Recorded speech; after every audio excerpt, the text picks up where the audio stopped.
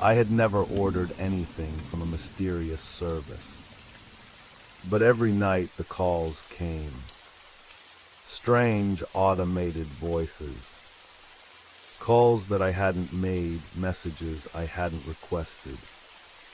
And the worst part, each call left a lingering feeling. Like someone or something was creeping closer into my life. It began slowly. A faint hum in the silence of my apartment.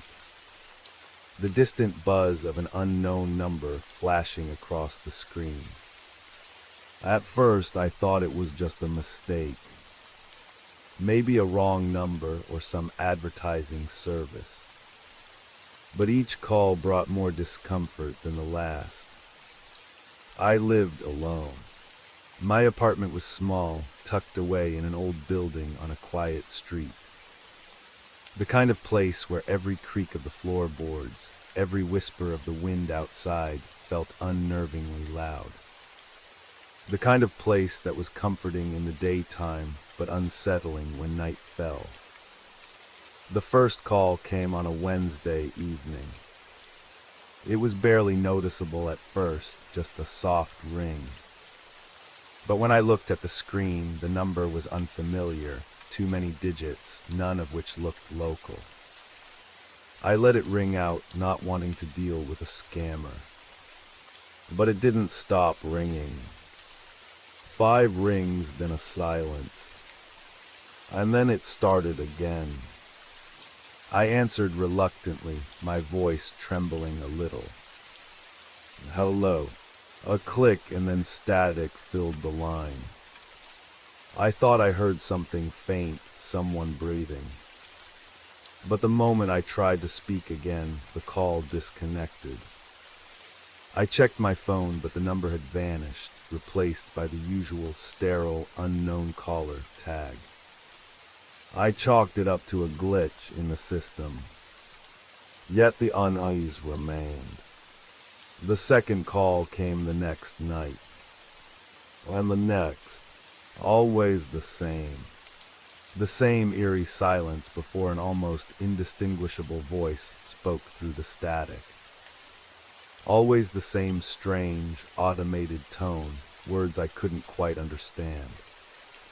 And then always the call would end abruptly. It wasn't long before I began noticing other things. Little details that felt. Look, I remember one particular evening. I was sitting on my couch, scrolling through my phone when I heard it, the faintest of sounds, like a soft footstep just behind me. My head snapped to the side, expecting to see someone there. But the room was empty. Only the low hum of my refrigerator broke the silence. I shrugged it off, trying to focus again on the screen. But then the feeling hit me, sharp and sudden, like a cold breath against my neck.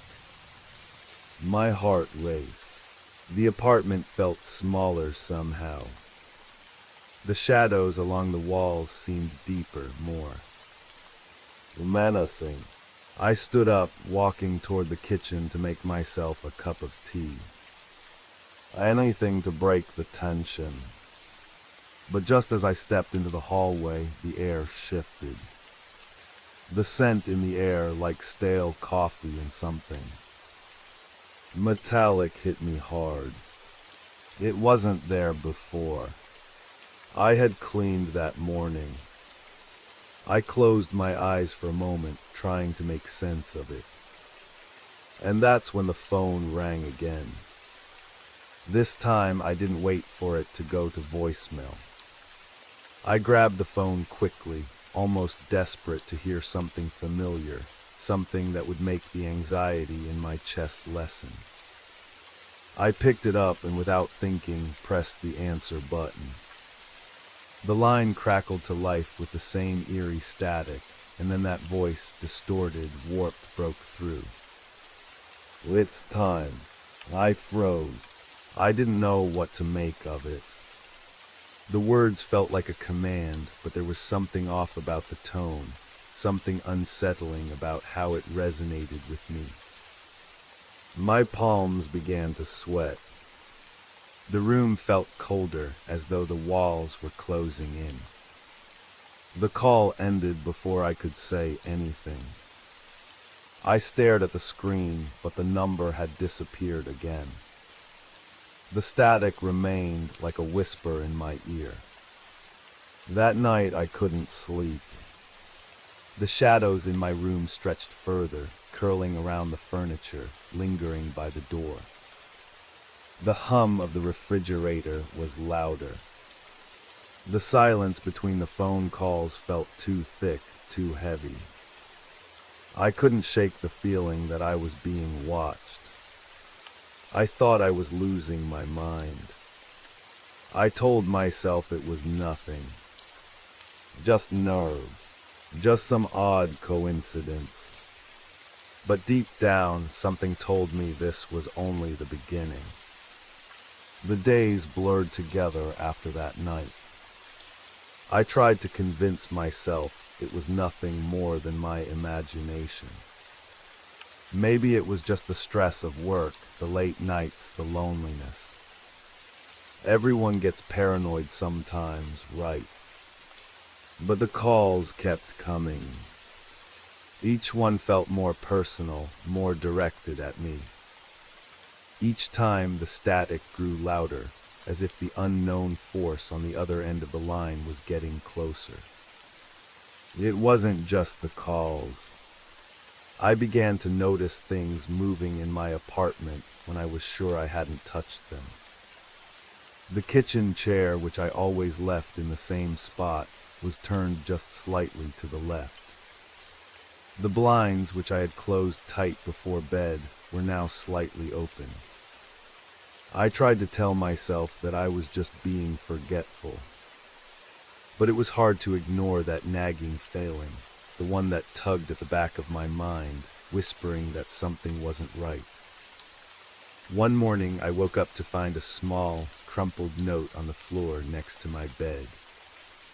I don't know how it got there, but it had my name on it, my full name, written in a neat, precise hand. The note itself was simple, almost too simple. You can't hide. I stared at it for what felt like an eternity, my heart pounding in my chest. My mind raced. How did it get here? Was someone in my apartment while I was sleeping? The thought made my skin crawl. I turned the note over, hoping to find something more, anything that might explain it. But the back was blank. Just the same Klein white paper. It wasn't long after that the phone calls started changing. At first, it was just the same distorted voice, a single sentence, and then silence. But now it was different. The voice was no longer just static, it had a distinct rhythm.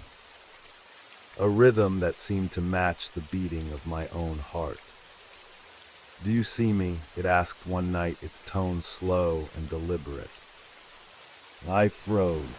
The question lingered in the air, cold and heavy. I glanced around my apartment, half expecting to see something, anything, lurking in the corners of the room. But there was nothing. Just shadows and the flickering light of my phone's screen. I tried to hang up, but it was as if the call wouldn't let go. My hand trembled as I held the phone to my ear, the voice now clearer, more insistent. "Do you see me?" it asked again, this time louder, sharper. The words sliced through the air like a knife. I slammed the phone down onto the counter, but the question didn't stop. It echoed in my head. "Do you see me? Do you see me? Do you see me?" I ran to the windows, my heart racing in my chest. I flung open the curtains and scanned the street below, half expecting to see someone watching, but it was just the quiet, empty street. No one there. No movement. No sign of life. Yet the sense of being watched didn't fade. I turned back to the apartment, a sickening feeling of dread growing inside me. The walls seemed to be closing in, the air thick with something I couldn't describe. Every corner of the room seemed darker, the shadows longer. The light from the hallway seemed dimmer, flickering every now and then, like something was blocking it from reaching me. I stepped back, stumbling into the kitchen. My eyes kept darting to the door, the walls, the ceiling. Every sound felt like an invasion, each creak of the floorboards, each snap of the wooden blinds. I couldn't trust my own senses anymore. The normal, everyday noises of my apartment had become distorted, warped, like I was living in someone else's world. The phone rang again. I glanced at it, the screen flashing with an unknown number. I didn't even hesitate this time. I grabbed it, holding it to my ear, my breath shallow. The voice was different this time. No longer distorted. No longer mechanical.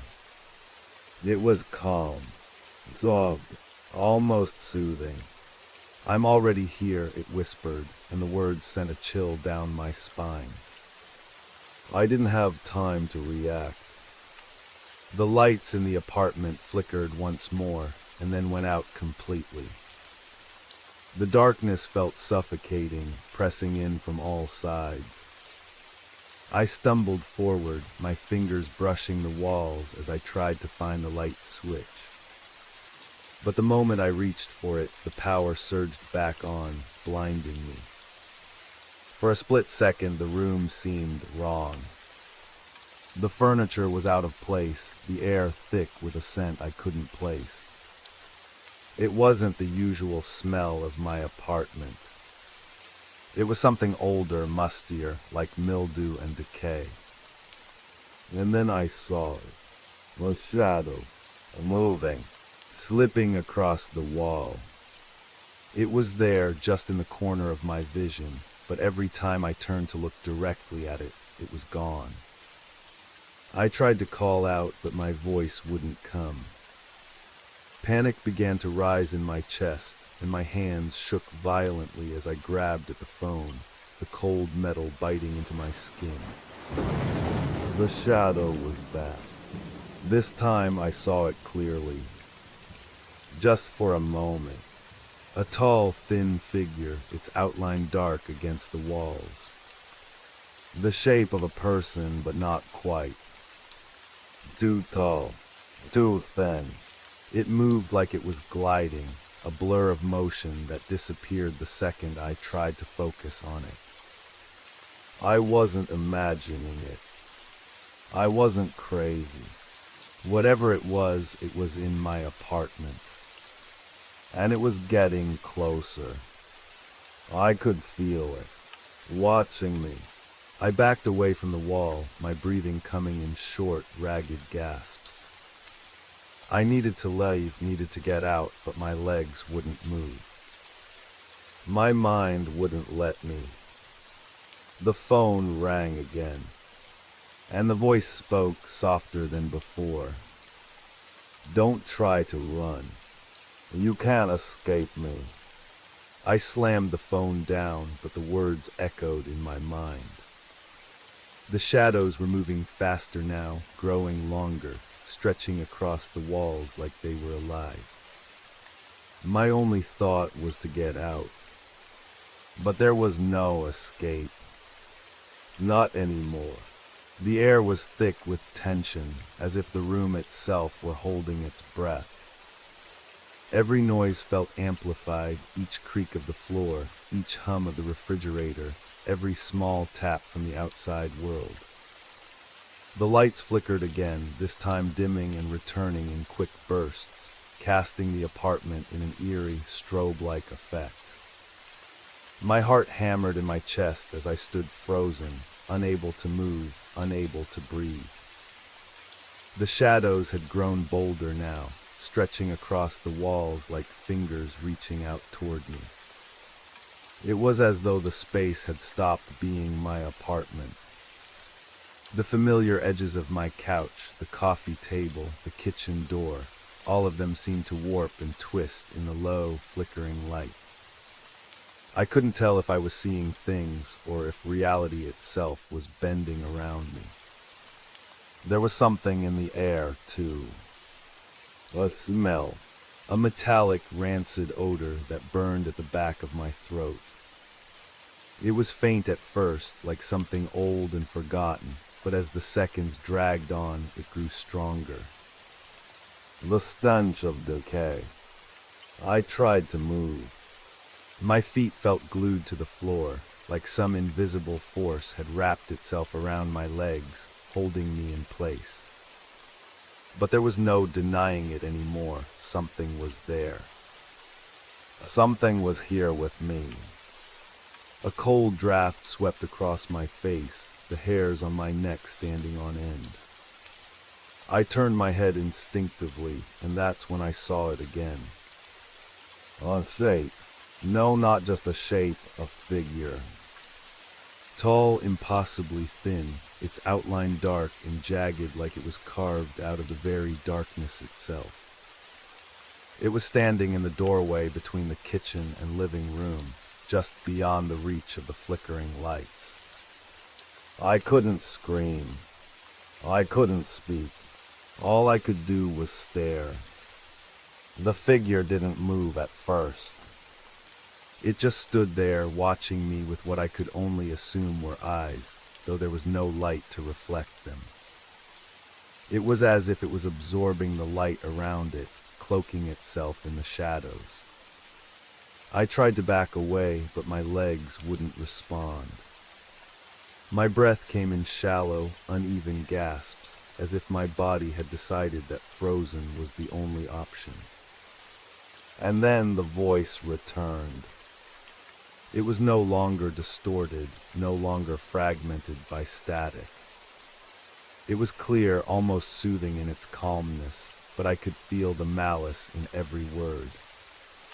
You thought you could escape, it whispered. You thought you could run, but you cannot. The figure in the doorway took a step forward. Its movements were unnatural, gliding, as though it wasn't walking, but floating across the floor. I wanted to move, to run, but my body refused. My legs felt heavy, like they were sinking into the floor with each passing second. I could feel the presence of that thing closing in on me, drawing nearer with every second. My mind raced for any escape. The window. I could break the glass, climb out, get to safety. But when I turned toward it, I realized the window was already open, just a crack, just enough to let the cool night air in. I didn't remember opening it. Another step. I tried to scream, but no sound escaped. I opened my mouth, but nothing came out. The silence in the room pressed in, suffocating me. The figure was closer now. Much closer. I could see details, sparse, long limbs, unnaturally thin, almost skeletal. Its skin, if you could even call it skin, was like a pale, translucent membrane stretched tight over its bones. I couldn't look away, even though every fiber of my being screamed for me to run, to hide, to escape. But there was nowhere to go. It opened its mouth, its jaw, unnaturally wide, as if it were hinged in ways that shouldn't have been possible. The space between its teeth was unnervingly large, the darkness inside more intense than the space around it. Do you understand now? The voice was clearer, smoother. Almost tender in its cruelty. You're mine. You always were. It wasn't a threat. It was a statement. A promise. I couldn't process what was happening. I had no frame of reference for this kind of feeling. There were no logical explanations, no rational ways to make sense of the nightmare unfolding before me. This wasn't a ghost. It wasn't a hallucination. This was something much worse, something ancient and malicious. The figure moved again, this time crossing the room in a single, fluid motion. It didn't walk. It didn't run. It simply was there, standing next to me in an instant.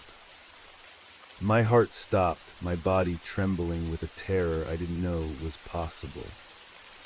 I could feel the coldness radiating from it, like standing too close to an ice-cold surface, like it was draining the warmth from my very soul. "Look at me," the voice whispered, and for a moment I thought I might lose myself in its command. My eyes were glued to it, trapped by something in the figure's gaze, if it even had eyes.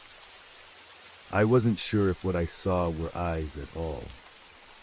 There were dark holes in its face, empty, hollow, and vast. I couldn't look away. I didn't want to, but I couldn't stop.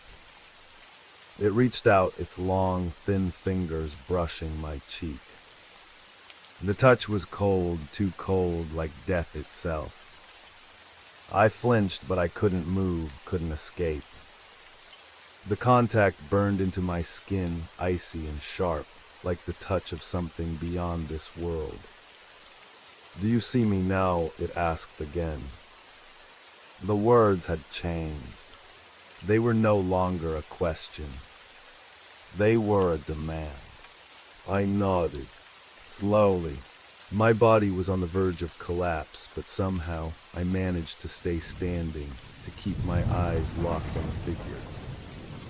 I didn't have the strength to speak, but I could hear its voice in my mind now, like a whisper in the back of my thoughts. "I've always been here," it whispered. Waiting. My vision blurred. The apartment around me seemed to fold in on itself, the walls stretching, the floors warping, everything becoming a nightmare. The air grew thick, the temperature plummeting. I could hear it again, the sound of footsteps, not mine, echoing in the hallway behind me. And I realized then that there was no escaping. No escape from the calls. No escape from the figure. And no escape from whatever had been creeping into my life. It was already too late. I don't know how long I stood there, staring into the abyss that was the figure, its cold, unfeeling presence pressing in on me from all sides. The world around me had ceased to be familiar. It was no longer the apartment I had called home for years. It was a place of oppression, a place where reality itself seemed to bend and twist under the weight of something far more sinister than anything I had ever known. The figure, it towered over me now, its presence suffocating.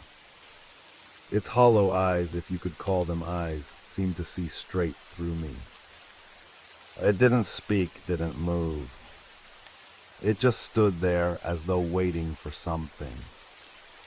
Waiting for me to break, to give in. I could feel my chest tightening, my breaths coming in shallow bursts, as if the very air was being pulled from my lungs. Panic gripped me, the weight of my own terror pressing down on me like a vice.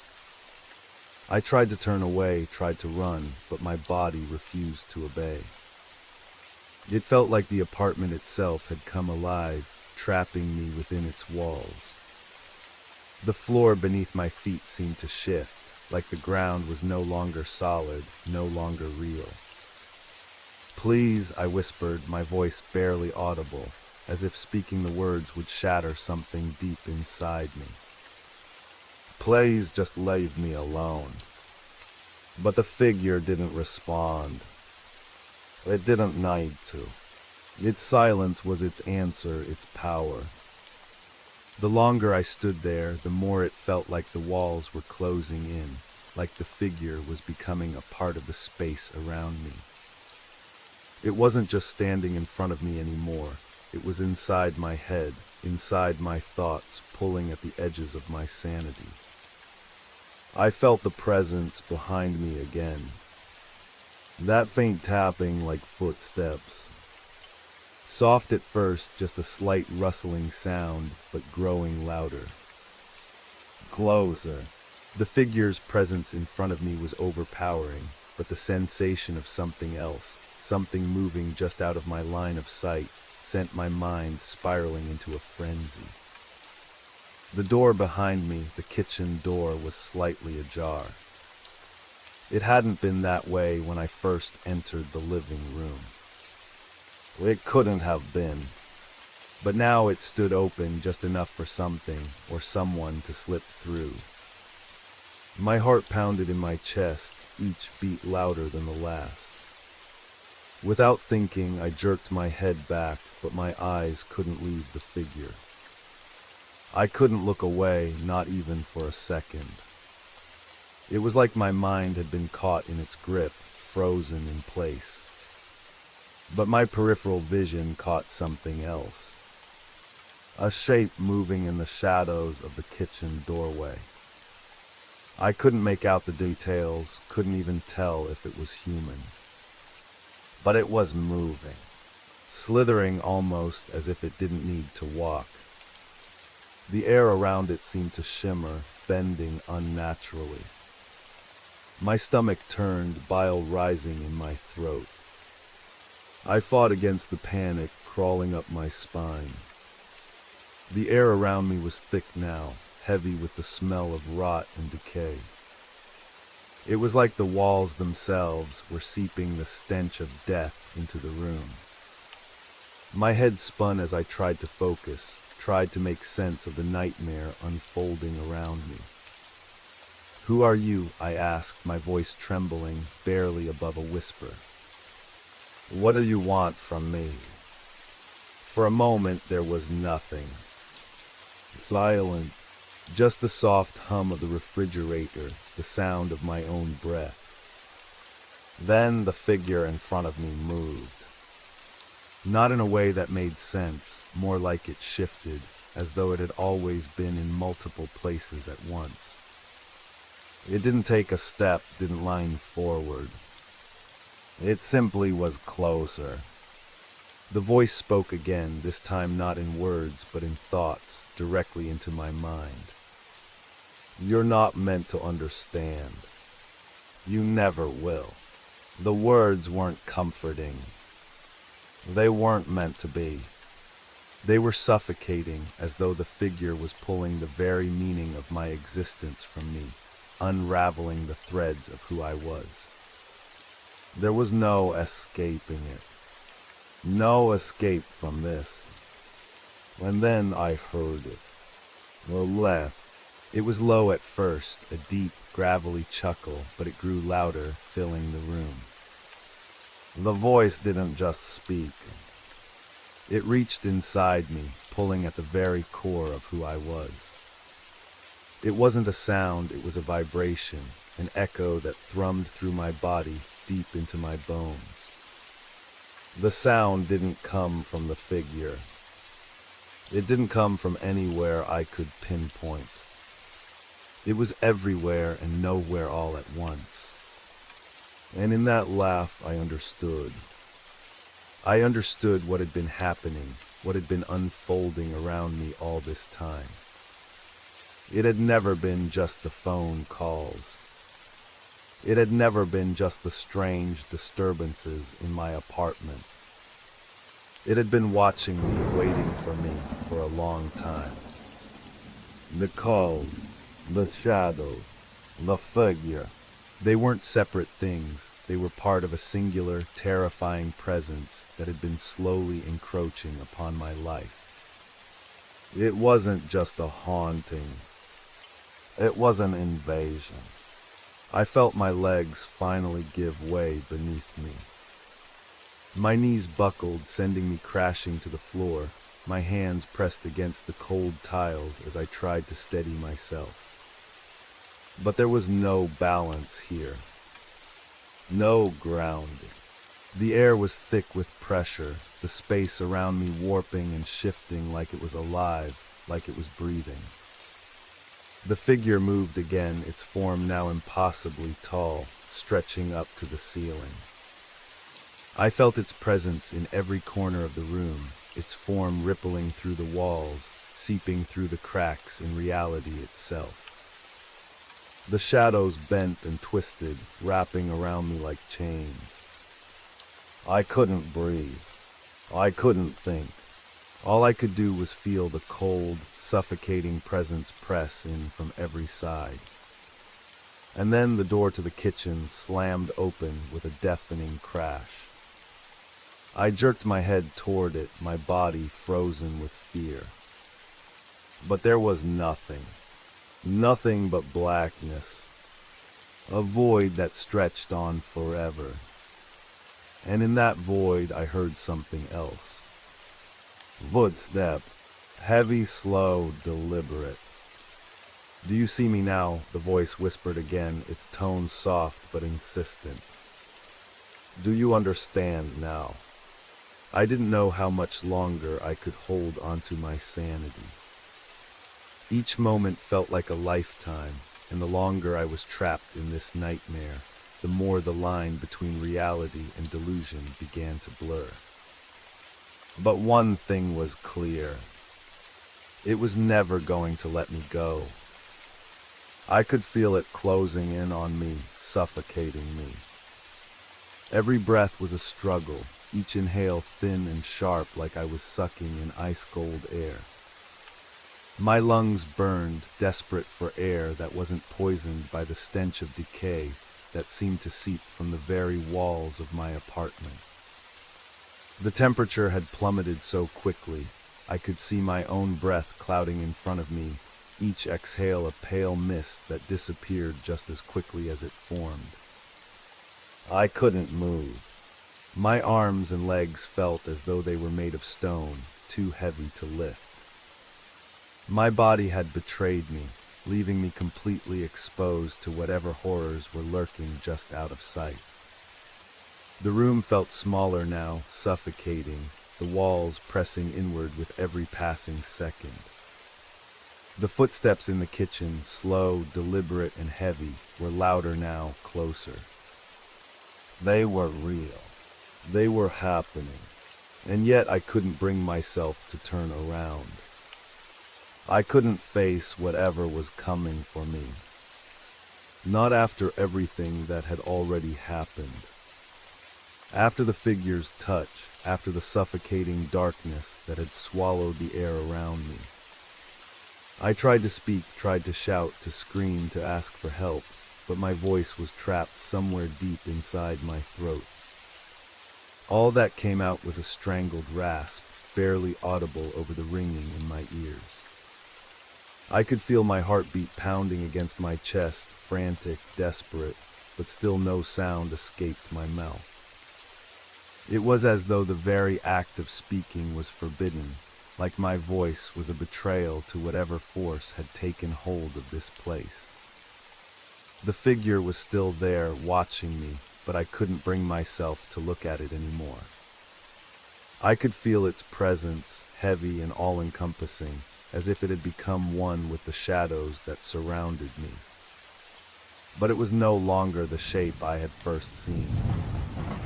No, it had changed. It was more now, more distorted, more alive. Its limbs, once thin and skeletal, now twitched and writhed as though they were constantly shifting in impossible ways.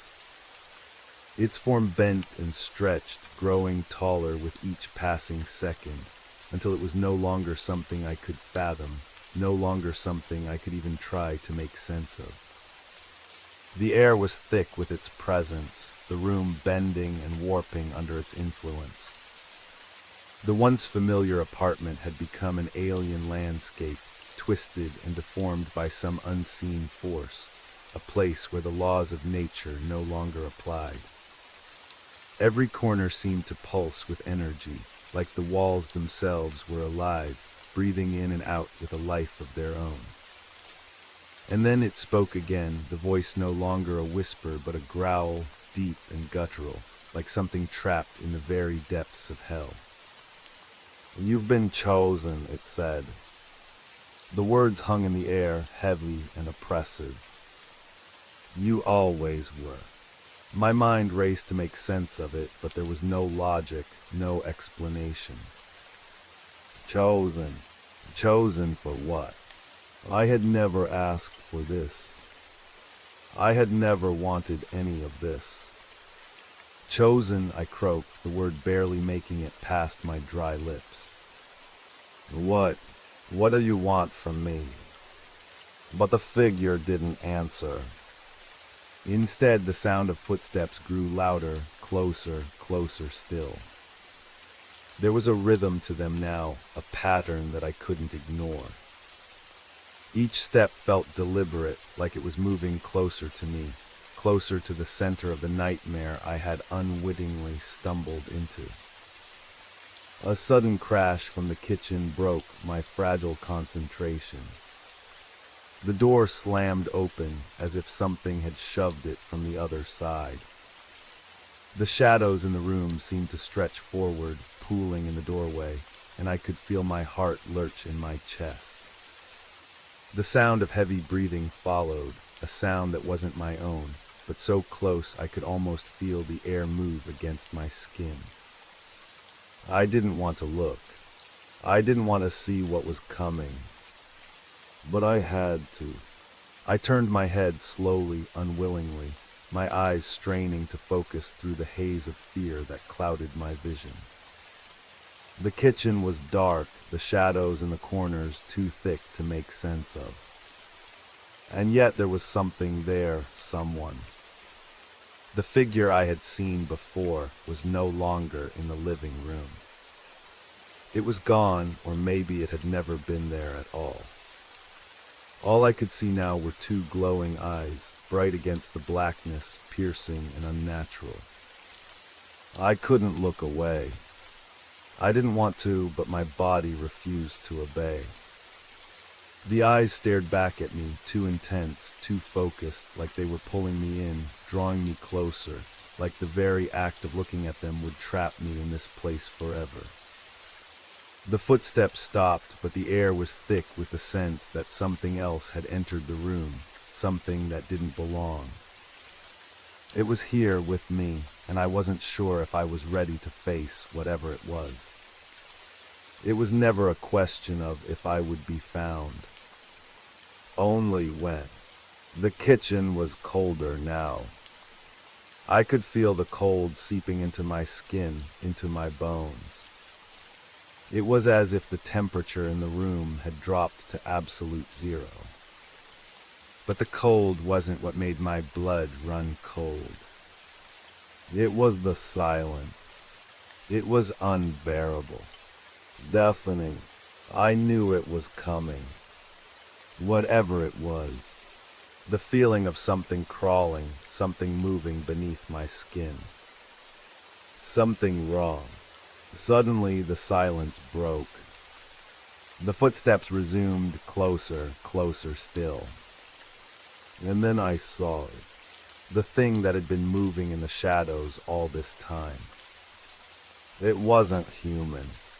It wasn't anything that should have existed. It was a creature, twisted, its skin a patchwork of darkness and light, its body shifting in ways that didn't make sense. Its mouth was wide, too wide, filled with teeth that seemed to stretch far beyond the limits of what was possible. Its eyes, those eyes, were everywhere, everywhere and nowhere all at once. I couldn't breathe. I couldn't scream. I was frozen. And then it moved toward me. There was no escape, no chance to run. I could feel the pull of its presence drawing me in, like the gravity of a black hole pulling me toward it. I couldn't fight it. I couldn't think. My mind was shutting down, unable to process the horror that was unfolding before me. The last thing I felt was the cold, too cold. It enveloped me like a blanket, suffocating me, filling me with a sense of dread deeper than anything I had ever known. And then, darkness. Have you ever felt like someone was watching you, even when you were alone? I don't mean the kind of feeling that's easy to dismiss.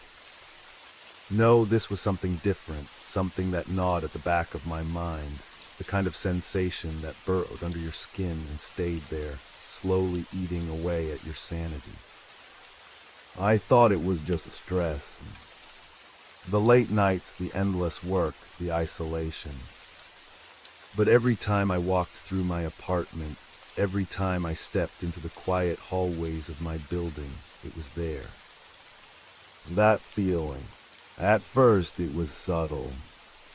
A flicker in the corner of my eye, a shift in the shadows. It could have been anything. A trick of the light. But then the sounds started. Faint footsteps, barely audible, following me wherever I went.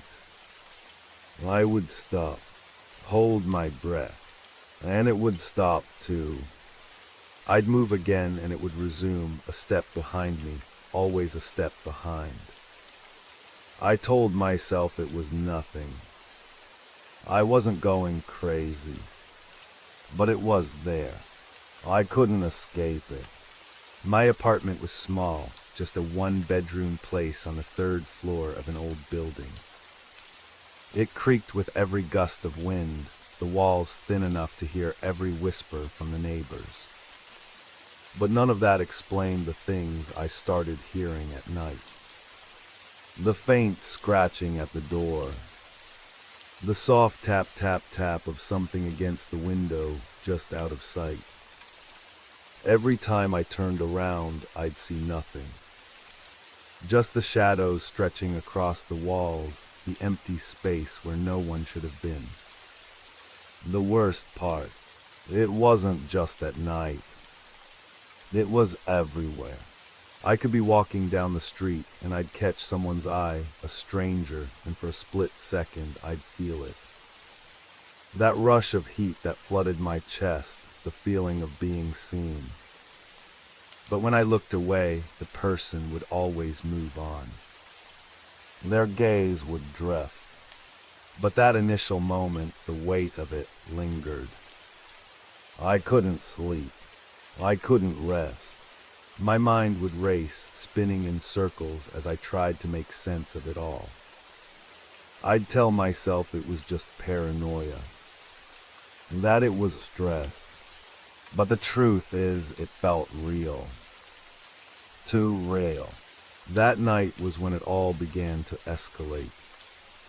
It had been a long day, endless meetings, tedious tasks, too many hours sitting in front of a computer.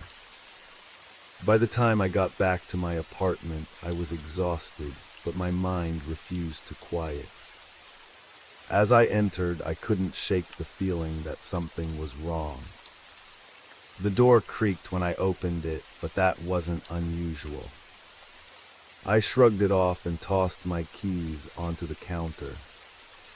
The apartment felt colder than usual. I checked the thermostat, but the temperature was normal. Still, I couldn't shake the chill running through me. I went into the kitchen, trying to calm my racing thoughts. As I poured myself a glass of water, I heard it. A soft sound, almost imperceptible at first. Like a breath. Well, sigh. It came from the hallway. My heart skipped. I froze.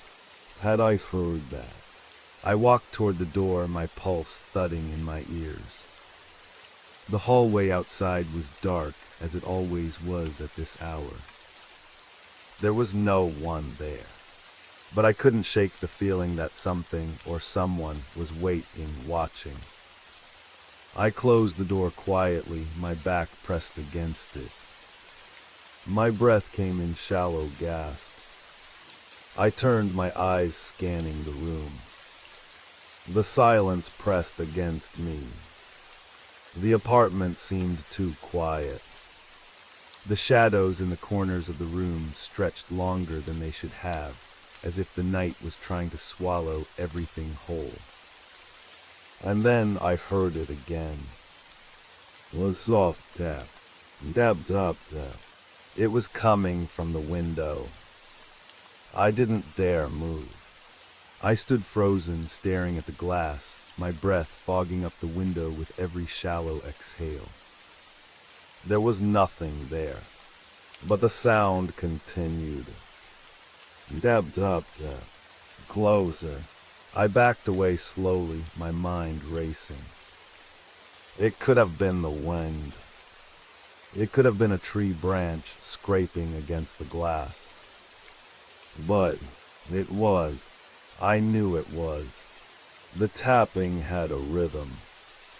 It was deliberate. Someone was out there. I couldn't breathe. My hands trembled, the glass of water in my hand shaking. I wanted to run, to get away from the window, from the apartment. But I couldn't. My feet were glued to the floor. Tap, tap, tap. Closer now. The sound seemed to grow louder, more insistent, more alive. I had to do something. I moved toward the window slowly, cautiously, every step a battle against the rising tide of panic threatening to overwhelm me. I reached for the blinds, my fingers brushing the fabric. I pulled them back. Nothing. The window was clear. No one there. But the feeling didn't go away. The feeling of being watched. Of being observed. I stepped back, my mind spiraling. I had to get out. I had to leave. But as I moved toward the door, I felt it again. That same chill from before, now crawling up my spine, wrapping around my chest. I stopped, my hand frozen on the doorknob. The sound of footsteps. Soft, deliberate, coming closer. I didn't turn around. I couldn't. I heard a voice then. Faint at first, but unmistakable. You're not alone. The door was locked. The window was shut. There was nowhere to hide. But there was something behind me. Something watching. I was never alone. I couldn't breathe. The voice echoed in my mind, its words lingering in the thick air around me. You're not alone. I stood there frozen, my hands still gripping the doorknob, the weight of the words pressing down on me like a physical force. My heart pounded in my chest, a frantic rhythm that seemed to fill every corner of the room. I wanted to turn around. I wanted to look to see who or what was behind me, but my legs wouldn't move.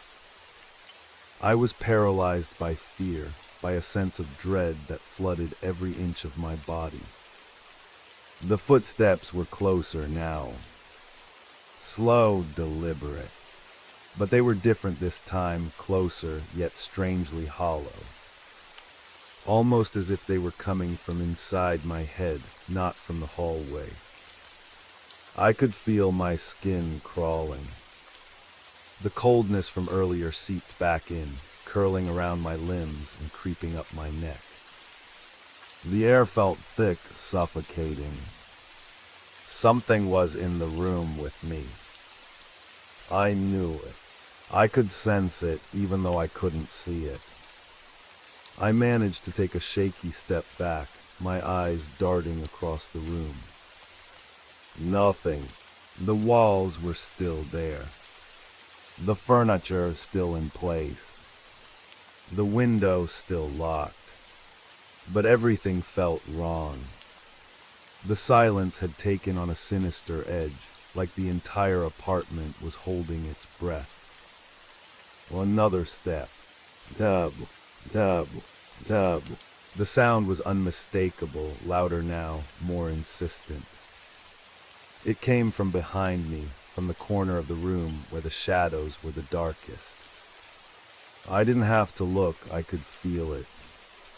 The presence, the eyes on me. I spun around suddenly, my breath catching in my throat. There was nothing. The corner of the room was empty. But as my gaze moved to the floor, I froze. Well, handprint. A cold handprint.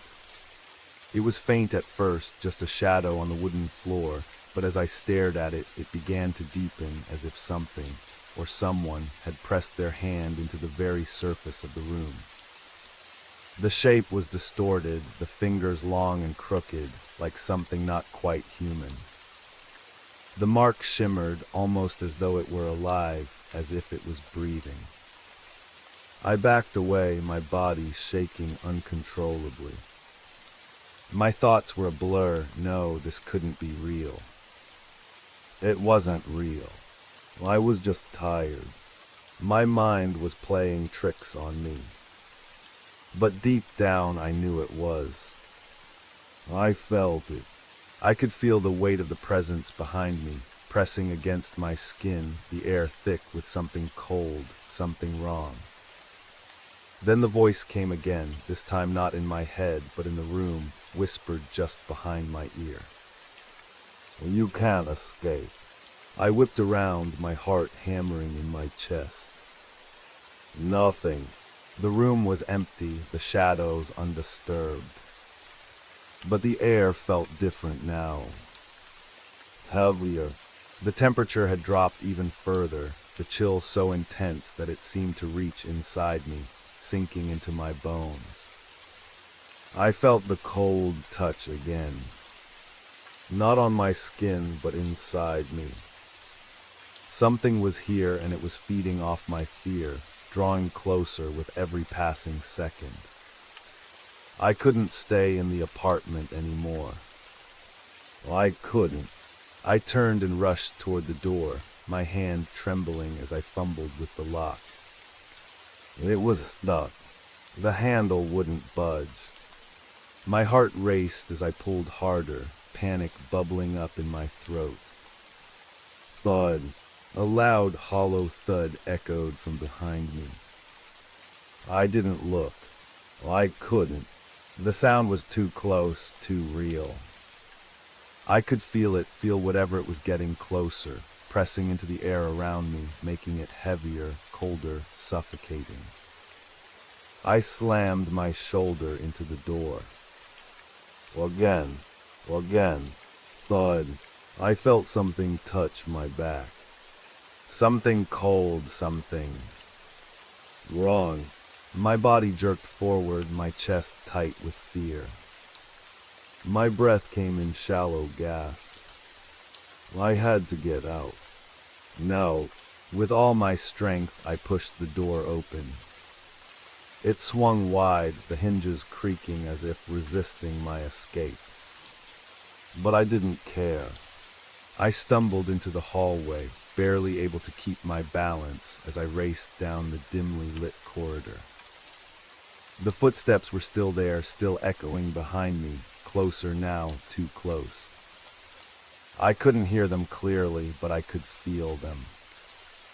Each step a heartbeat. Each step closer to me. I ran faster, my legs trembling, my mind spinning. I reached the stairs, my hands gripping the railing as I descended into the darkness.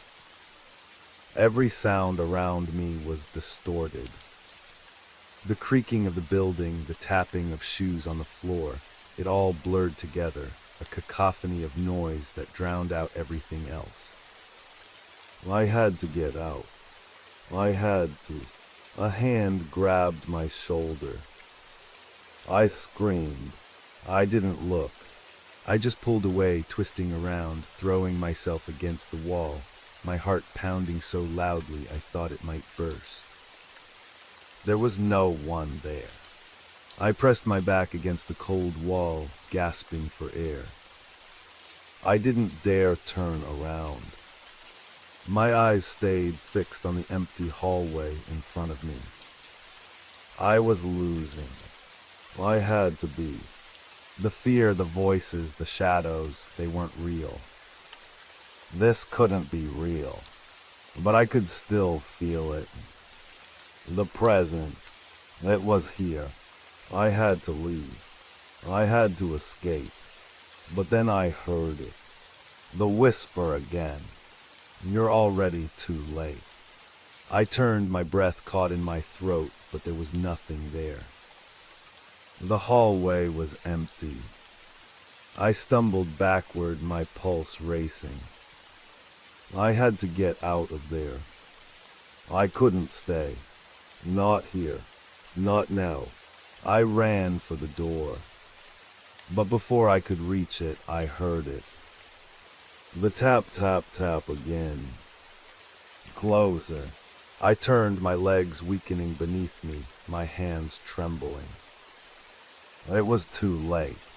There was nowhere to hide. And then from the shadows I saw it. A figure. Dull. Thin. It emerged slowly, its long fingers reaching toward me. And I knew in that moment I was no longer alone. I froze. My breath caught in my throat as the figure emerged from the shadows. It was tall, impossibly tall, towering over me with limbs that seemed too long, too thin, stretching unnaturally as if they had been pulled from some nightmare. The room around me, the hallway, even the building itself, seemed to shrink, folding in on itself as the figure stepped closer. It wasn't human.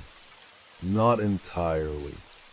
Its eyes glowed faintly like embers that had been burned too long.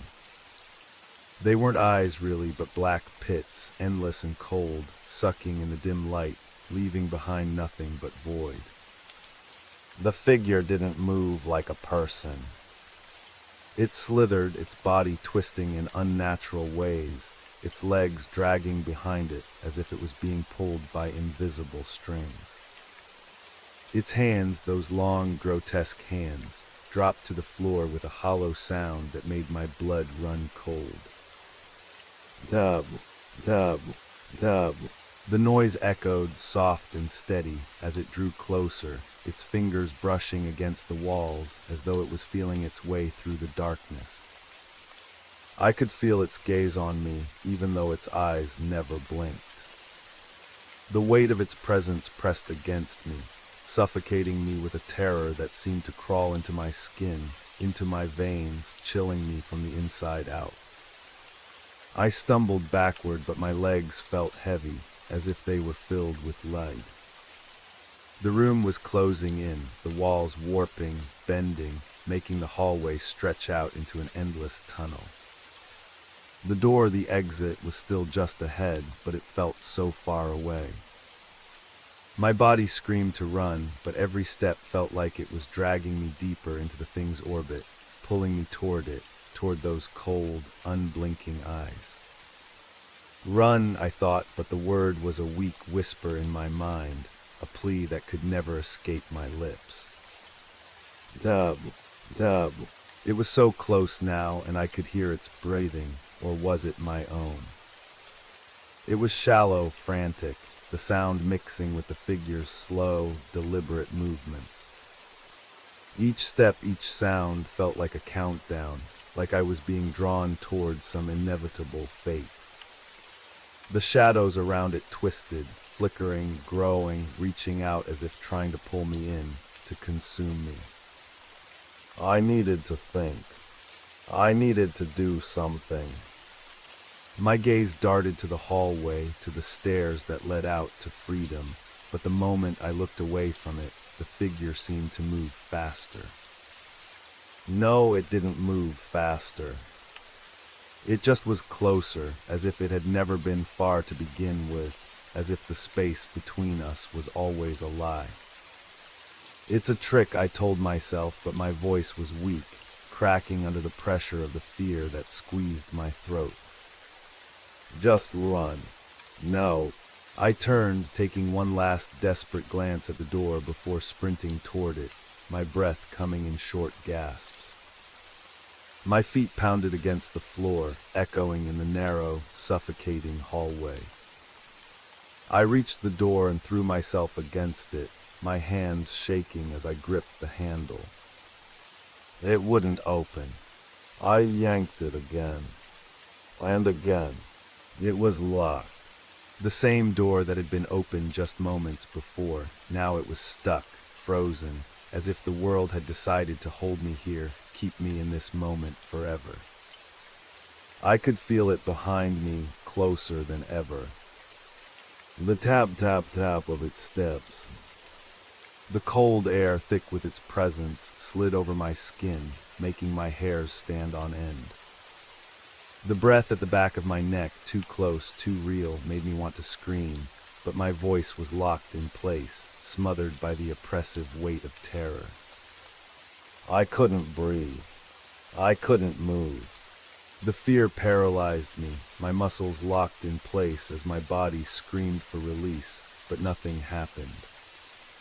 The figure's shadow loomed behind me, stretching along the floor, growing, crawling toward me like a living thing. I closed my eyes, desperate to shut it out. I could feel its presence pressing against me, tightening like a vice. I couldn't outrun it. I couldn't escape it. And then the whisper came again. This time it wasn't just a whisper.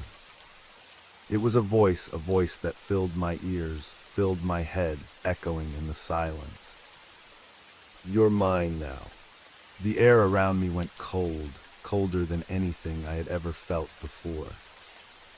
My breath came out in visible puffs, each one an icy cloud that froze the very air around me. My eyes flew open, and for a split second I thought I saw it, its face, or what could be called a face. It wasn't a face at all. It was a void, a darkness that consumed the space where a face should have been. I could feel my mind unraveling, the edges of reality blurring, warping. The hallway seemed to stretch endlessly in front of me, the walls tilting, pulling away, becoming something other, something that didn't belong. I wasn't sure if I was even still standing. It felt as though the world had melted around me, leaving me suspended in some twisted place between what was real and what wasn't. No, I am not yours. The words were barely a whisper, a desperate defiance that I clung to, even as everything seemed to slip away. But the thing in the shadows only moved closer, its presence consuming everything until there was nothing left. Then the darkness took me. I didn't know how long I had been unconscious. Time lost its meaning, slipping away as I tried to remember the last moments, my frantic, desperate attempts to escape, the whisper, the shadow closing in on me. The taste of cold air, the suffocating weight pressing down on me. It all felt like a dream, but not the kind I could wake up from. I opened my eyes, and the world around me was wrong. The darkness was still there, but it wasn't the same oppressive blackness that had consumed me before. No, it was different, subtle, as if the shadows themselves were waiting, holding their breath. The air felt heavier now, denser, as if I was trapped in a vacuum where every sound was muffled, every movement stifled. I was no longer in the hallway. I was in a room. But it didn't make sense, nothing made sense. The walls were closing in, but they weren't walls at all. They were moving like liquid, like the building itself was alive and breathing, shifting around me. I tried to sit up, but my body felt weak, as if it had been drained of all strength. My limbs were heavy, and the floor beneath me seemed to undulate, like I was lying on something that wasn't solid. My heart raced, a steady thump in my chest, but it wasn't the panic of before. No, this was something more primal. It was the kind of fear that rises in your throat when you know you are being watched, and the knowledge is worse than the fear itself. They're here. I couldn't see them, but I felt them. They were watching me. Invisible eyes pressing against the back of my neck, crawling into my skin. The hairs on my arms stood on end. The whispers from the shadows returned, soft at first, but rising in volume as if they were getting closer. Dub, dub, dub. There it was again. That sound. The same rhythm, the same unsettling beat. My eyes darted around the room, searching, but there was nothing to explain the sound, nothing to explain the sensation that made my skin crawl. It wasn't coming from the floor, it wasn't coming from the walls. It was coming from inside my head, like the beating of my own pulse, but wrong, like a mocking rhythm I couldn't escape. I struggled to push myself to my feet, but the floor buckled beneath me, sending me stumbling forward. My breath hitched in my throat as I reached out for something to steady myself. The shadows around me flickered again, the air thickening, warping into shapes that didn't belong. I swore I saw faces in the darkness, faces that shifted and moved like they were made of smoke, not flesh.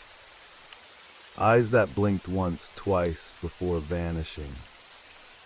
Where am I? I couldn't remember. Everything felt like a blur, a dream I was trapped in, a nightmare with no end. My pulse quickened again, panic setting in as the oppressive silence wrapped itself around me. I was alone, but I wasn't alone. The sensation of being watched was suffocating.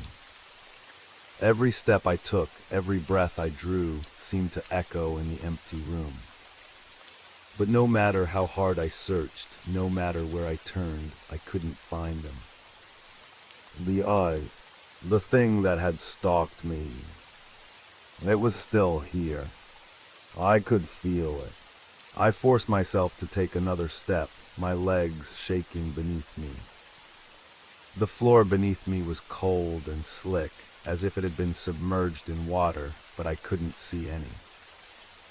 I couldn't see anything, not clearly.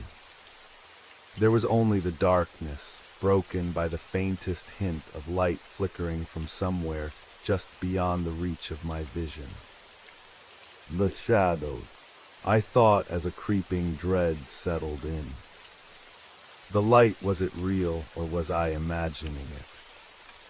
Was it something I could trust, or was it another illusion, another trick my mind was playing on me? I reached out toward the faint glow, my fingers brushing against the cold, smooth surface of something. A wall. No, it didn't feel like a wall. It felt like flesh. I recoiled immediately, my breath catching in my throat as I pulled my hand back. The sound of my heartbeat filled my ears, drowning out everything else. But the flesh was still there, moving, shifting. I backed away slowly, my heart pounding faster, louder. The flickering light grew stronger now, pulling my attention toward it, drawing me in like a moth to a flame. But I didn't trust it. I couldn't trust it. My head spun as I tried to focus, but the darkness around me kept shifting, stretching, warping. My mind couldn't keep up, couldn't make sense of anything. The shadows seemed to line in closer, tighter, filling the space until there was nothing left but darkness and the overwhelming presence of something watching me, waiting. My pulse thudded in my ears, each beat like a drum, a constant reminder that something was here. But what? What was it? The question burned in my mind, gnawing at me. And then, as if in answer, I heard it.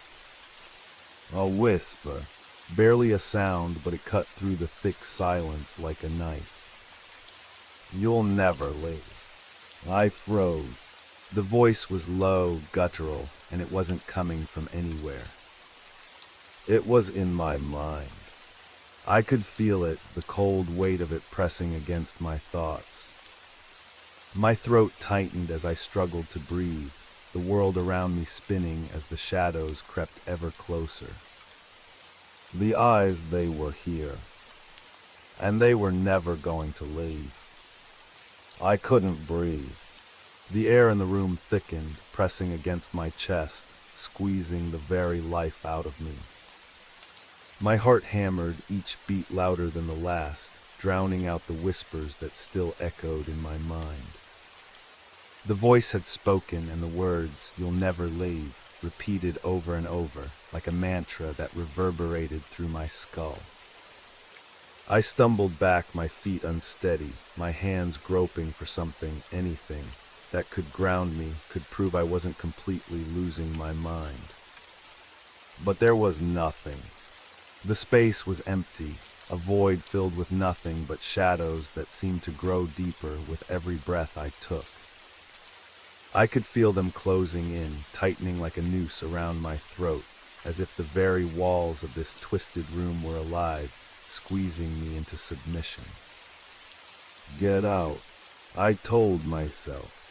Just get out. But I didn't know where out was. Every direction looked the same, endless, oppressive darkness, stretching on forever. No doors, no windows, no escape. The shadows were alive, shifting and writhing, too close now. They whispered my name, their voices crawling under my skin, making the hairs on the back of my neck stand on end. My mind spun with the terrible thought, what if I had never been here before? What if I was never meant to leave? What if this place, this twisted, unnatural world, was all there was?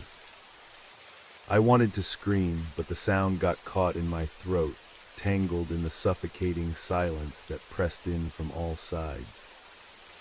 I reached out, my hand trembling, hoping for some kind of reassurance that I wasn't going crazy. That this wasn't real. But there was nothing. Nothing but the cold. The walls felt wrong beneath my fingertips, too soft, too malleable. The floor swayed beneath me like I was walking on water, my every step uncertain, my body disoriented. Was it all in my head? A low growl rumbled from somewhere deep within the darkness, a sound that seemed to come from the very air around me. It was the kind of growl you feel in your bones, the kind that makes every instinct in your body scream to run, to hide, to do anything to escape. But I couldn't move. My body was paralyzed, caught in some invisible grip that held me in place. My mind screamed, but my mouth wouldn't open. I could feel the presence now, them closing in around me, the weight of their eyes pressing against my skin, making me feel small, insignificant. I was the prey, and they were the predators. A shadow shifted in the corner of the room, moving just outside the edge of my vision. For a moment I thought I saw it, a figure, tall and impossibly thin, its form distorted, a silhouette that stretched and curled like smoke. I didn't want to look, but my eyes were drawn to it, helpless to turn away. The thing stood perfectly still, as if waiting for me to acknowledge it. My breath caught in my throat, and I forced myself to look away, not wanting to see what it was, not wanting to face the truth of what had been hunting me. I turned, looking for some kind of exit, but there was nothing. Just more darkness. I was trapped in this nightmare with no way out. And then it spoke. You know what you've done. The voice was different this time. It was clear, sharp, cutting through the fog of fear that clouded my mind. It wasn't a whisper anymore. It was a command, a statement of undeniable truth. The voice came from everywhere all around me, vibrating in my chest like a drum beat. I staggered back, my legs weak beneath me. What have I done? The question rang in my ears, louder now, more insistent. I didn't know. I didn't remember. My mind raced, struggling to find the connection, the reason why this was happening to me. Had I been here before? Was this place familiar? Had I done something to bring this upon myself? Lengo. My brain screamed, but it was like trying to catch smoke with bare hands. The harder I tried to remember, the more everything slipped away, like water through my fingers. The shadow in the corner shifted again, and I forced my gaze toward it. This time it moved. Slowly, deliberately, it stepped forward, its long limbs stretching unnaturally, its body twisting in ways that were impossible, like the figure was made of shadows itself. It's coming closer. I wanted to run, but my legs wouldn't move. My entire body was frozen, locked in place by the force of the thing's gaze. The presence was suffocating, crawling under my skin, sinking deep into my bones. It was right in front of me now. The shadow reached out, its fingers stretching impossibly long, brushing against my cheek. I flinched, but I couldn't pull away. The touch was cold, colder than anything I'd ever felt, like ice against my skin. It felt like death. You'll never live. The words were no longer a whisper, but a command. And with that command, everything clicked into place. The truth, the terror. I realized what had happened. I understood what I had done. I had never left. This place, this thing, had never been real. It was me. It was always me. The thing I was running from, the thing that had been hunting me, was myself. Why do we never forget the promises we can't keep? I shouldn't have opened that message. That was my first mistake. It was just another notification, like so many others I had received over the years. Reminder, call your mother. Reminder, pay the electric bill. Reminder, don't forget to say sorry to Ben for what happened at the party. They were always little things, nagging at me from the screen, begging me to keep track of what was important. I'd gotten used to them by now. But this one felt different. Reminder, you promised her you would never leave. You broke your promise. I stared at the message for a few moments. A cold shiver ran down my spine, despite the warmth of the room. I had no idea who it was from or how they knew. My mind immediately jumped to a dozen conclusions, none of them rational. But I couldn't deny the truth of the words. My wife, Lily, she had been dead for 2 years now. I had promised her that I'd never leave. I'd told her 1,000 times. And yet I hadn't been there in the end. I hadn't been able to keep my word. Reminder, you promised her you would never leave. You broke your promise. I had no idea how to respond. No, not respond. How could I even acknowledge it? My phone shook slightly in my hand like it was alive, the screen glaring at me like some accusing witness. I opened the message again. The sender was just a jumble of numbers. No name, no contact information. I closed it, but the words stayed with me, lingering, echoing in my head. I put the phone down on the kitchen counter, trying to push it out of my mind. I wasn't ready to deal with this. Not today. But the chill of unease never left me. It sat with me like an unwelcome guest, its presence becoming heavier as the day went on. Later, as I sat in my living room, trying to distract myself with a book, my phone buzzed again. Reminder, you promised her you would never leave. You broke your promise. My chest tightened. The words were back. How could they be back?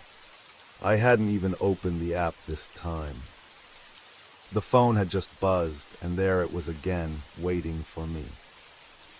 Was I going crazy? Reminder, you promised her you would never leave. You broke your promise. My heart raced as I opened the message. It was the same string of numbers. No name. No contact. My hands shook as I hovered over the block button, but I couldn't bring myself to press it.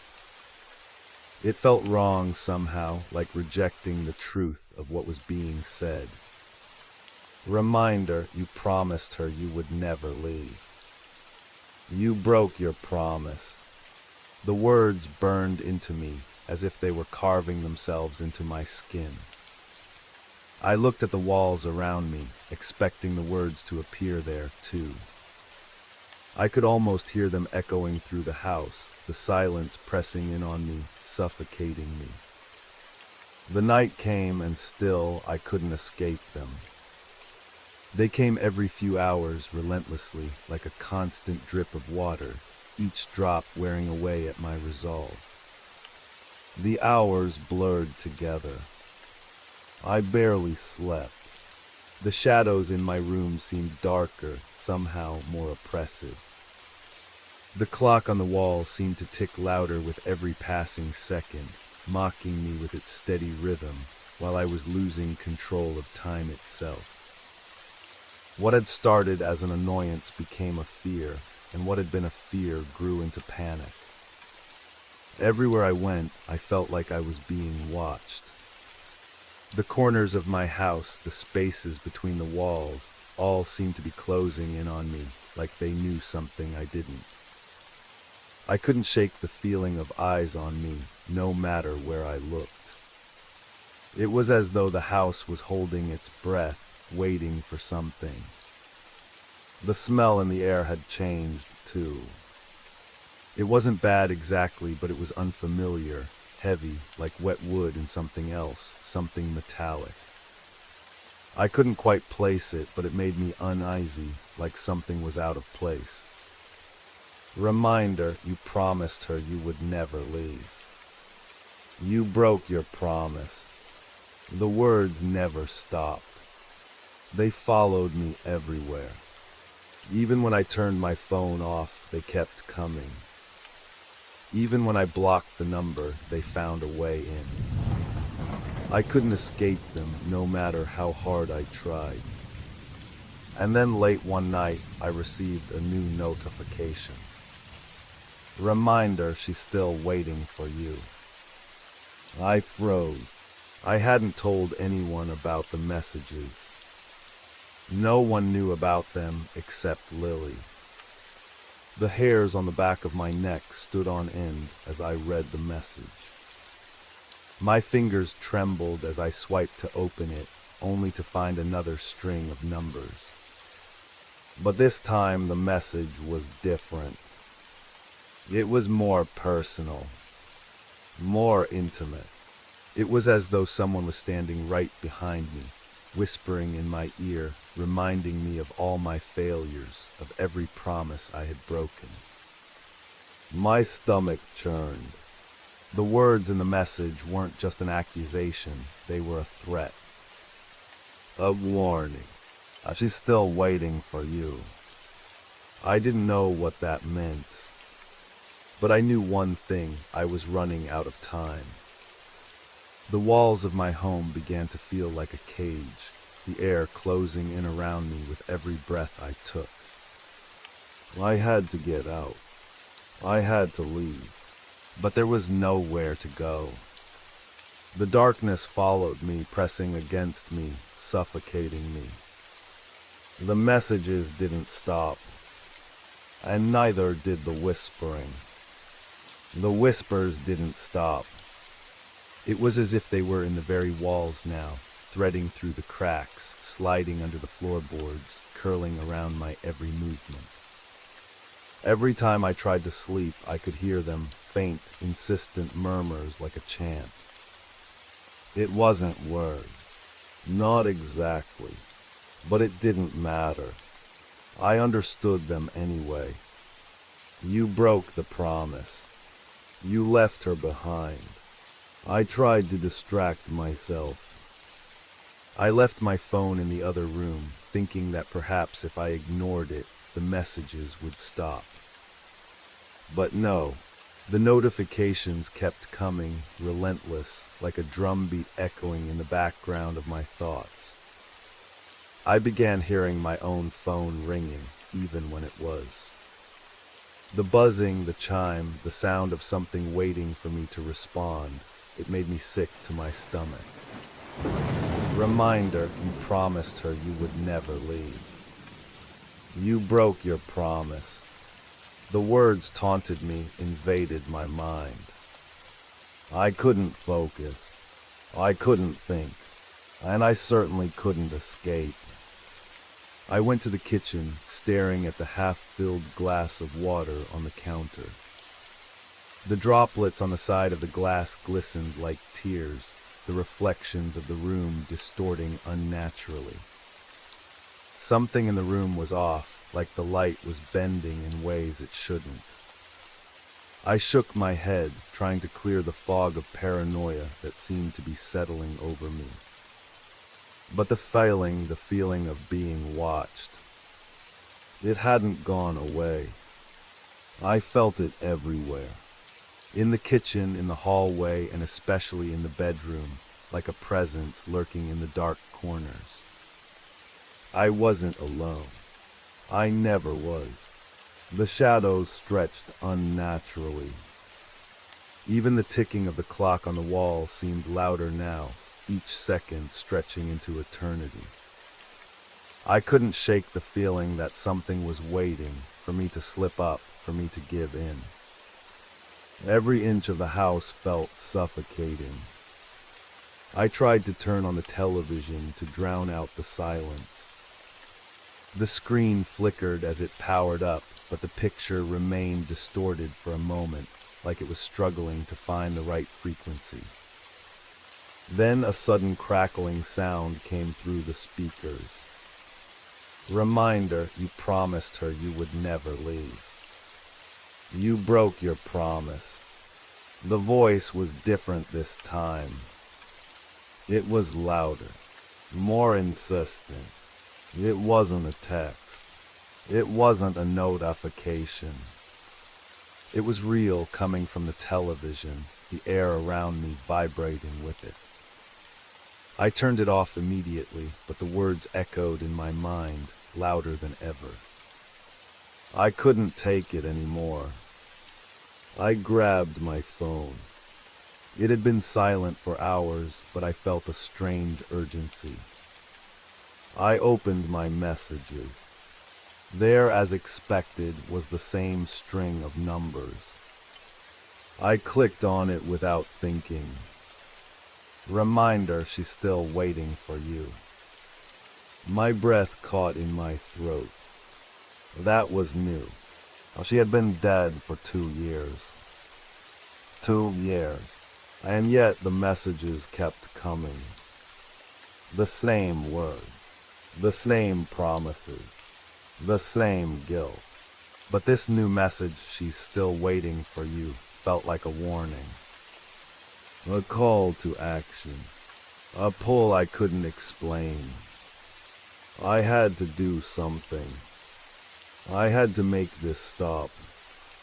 I opened the contact info for the strange number, but there was nothing there. Just a void. A blank space that made me feel sick. I tried calling it, but the call wouldn't connect. Nothing worked. I couldn't reach the sender.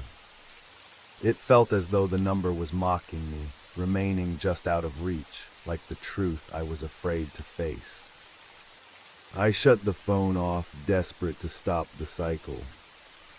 It didn't help. The shadows in the corner of the room began to move. At first, I thought it was just my mind playing tricks. But as I looked closer, I saw the outline of something or someone hovering in the dim light. My heart pounded in my chest. It was impossible. I knew it was impossible. But the figure didn't disappear. It was there, right in the corner, standing still. "Lily," I whispered, my voice trembling. It was a stupid question. Of course it wasn't her. But who else could it be? The figure didn't respond. But it shifted. It was now closer, much closer. I could make out the contours of a figure, long hair, the shape of a face. A faint glimmer of something like eyes. But it wasn't her. I knew it was. But the message, "She's still waiting for you." I couldn't breathe. My chest felt tight. I had to get out of here. I turned and rushed for the door, my feet stumbling as I fumbled for the handle. But when I tried to open it, it wouldn't budge. The door was locked. It wasn't locked when I came in. I would have remembered that. Reminder, you promised her you would never leave. You broke your promise. The voice wasn't coming from the television anymore. It was in the room. It was coming from inside my head, echoing off the walls, echoing off my own thoughts. The air was thick, suffocating, like something was pressing in on me from all sides. I looked back at the corner. The figure was closer now. There were no eyes, only shadows, but I could feel its gaze on me. I felt its presence, cold, unsettling, wrong. I couldn't move. My body was frozen. My mind was trapped. Reminder, you promised her you would never leave. The figure stepped forward, but I couldn't look away. It was almost like it was drawing me in, pulling me toward it with a force I couldn't resist. "Please," I whispered, my voice weak, barely audible. "Please no more." But the figure didn't stop. It came closer still, until I could feel its presence right next to me. I could smell it now, an odd metallic scent, like old paper or rusted iron. The air felt cold. It felt like death itself was standing beside me. And then the whisper came again, but this time it was no longer a message. This time it was a question. "Why did you live?" The room spun around me, my legs giving way beneath me. I collapsed to the floor, my vision blurring as the room seemed to grow darker, colder. And then the voice, the message, everything disappeared. I was left alone in the darkness, surrounded by the echoes of my own guilt. I woke up on the floor, my face pressed against the cold wood.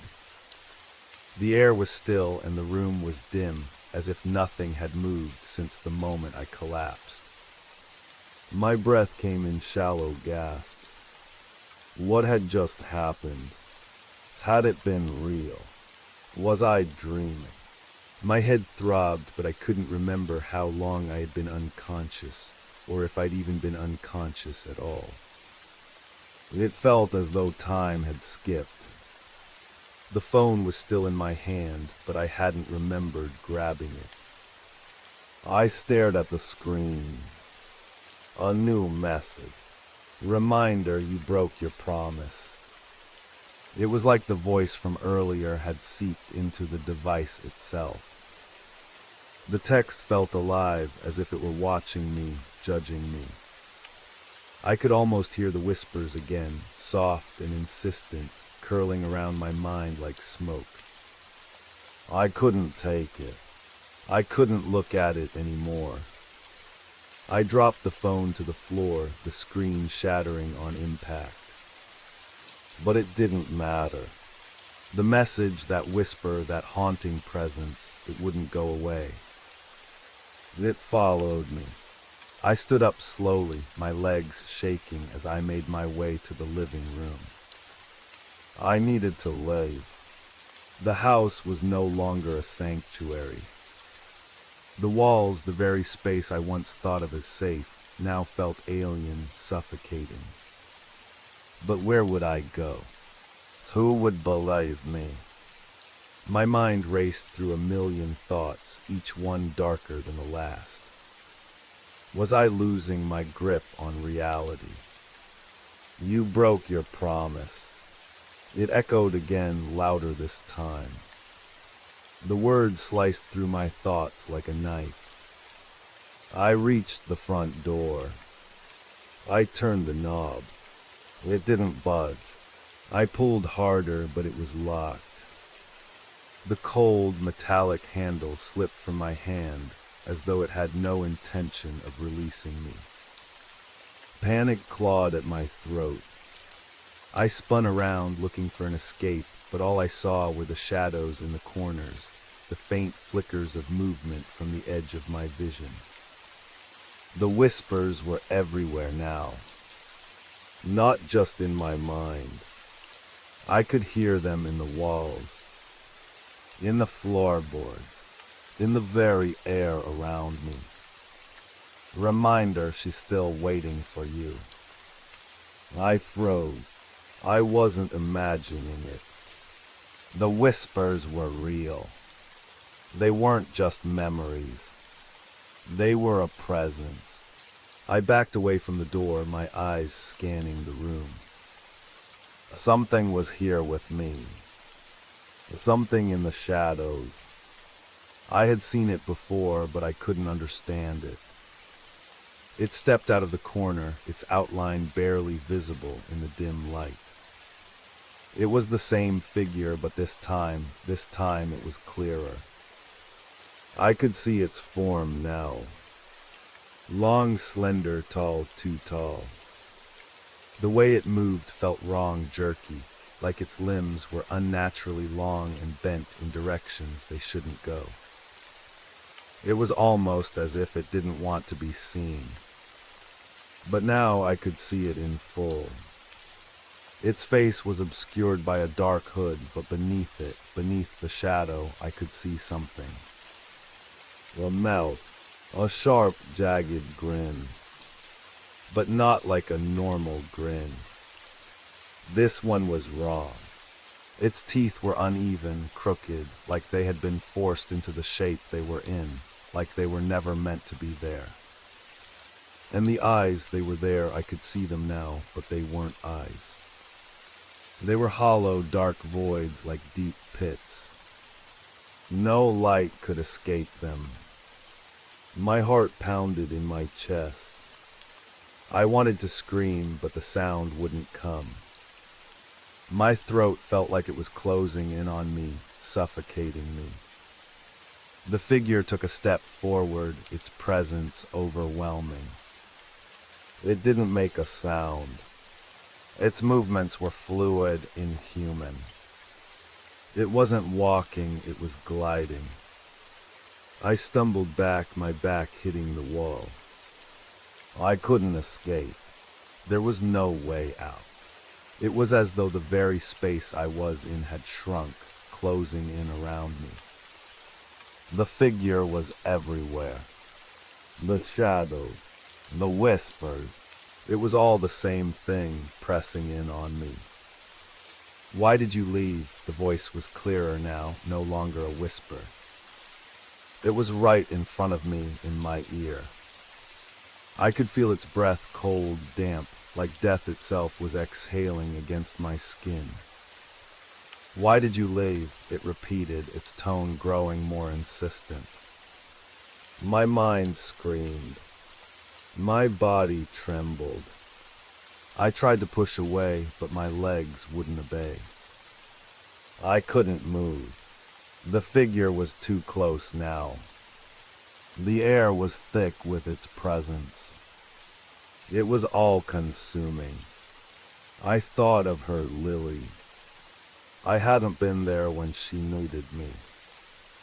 I had failed her, and now it felt as though I was paying the price for it. I closed my eyes, trying to block it out. But the whispers wouldn't stop. They filled my mind, my soul, until there was nothing left but the sound of that voice, repeating its question over and over. Why did you live? The room began to spin, the walls warping, shifting like the space itself was collapsing. I could barely breathe. My vision blurred. Was this the end? Was I losing my mind? I couldn't tell anymore. Reminder, you promised her you would never leave. You broke your promise. The message flashed in my mind. It was never going to stop. The shadows closed in around me. I tried to scream, but the sound was lost. The world went black. I don't know how long I was out. Time had become meaningless. Seconds, minutes, hours, they all bled into one long, suffocating stretch. When I opened my eyes again, the room was unchanged, still heavy with the air that felt like it was pressing against me. But something was different. The whispers had stopped. For a fleeting moment, I thought I was alone again.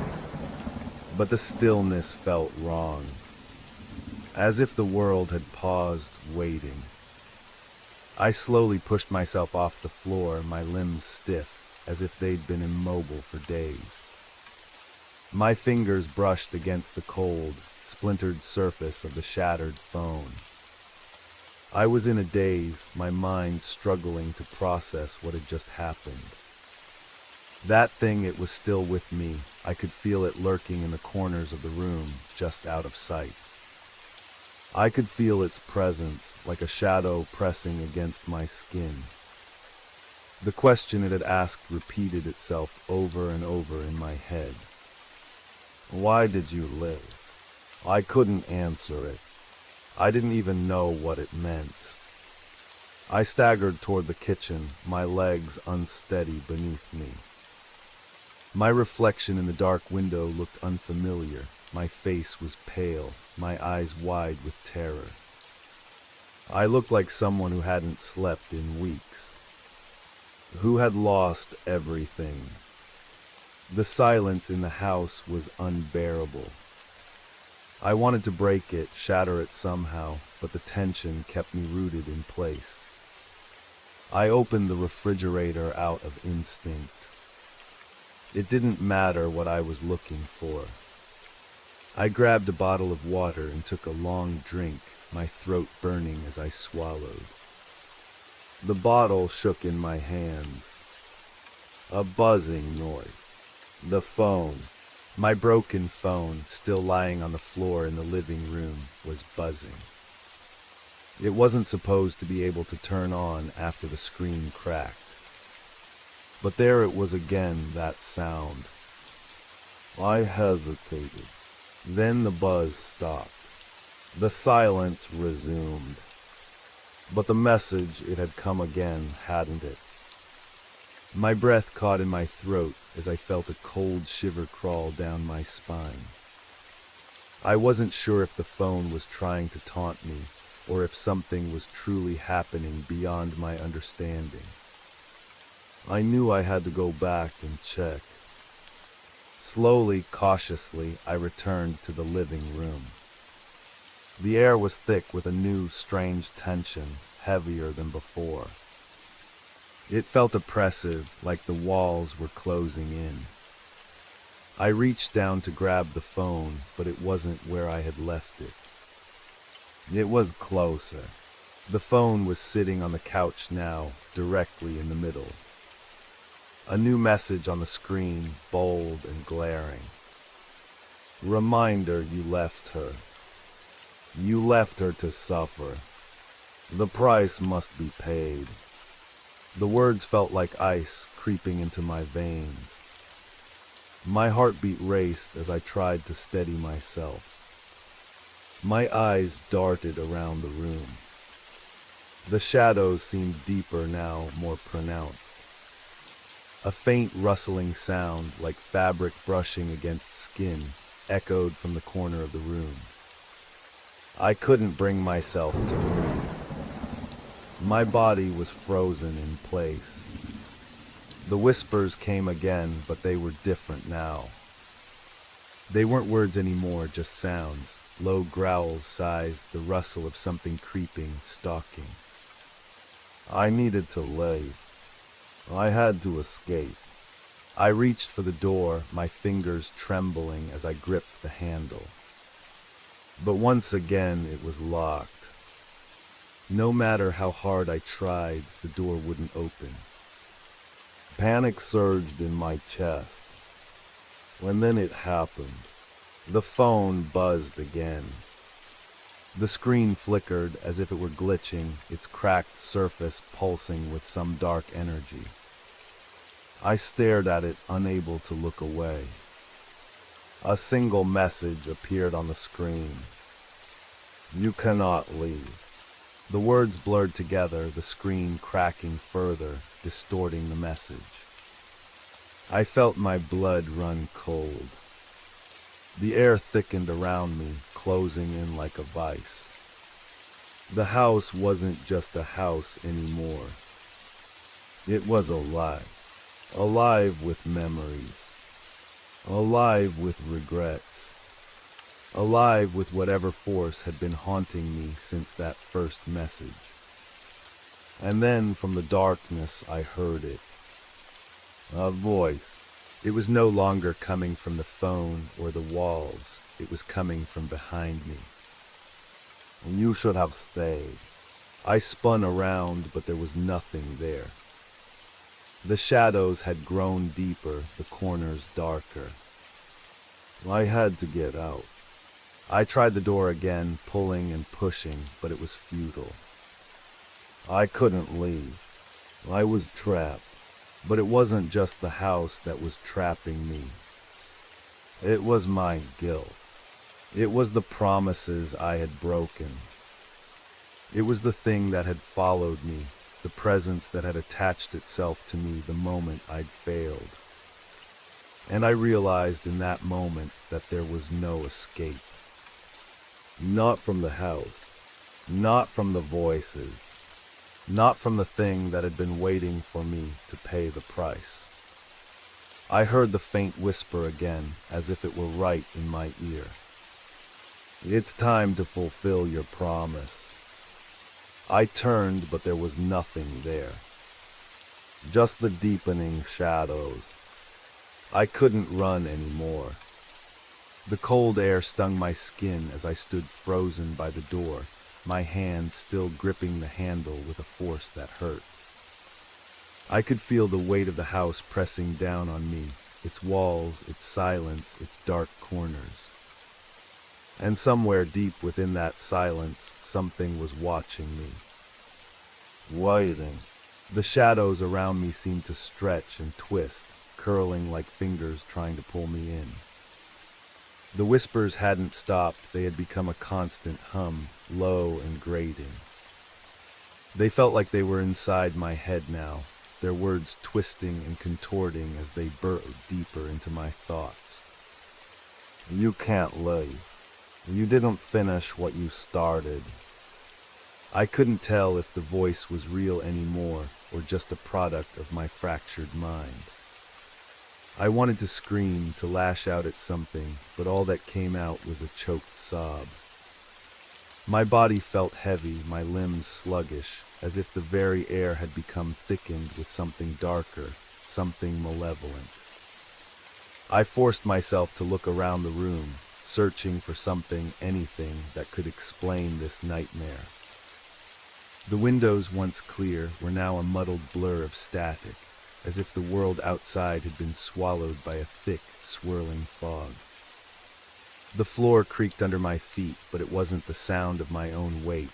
It was as if something, someone, was walking just out of sight, moving in rhythm with my every step. I backed away from the door, my breath shallow, my pulse quickening. The phone, still on the couch, flickered in the corner of my vision, drawing me in like a beacon. I couldn't ignore it anymore. I had to know what it wanted. I took a hesitant step toward it, my feet dragging like lead. My hand trembled as I reached for the device, the cold plastic of the cracked screen sending a shock through my fingertips. The moment I touched it, the screen lit up, brighter than it ever had been before. The words burned into my eyes. "You left her. She's still waiting." The words blurred, but they were clear enough. The guilt that had been gnawing at the edges of my mind came crashing back with full force. I didn't just leave her, I betrayed her. And now it seemed the price was being demanded. My heart raced and my mind spun, but I couldn't look away. The screen flickered again, distorting like something was trying to break through. A message appeared. "You think you can escape. She'll never let you go." The words hit me like a punch to the stomach, forcing the air from my lungs. I staggered back, my legs weak beneath me. A high-pitched ringing started in my ears, and the room around me seemed to distort, shifting like it was breathing. I spun around, my eyes darting to the shadows in the corners of the room. I could feel them, feel it, closing in on me. The space felt wrong, alien. The familiar room was now a prison, and I was its captive. "It's time to fulfill your promise." The voice was louder now, clearer, as if it had crossed from some dark plane into the very fabric of my reality. It was coming from all around me, echoing off the walls, whispering in my ears. I covered my head with my hands, trying to block it out, but the sound only grew louder. I couldn't breathe. My lungs burned. My vision blurred. "You can't hide from what you've done." I backed into the corner of the room, eyes wide, panicked. The shadows were moving now, no longer still, but shifting and twisting, taking on form. I couldn't make out what they were, but I felt their eyes, cold, judging eyes, locked on me.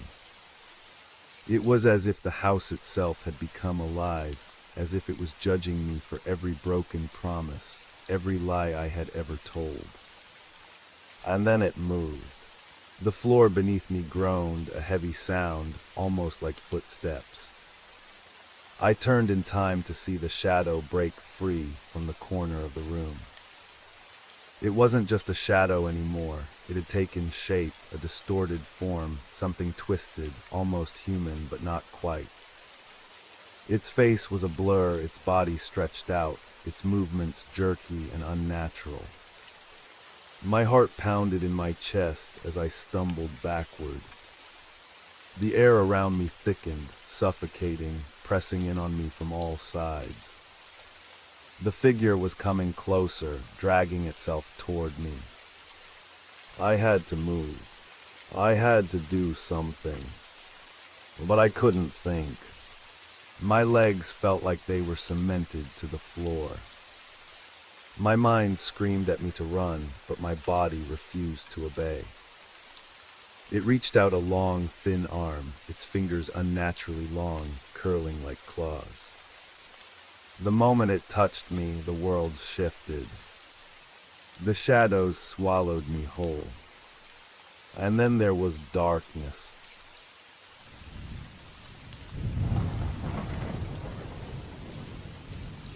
The sound of my footsteps echoed in the empty streets, a rhythmic tapping that felt too loud in the quiet night.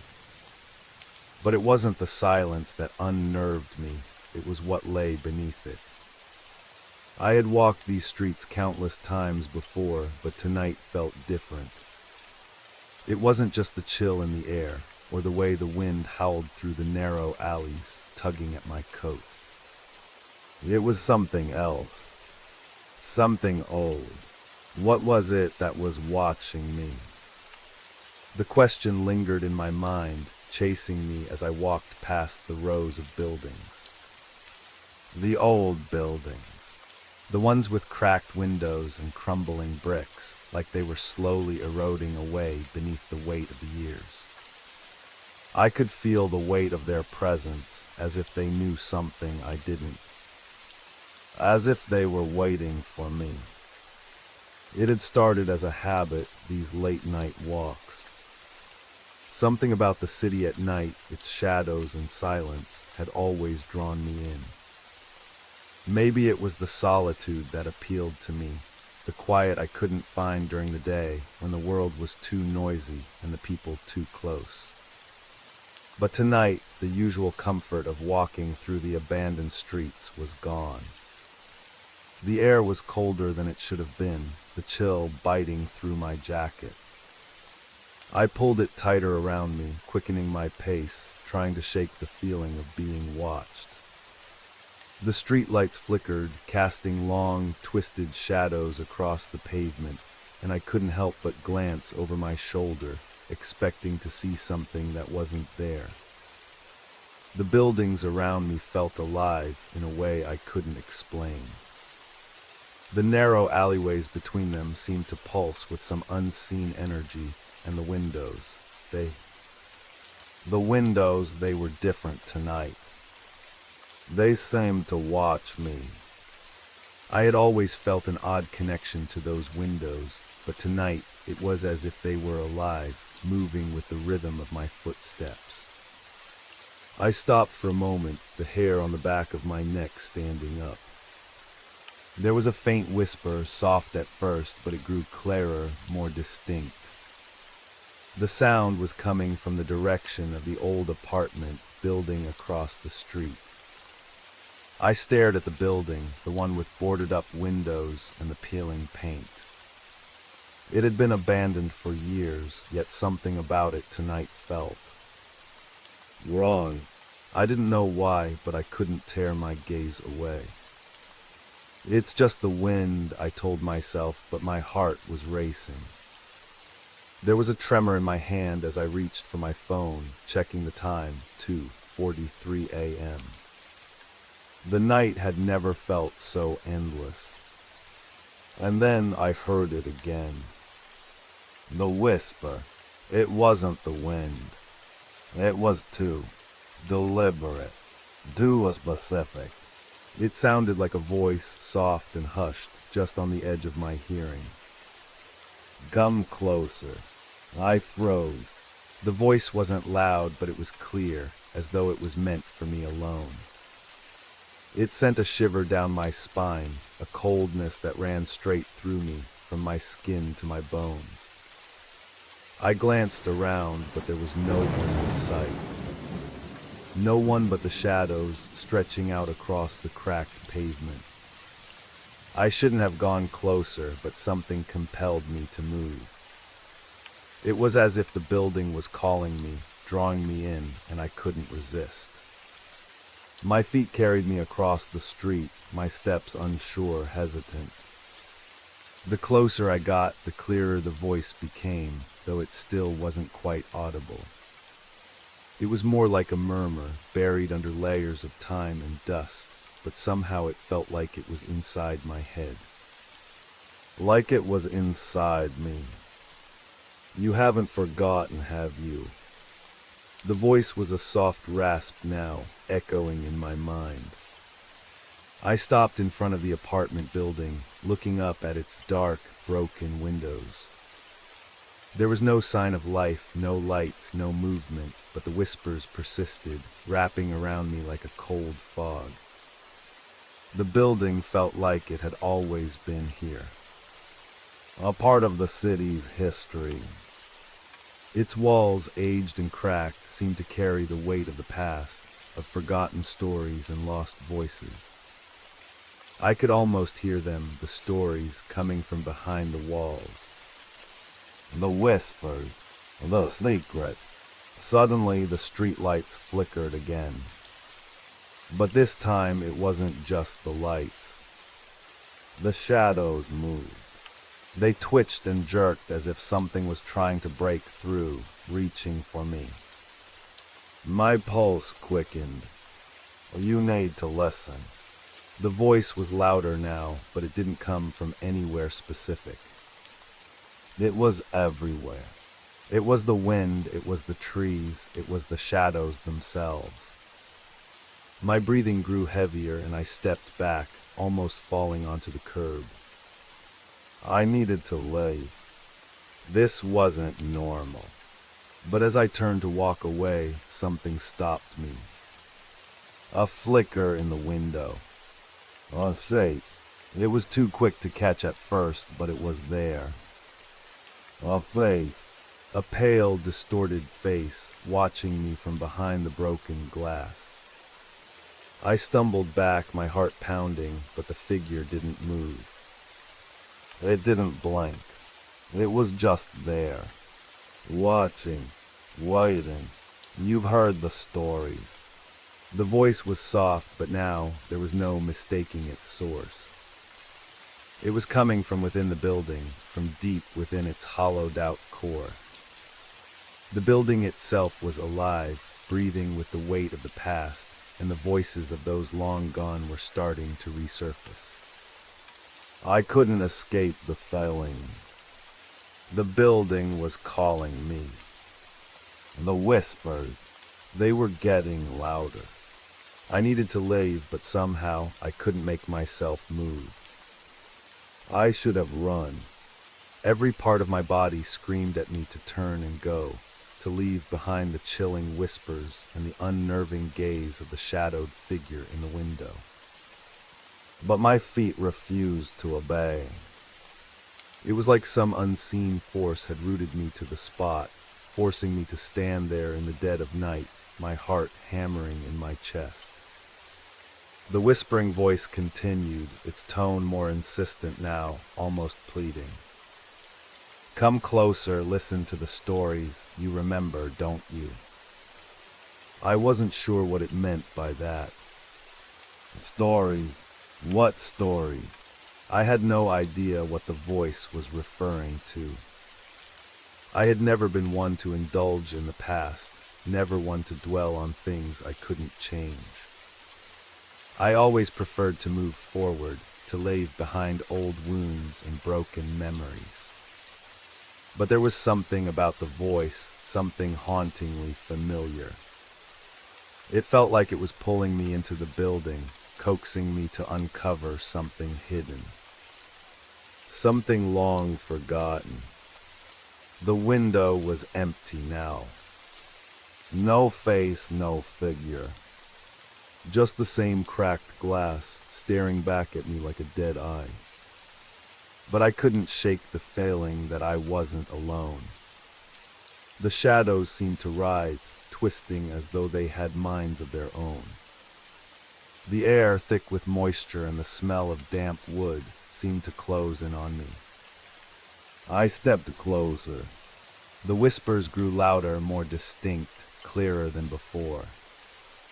The sound of it seeped into my mind, burrowing beneath the surface of my thoughts like an invasive worm. You have to know. You have to understand. I froze mid-step, the cold creeping up my spine. The voice had changed. It wasn't just one voice anymore. It was dozens, overlapping, blending together. Male, female, young, old. The voices felt as though they were coming from every crack in the walls, every corner of the building, as though the entire structure itself was speaking to me. It's in the walls. It's in the windows.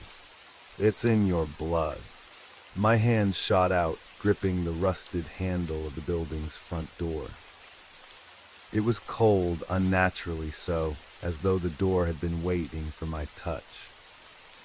My fingers trembled as I twisted the knob, the old metal creaking in protest. The door swung open with a slow, groaning sound, revealing a dark hallway that seemed to stretch into infinity. It was impossible to tell how deep it went. The shadows swallowed any light that tried to penetrate. I stood there paralyzed. I shouldn't go in. This isn't normal. But the whispering, the voices, they were too compelling. They drew me in like a moth to a flame, and I couldn't resist their pull. Stepping inside, I was immediately hit by the staleness of the air. The smell of decay was overwhelming, as if the building had been abandoned for decades. Yet there was something alive in the atmosphere, something that hummed just below the surface. The walls felt too close, the space too cramped, as though they were slowly closing in around me. I took a hesitant step forward, the floor creaking under my weight. The whispers grew louder as I moved, following me, echoing from all directions. You're here, you remember. The words were like a mantra, repeated over and over, getting louder and louder until they felt like they were pressing on my skull. My head throbbed in response, the sensation almost unbearable. I stumbled down the dark hallway, the walls seeming to pulse with each step I took. The temperature had dropped significantly, and I could see my breath in the air, forming clouds of fog that quickly vanished into the stillness. There were no doors, no windows, just a narrow corridor stretching endlessly before me, flanked by walls that seemed to bend and twist in unnatural angles. It felt like the building itself was alive, breathing, watching. And then I saw it. At the far end of the hallway, just beyond the reach of the dim light from the doorway, there was a flicker. On shape. It was a figure standing motionless in the gloom, its back to me. It was too far away to make out any details, but I could feel its presence, heavy, oppressive, like it was waiting for something. I wanted to scream. I wanted to run, but my fate wouldn't move. The whispers had grown louder still, now a cacophony of voices, all speaking at once. It's coming, it remembers, it's all connected. The figure at the end of the hallway turned slowly, its head jerking unnaturally, as if it had been waiting for me all along. Its face, there was no face. Just a smooth, featureless mask of pale skin. Empty, hollow. The air seemed to vibrate with its gaze, even though it had no eyes to see me with. It was as if the very space around it was suffocating, closing in tighter with each passing second. I couldn't breathe. The temperature had dropped so low that I could feel the frost on my skin, even through my jacket. And then the voice that had been whispering all along, now sounding like a distant echo from the very depths of the building. Come closer, we are waiting. My legs finally responded, taking a shaky step backward. But it was too late. The building groaned, its walls trembling as though it were alive, shifting in response to something ancient stirring within. You can't live. The floor beneath my feet cracked, a deep rumble shaking the entire building. I turned to run, but the hallway seemed to stretch, the door I had entered through vanishing as if it never existed. The walls seemed to close in, pushing me further down the hallway toward the figure, whose featureless face was now impossibly close. You can't escape the past. The floor beneath me gave way, and I fell, tumbling into the darkness. I hit the ground hard, the air knocked out of my lungs. My vision blurred, a black void swallowing everything around me. For a few moments, all I could hear was the deafening roar of my pulse in my ears, my breath shallow and ragged as I struggled to steady myself. I tried to sit up, but my body felt weightless, as if the very ground beneath me was shifting, undulating. I couldn't tell if the floor was solid or if I was floating above it. Panic surged through me, a sharp coldness gripping my chest as I fumbled to push myself up. My fingers scraped against something rough like stone, but there was no solid foundation. Only shadows, deep, suffocating shadows that seemed to pull at me from all directions. I wasn't alone. The air around me thickened, charged with an oppressive heaviness. There was a sound, distant but unmistakable, like the creak of old wood groaning under pressure. The kind of sound a house makes when it's settling after years of silence. But this was different. This wasn't a building settling. This was a warning. Then I heard it. A whisper. Soft, faint, but it was unmistakable. It slipped through the dark, curling into my ears like a snake. You came. You shouldn't have come. I froze. The voice was the same, but this time it wasn't just one. It was multiple voices, layered over each other, a chorus of tortured souls all speaking in unison. The sound of it scraped at my mind, digging into the crevices of my sanity, chipping away at the edges of reality. Come closer, you have to see. I looked around, desperate for some sign of where the voice was coming from, but all I saw was endless blackness, the shadows stretching further than I could comprehend. The whispers were everywhere, inside me, around me, beneath me. The air itself seemed to vibrate with them. My heart raced. I had to get out. I had to. It's too late. It's always been too late. The words rang out louder now, almost deafening. And then an explosion of sound. A sudden sharp crack. The floor beneath me shifted violently, and I felt the ground give way.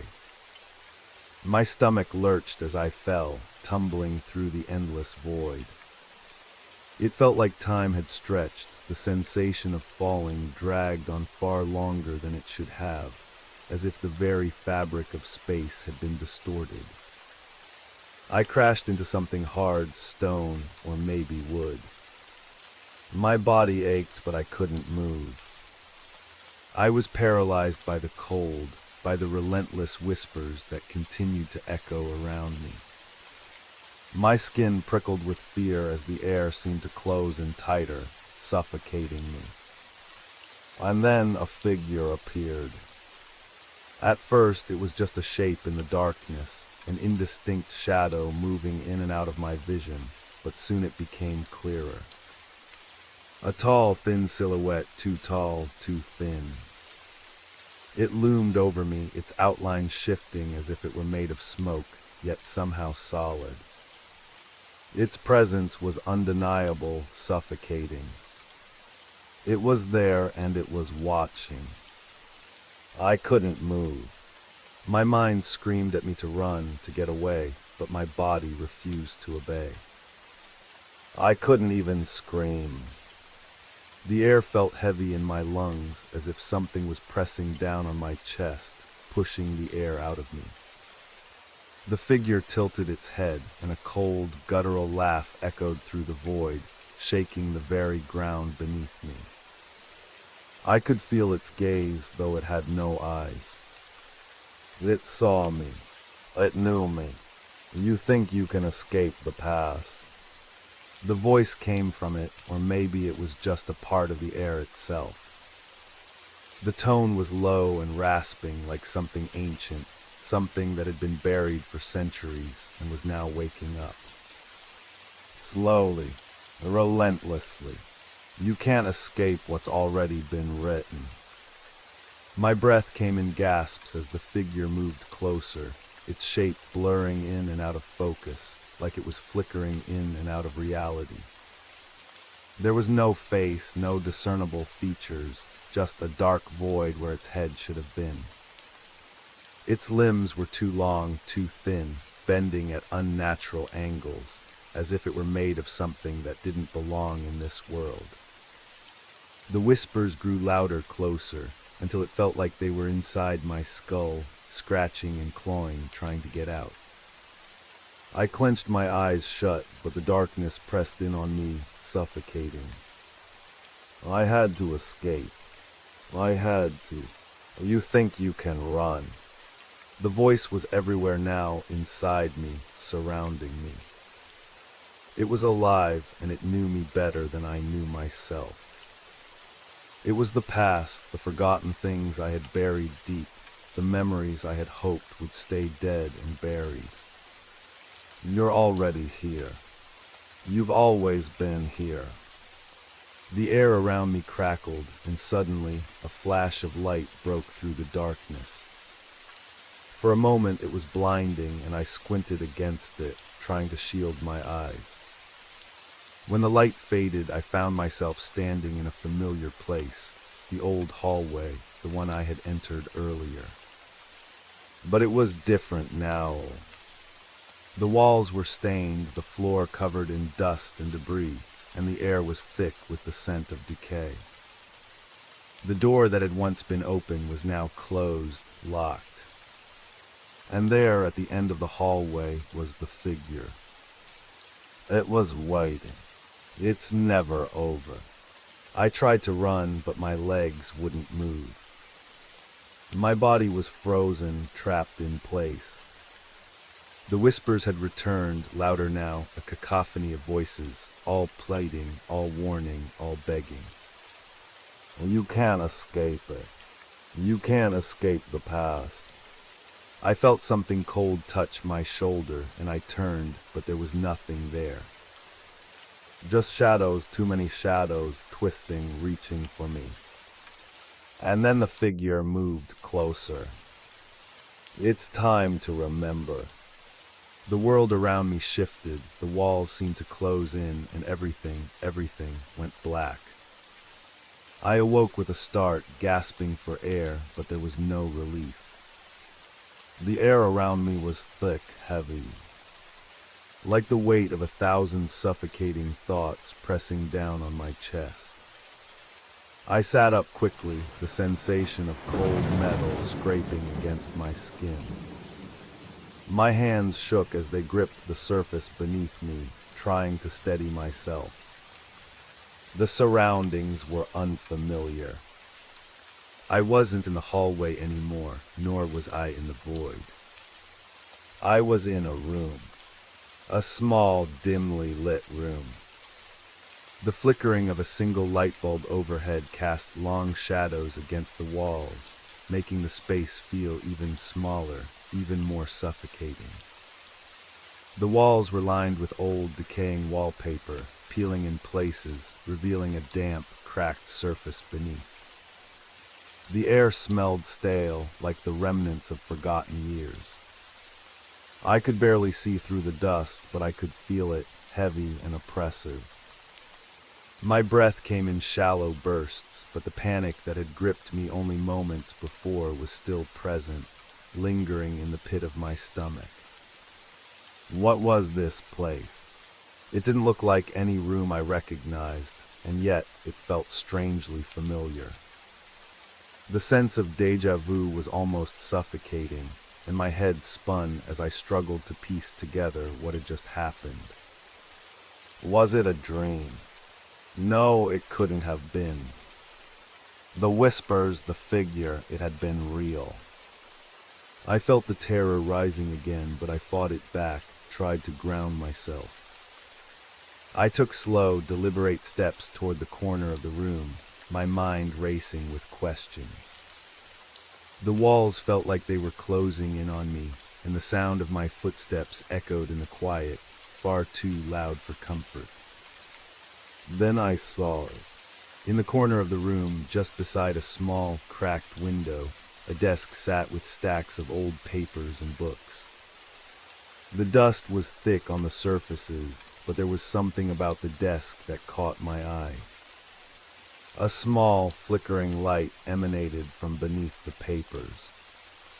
I hesitated for only a moment, and then, driven by a sense of urgency, I moved toward it. My heart pounded in my chest as I pushed aside the layers of yellowed paper and books that had piled up over the years. And there it was, a photograph. It was old, black and white, and the edges were frayed with age. The image showed a group of people standing outside an old house, their faces blurred, indistinguishable. But there was one face I could recognize, mine. I was there, standing in the center of the photo, a child's face staring back at me, too young, too innocent. My throat tightened as I stared at the photograph. I didn't remember this place. I didn't remember that day. But the feeling in my gut, that feeling of dread, told me it was all connected somehow. And then I noticed the writing on the back of the photo. It's already started. Don't let them in. The words were scrawled hastily, like a warning from someone who knew the truth, someone who had seen it all before. I turned the photo over in my hands, trying to make sense of the words, but my mind couldn't process it. I was still holding the photograph when the whispers returned. This time they weren't soft. They were sharp, urgent, and they were coming from everywhere. You shouldn't have found that. I spun around, heart racing. The room felt like it was shrinking, the walls closing in on me with every passing second.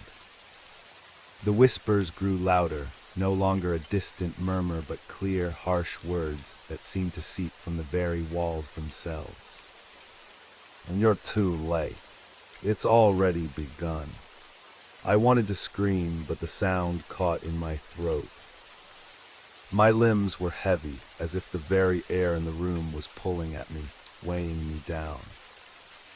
The shadows in the corners of the room stretched longer, darker, as if they were alive, moving, shifting. I could hear them, feel them, but I couldn't see what they were. They were just there. I backed away from the desk, but my eyes remained fixed on the photograph. There was something about it, something in my gut that told me I wasn't supposed to have seen it. That whatever this was, whatever this place was, it wasn't meant for me to uncover. I glanced at the window. The small crack in the glass, barely visible in the dim light, seemed to beckon me. Without thinking, I rushed to the window, my hands trembling as I tried to push it open. The glass was stuck, the years of neglect making it difficult to move. I could hear the whispers growing louder, could feel the pressure building, pushing me, pressing me to act. You shouldn't have come back. With a final, desperate shove, the window creaked open. A gust of cold air hit my face, carrying with it the scent of rain, of decay, of something old, something lost. I took in a deep breath, the chill sharp in my lungs, and stepped forward, trying to make sense of what was happening. But the moment I moved, the shadows shifted. They seemed to move toward me, growing larger, twisting into forms that didn't belong in this world. They weren't just shadows anymore. They were something else, something that wanted to consume me. Get out, the voice came again, clear and forceful. But it wasn't a whisper. This time it was a command. I couldn't move. I couldn't breathe. My legs were frozen in place, my feet rooted to the ground. And then, from the corner of the room, a figure stepped out of the darkness. It was the same figure from before. The tall, thin silhouette, its features still obscured by darkness, but its presence undeniable. It was here. It had been here all along. I couldn't escape. The figure stepped closer, its long, spindly fingers reaching toward me, its form flickering in and out of existence. And with every step it took, the whispers grew louder. They weren't just voices anymore. They were screams. You should never have come back. My vision blurred and I collapsed, the weight of the shadows pressing in on me. And just before everything went black, I heard it, one final whisper. It's not over. When I awoke, it wasn't to the relief of unconsciousness, but to an unsettling stillness. My body ached as if every muscle had been strained beyond its limit, but there was something more disturbing than the physical pain. There was an absence, a quiet that hung thick in the air, pressing on me from all sides. I wasn't in the room anymore. The floor beneath me was cold, so cold it sent a shiver through my entire body. My eyes slowly adjusted to the dim light, but the space around me remained shrouded in shadows. I could barely make out the outlines of the walls, but one thing was clear. I wasn't in any familiar place. I couldn't tell if I was indoors or outside. The air was damp, carrying the scent of mildew and wet stone, and yet there was a strange metallic tang in the air, like blood. I pushed myself up from the ground, my knees scraping against something rough, but the ache in my legs only seemed to deepen the sense of helplessness that had settled into my chest. I tried to call out, but my voice caught in my throat. It was as though the very act of speaking was forbidden here, as if the room itself consumed the sound. Where am I? I took a few unsteady steps forward, my hands trembling as they brushed along the cold, jagged walls. The faintest outline of what seemed like a doorway appeared in the distance. I couldn't make sense of the space, and it was getting harder to breathe. The air seemed to grow heavier with every passing second, like invisible hands pressing down on my chest, restricting my ability to move. Then I heard it. A faint sound, barely audible at first, but unmistakable. The creak of wood. The slow, deliberate scrape of something heavy being dragged across the floor. My heart began to race, and my body stiffened instinctively. I froze, eyes wide, searching through the haze of darkness for any sign of movement. It was coming closer. The sound grew louder, more pronounced, as though the very walls were shifting, breathing. And then from the shadows I saw it, a figure emerging slowly, its form indistinct, like a shadow stitched together from darkness itself. Its movements were fluid, unnatural. It wasn't walking. It was gliding as if it hovered just above the ground. The figure's edges seemed to blur with the air, distorting its true shape, but one thing was unmistakable. Its presence was suffocating. I could feel it watching me, the sensation crawling up my spine like cold fingers tracing my skin. No, not again. I stumbled backward, but my feet betrayed me. I tripped over something hidden in the dark and fell hard to the ground. The cold stone scraped my skin, and the shock of the impact jolted me upright. My hands reached out to steady myself, but they met only empty air. I scrambled to my feet, panicked, and tried to push myself further into the darkness, away from whatever was approaching me. The whispers returned. You shouldn't have come. They weren't distant this time. They were in my ears as if the walls themselves were speaking, murmuring their twisted words directly into my mind. My pulse quickened as I tried to understand what they meant. It was like being caught in a nightmare that wouldn't end. No matter how far I ran, no matter how much I struggled, the shadows kept coming, pulling me in.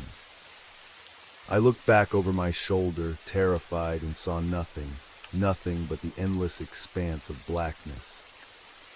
But I knew it was there, somewhere just out of my line of sight, moving in the silence. I'm not alone. I had to get out. I didn't know where the door was, or if there even was a door, but I couldn't stay here. I couldn't let that thing catch me. I forced my legs to move, stumbling blindly into the unknown. My breath was ragged, and every step felt as though the floor beneath me might give way, sending me plunging into darkness. And then, just as suddenly as the whispers had started, everything stopped. Silence, a complete silence. The world around me froze, as though time itself had stopped. My breath was the only sound I could hear. It was as if the very atmosphere was holding its breath, waiting for something to happen, for something to break the stillness. I stood motionless, trying to make sense of the situation.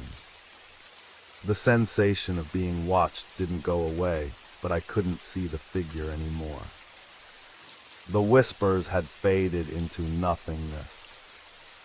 I reached out, my hand trembling, and touched the walls again. They were cold, slick with moisture.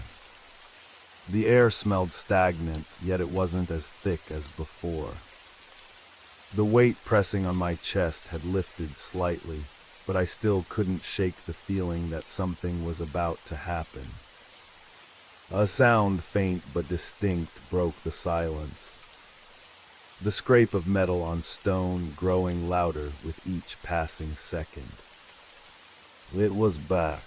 The figure, the presence, whatever it was coming closer. I couldn't see it, but I could feel it. The very air around me seemed to ripple with its movement. It's here. I didn't wait to see it, to hear it. I ran. I ran as fast as I could, my legs burning with the effort. My heart pounded in my chest, each beat reverberating through my body like a war drum. I didn't know where I was going, but I couldn't stay here any longer. The very thought of it, of being trapped in this suffocating place, with the figure hunting me, drove me forward. And then I saw it. A light. Faint, distant, but unmistakable. It shone like a beacon in the dark, a promise of escape. I ran toward it, desperate. But the sound of footsteps, slow and deliberate, echoed in the distance behind me. Every instinct in my body screamed at me to keep going, to not stop, to not look back. But I couldn't help it. I turned my head just for a moment, just long enough to see the figure emerging from the shadows. Its face, or what passed for a face, was twisted and contorted, its eyes glowing an unnatural red. The whispers were louder now, growing into a maddening chorus. You can't escape. I ran faster, harder. My legs were burning, but the light was closer now. I could see it more clearly, the soft glow illuminating what seemed to be a door. I reached for it, my hand outstretched, and just as I was about to turn the handle, I heard the whisper again. It's too late. But I didn't stop. I don't know when it started exactly. Maybe it was the way the sun had begun to dip lower in the sky, casting its fading orange light through the half-open window. Maybe it was the silence that had settled, too thick, too unnatural. Or maybe it was the way people began to look at me, as if they knew something I didn't. Something they weren't telling me. The question had been lingering in the back of my mind all day. Why were they all acting this way? The small, almost imperceptible changes in their behavior, like the way they paused for a second too long before answering, or the way their eyes darted to each other in brief, silent communication. They were always a little off, a little too aware of me, as if there was something hidden in the air between us. I couldn't shake the feeling that something was terribly wrong. But what? The sounds around me, too, felt distorted. The hum of the street outside, the rustling of papers on the desk, even the ticking of the clock on the wall seemed more pronounced than usual. It was as though everything around me was gradually becoming louder, more vivid, as if the world was tightening its grip around me.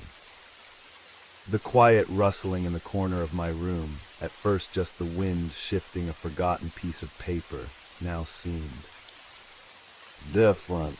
My breath quickened as I turned to look. Nothing, but then, a shadow, just for a moment. It was small, almost imperceptible, but I saw it, right there at the edge of my vision. I froze. Was it just my imagination? Stop it, I whispered to myself. There's nothing there. It's all in your head. But my pulse was racing. I felt it in my chest.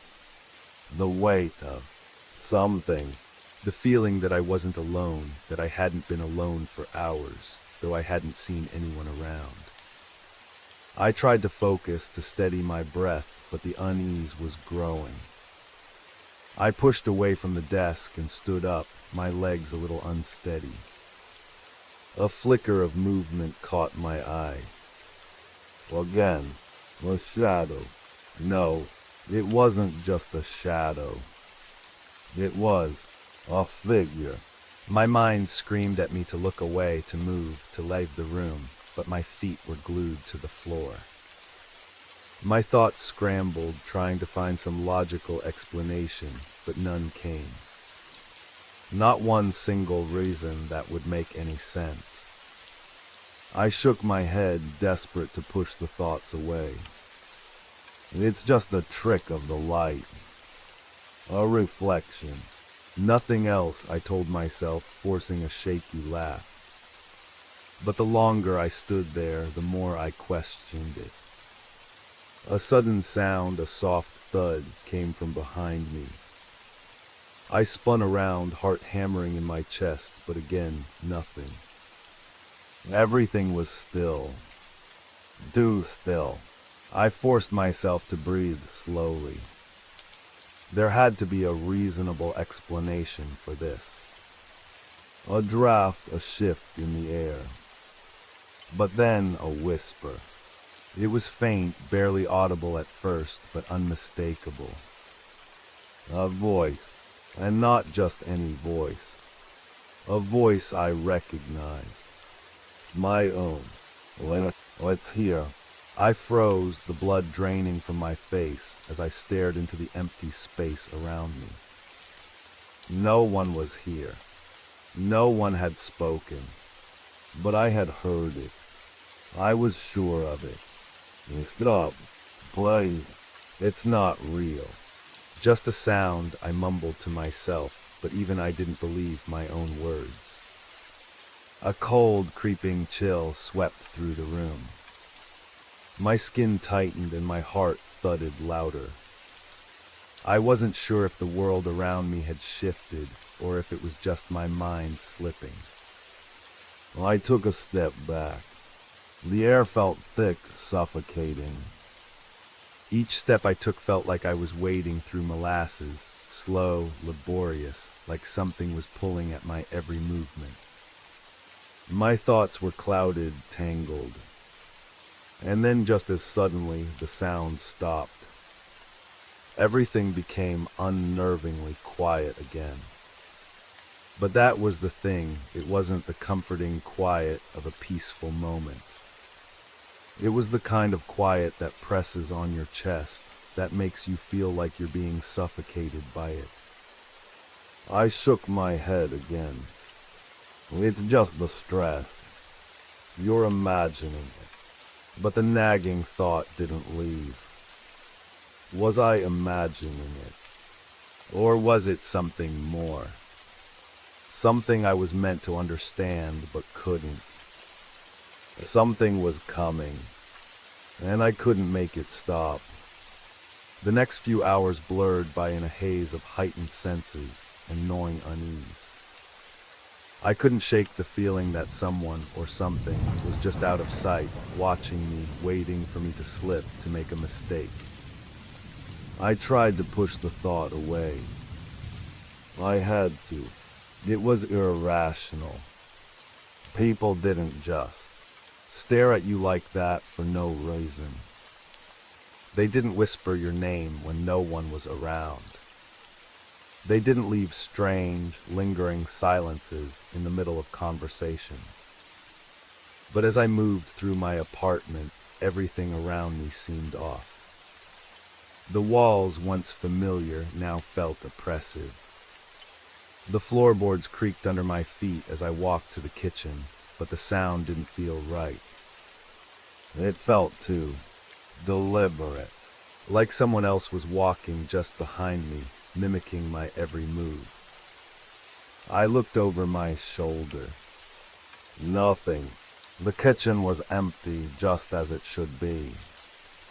But even as I opened the cabinet to grab a glass, I couldn't shake the feeling that the room itself had changed. It felt colder. The usual warmth of the space was gone, replaced with something sterile, something unfamiliar. I could feel the air thickening around me, and a quiet hum, faint and almost imperceptible, seemed to fill the room. It was a vibration, low and unsettling, almost as though the walls were vibrating with some hidden energy, something I couldn't understand. I took a step back, setting the glass down on the counter. My mind was racing. Why was I so jumpy? I hadn't been this paranoid before. This wasn't like me. I wasn't the kind of person who jumped at every little sound, who imagined threats in every shadow. But now everything was different. Everything felt dangerous. I rubbed my temples, trying to focus. I needed to calm down. This wasn't real. It couldn't be. But then the whispers came again. Faint, almost like a breath, just behind me. My heart skipped a beat and I froze in place. The hair on the back of my neck stood on end. My skin tingled, goosebumps rising all over my arms. The words were too soft to make out, but the tone. It was unmistakable. It was my voice, my very own. Turn around, the whisper seemed to beckon. I didn't want to listen. I didn't want to turn around. But my body betrayed me. Slowly, agonizingly slowly, I twisted my neck, looking behind me. There was nothing there. Nothing but the empty kitchen. The soft glow of the refrigerator light. The hum of the fan. But the whispers didn't stop.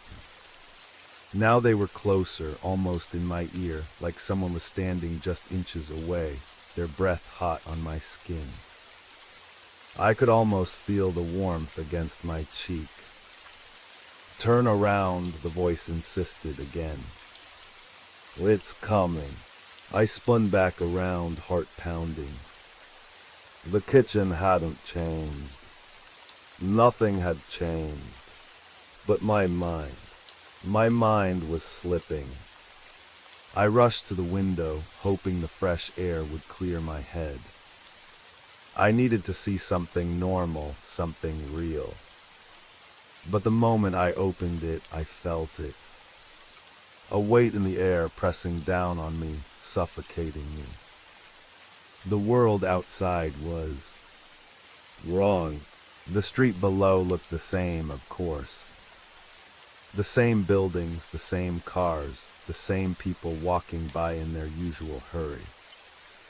But the people, their faces, they looked different.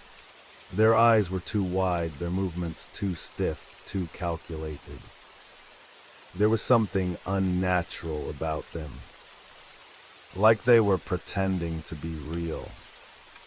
I pulled my head back inside and slammed the window shut. The feeling that something was watching me, waiting for me, grew stronger. I needed to leave. I needed to get out. But I didn't know where to go. Everywhere felt unsafe.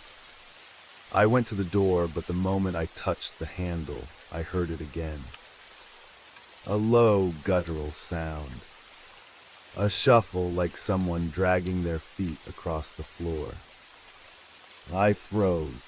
I wasn't alone. The air felt thick, like the space itself was closing in on me. My breath quickened, and I felt my heart beat in my throat.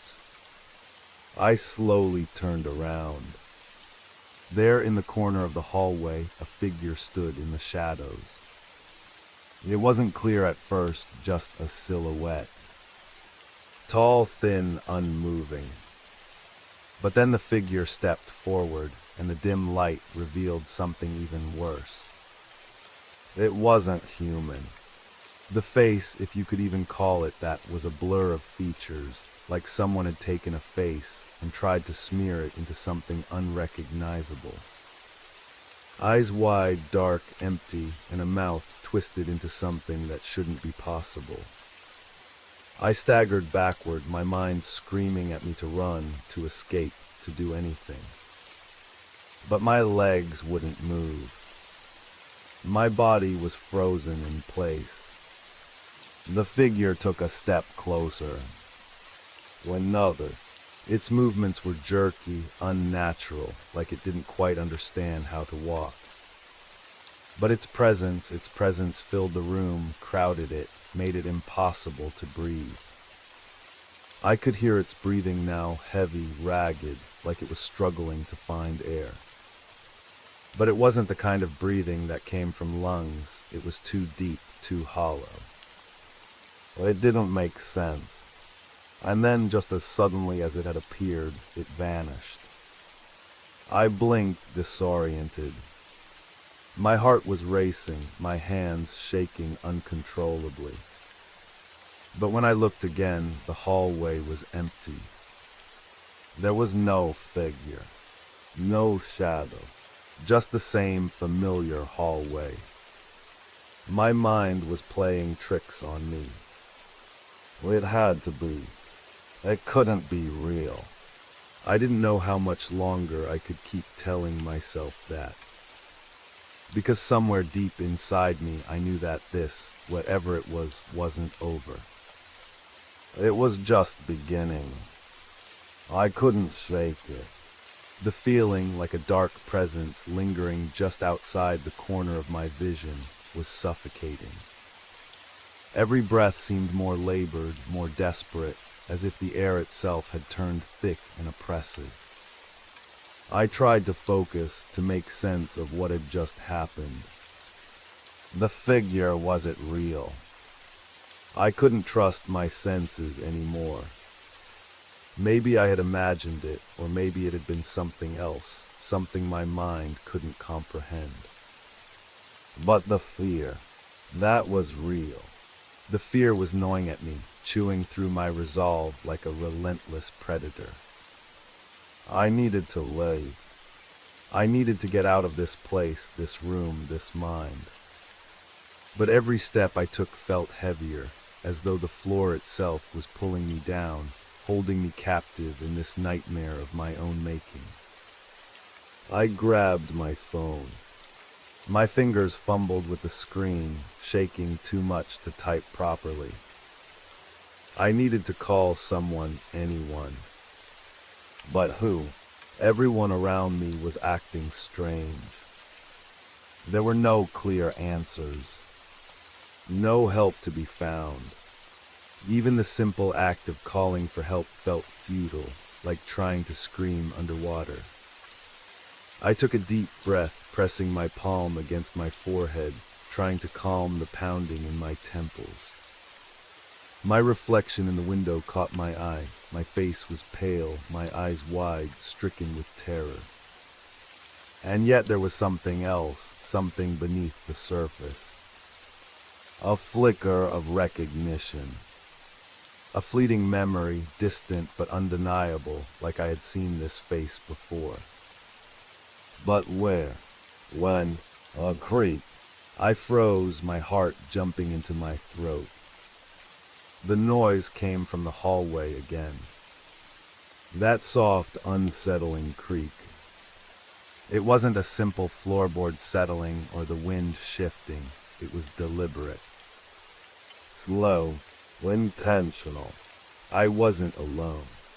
I backed away from the window, trying to steady my breath. My eyes darted around the room, searching for anything out of place, anything that could explain what was happening. But the room seemed normal, too normal. The quiet hum of the refrigerator, the ticking of the clock on the wall, the faint rustling of paper on the table. It all seemed so ordinary, so perfectly mundane. Yet my skin crawled with the sense that something was off. And then the sound came again. Louder this time. A footstep. A slow, deliberate pace, echoing through the walls, growing closer with each passing second. My pulse quickened. The walls seemed to close in, the ceiling pressing lower with every breath. I knew I should move, should run. But my body refused to obey. I was frozen, trapped, as if something or someone was keeping me in place. The door, the exit, it was right there, but I couldn't reach it. The distance seemed to stretch, to lengthen unnaturally. Every step felt like it would take me farther from the door, farther from safety. And then I heard it, a voice. Low, almost a whisper. You're not going anywhere. I jerked around, heart hammering in my chest, eyes searching frantically. But the room was empty. The space I had once known so well now felt foreign, hostile. The air was thick with tension, and the shadows seemed to move, shifting with purpose as if they were alive. My mind scrambled for logic. There had to be a reasonable explanation. There had to be. But as I looked around, the world seemed to unravel, the edges of reality blurring into something darker. Something more dangerous. I turned toward the hallway, and that's when I saw it. A figure stood in the doorway, partially obscured by the dim light. A shadow. No, this time it wasn't a shadow. It was real. The figure was tall, impossibly so, its limbs too long, too thin. Its face a twisted mask, devoid of emotion, just hollow eyes and a jagged mouth, grinning as if it knew something I didn't. The smile stretched unnaturally wide, splitting the face in half. The skin was pale, sickly, like it hadn't seen the light of day in years. I took a step back, my legs shaking, my breath catching in my throat. I couldn't move, couldn't look away. The figure's eyes locked onto mine, and for a moment I felt an overwhelming sense of recognition. I had seen this face before, hadn't I? No, it couldn't be. It wasn't possible. The figure took a step forward, its movements slow but deliberate, its gaze never leaving me. I felt an icy chill spread through my chest, a weight pressing down on my chest as if the very air was thickening, suffocating me. I opened my mouth to scream, but the sound wouldn't come. My voice was trapped somewhere inside me, struggling to break free. Another step. Closer. The figure's smile widened. "You're too late," it said, its voice a guttural rasp like it hadn't spoken in years. The words crawled into my ears, scratching at my sanity. "It's already begun." Panic surged through me. I had to run. I had to get out of there. But before I could move, before I could even think, the room went dark. The lights flickered once, then twice, before they went out entirely. The darkness wasn't the usual kind it felt. The light. The shadows pressed in from all sides, enveloping me, and the air became thick with an unnatural cold, like I was standing in the middle of a graveyard, surrounded by unseen eyes. I heard footsteps again. They were everywhere now. Close. I could feel them moving around me, circling me, watching me. And then the whisper. It was in my ear now, so close that I could feel its breath on my neck. "You can't escape," it said, its voice a rasping, mocking tone. "Not this time." I turned, trying to run, but my feet wouldn't move. My body refused to cooperate, frozen in place by an unseen force. I closed my eyes, my body trembling, my thoughts spinning in a whirlwind of panic. Was this real? Was I losing my mind? And then, just as quickly as it had begun, the darkness lifted. The lights flickered back on. The room returned to normal. The figure was gone, but the whispers remained. I staggered back, gasping for air, my heart pounding in my chest. My legs shook, and I had to lean against the wall for support. It had been a hallucination. It had to have been. But as I stood there trembling, I realized one terrifying truth. It wasn't over. It had just begun. The silence that followed was almost worse than the chaos. I stood in the center of the room, trembling, heart racing, my breath coming in shallow gasps. The shadows seemed to press in around me, like they were waiting, biding their time. I felt their weight on my shoulders, crushing me, suffocating me. I wanted to scream, to call out, but my voice caught in my throat, like it had been stolen away by the very darkness that filled the room. I took a slow step backward, my mind still struggling to piece together what had just happened. The figure, the whisper, it felt real, so real. But it couldn't be. It just couldn't be. Could it? I felt a rush of coldness spread through my chest, as if the temperature had dropped by several degrees in the blink of an eye. The hairs on my neck stood up. I wasn't alone.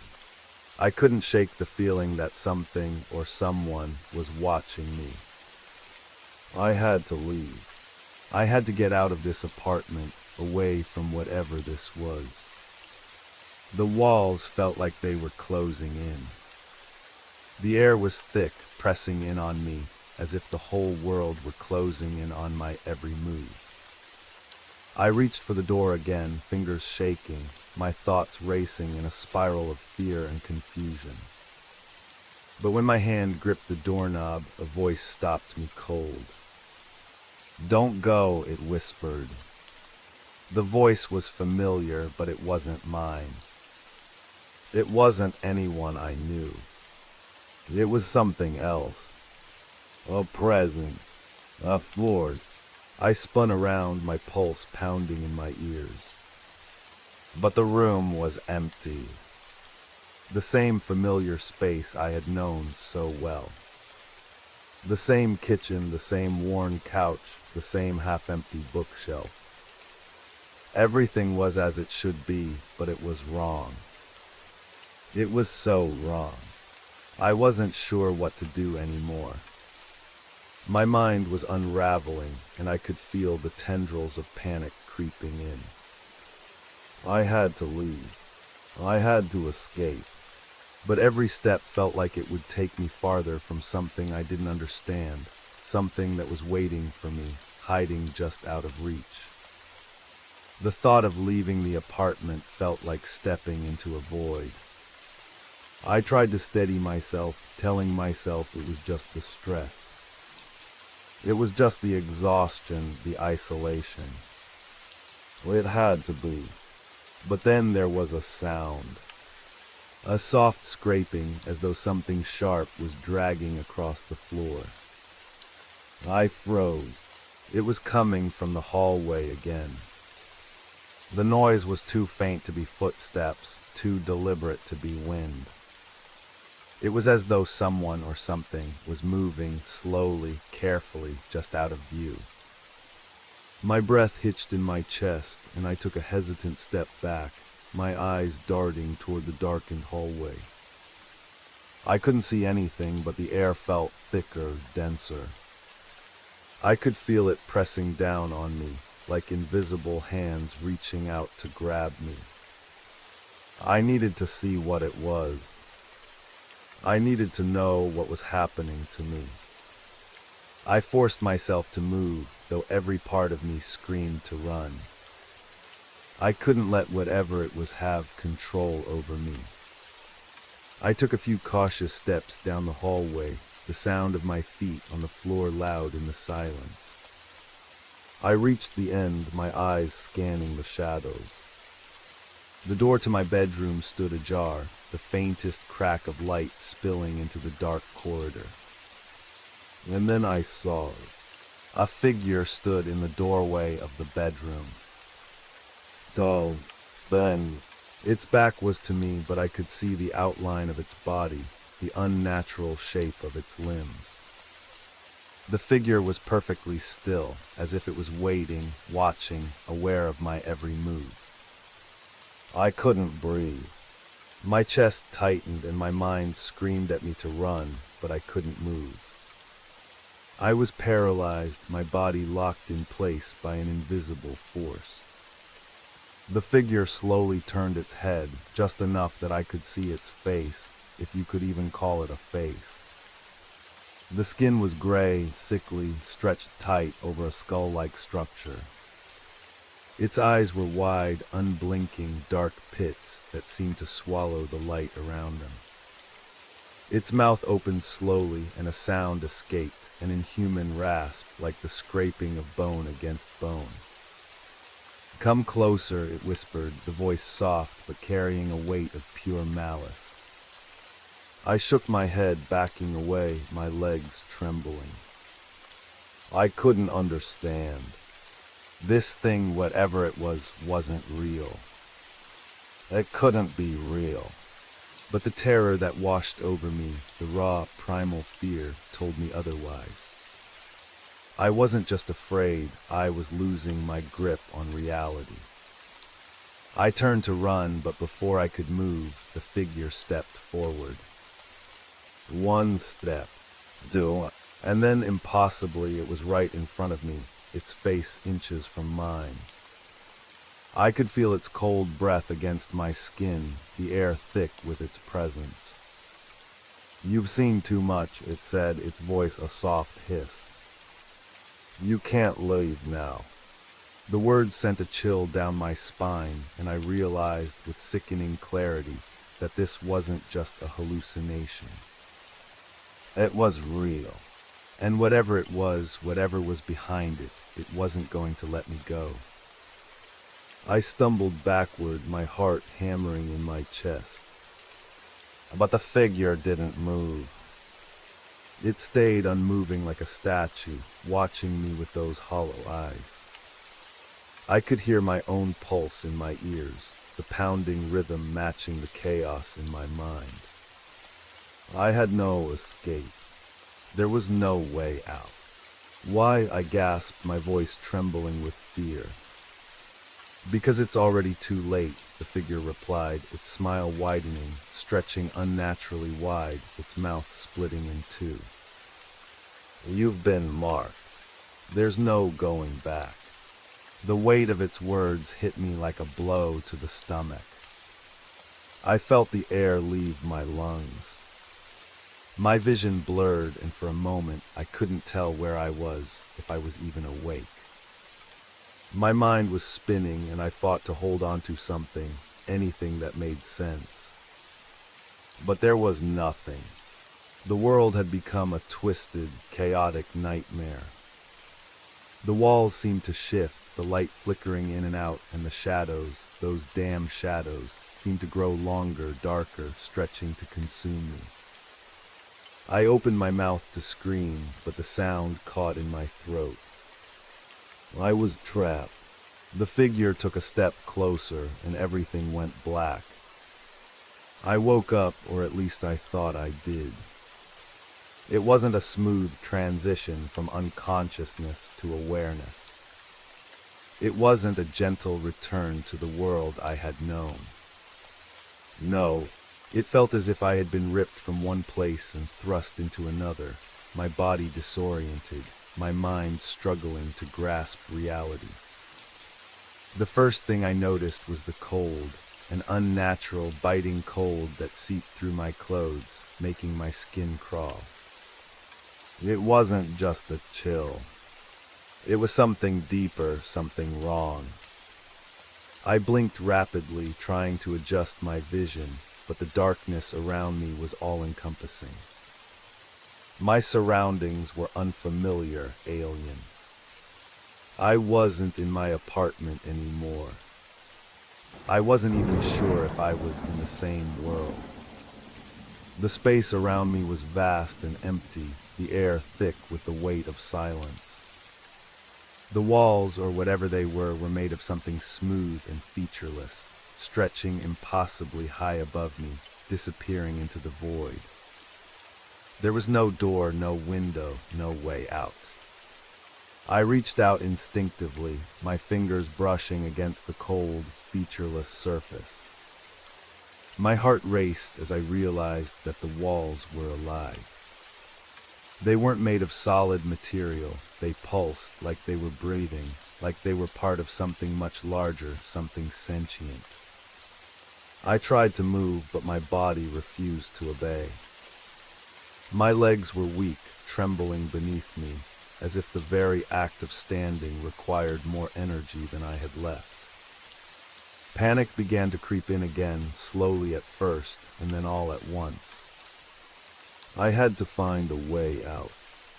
I had to get away from whatever this place was, whatever this thing was that had brought me here. But just as I thought I might collapse, something else shifted in the air. A presence as if the very atmosphere had changed. I turned my head quickly, my eyes scanning the empty space. And then I heard it, the softest sound, barely audible over the pounding of my heart. A whisper. It was faint, like a breath against my ear, but it sent a shock of ice through me. The voice was the same, the one I had heard before, the one that had said, "You've seen too much." "You can't leave," it whispered again, its voice echoing in the vast, empty space. It was everywhere and nowhere at once, as if it were coming from all directions, pressing in on me from all sides. I clenched my fists, my mind racing. This can't be happening. This isn't real. But the fear was too real. It clawed at me, sinking its claws deeper and deeper into my psyche. I tried to take a step, but the ground beneath me shifted, buckling and warping in a sickening ripple. It was as if the very fabric of this place was alive, twisting and contorting in response to my movements. The walls began to tremble, a low, groaning sound echoing through the vast emptiness, as if the space itself was awakening. The whispers grew louder, the voices multiplying, overlapping in a maddening cacophony. "You're not supposed to be here," one voice hissed, its tone dripping with malice. "You can't undo what's been done," another voice murmured, colder than ice. "There's no way out," a third voice joined in, its words slow and deliberate, as though savoring each syllable. The words tangled together, growing louder, suffocating me.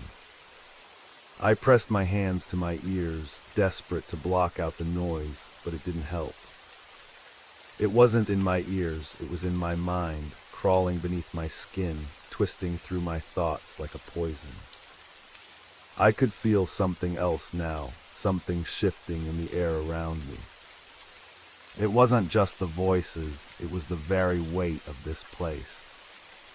The walls pulsed again, and this time the pulse felt like it was reaching into me, pulling at something deep inside. "I need to get out." The thought repeated in my mind like a mantra, but it felt hollow, meaningless.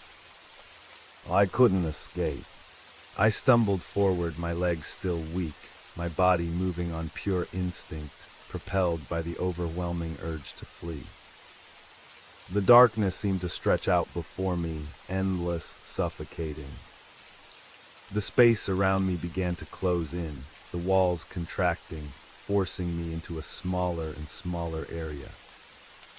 And then I saw it. A figure.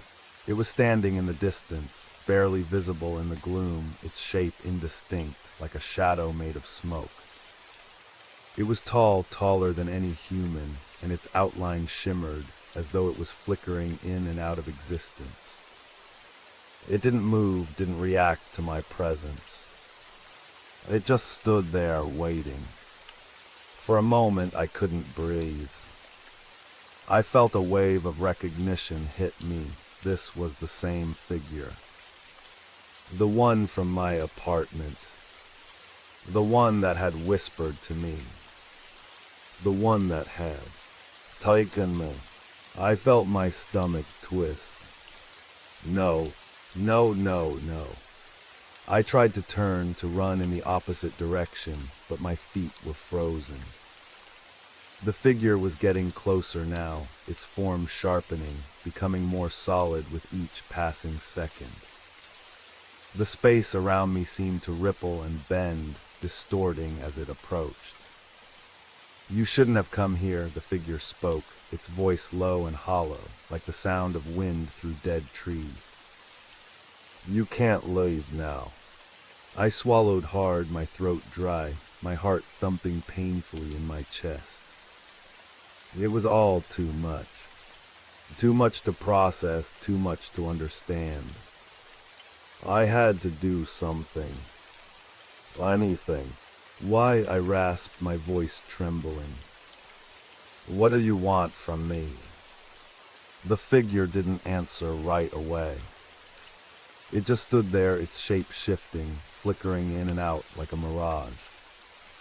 And then, just as I thought I might break, it finally spoke again. "It's too late."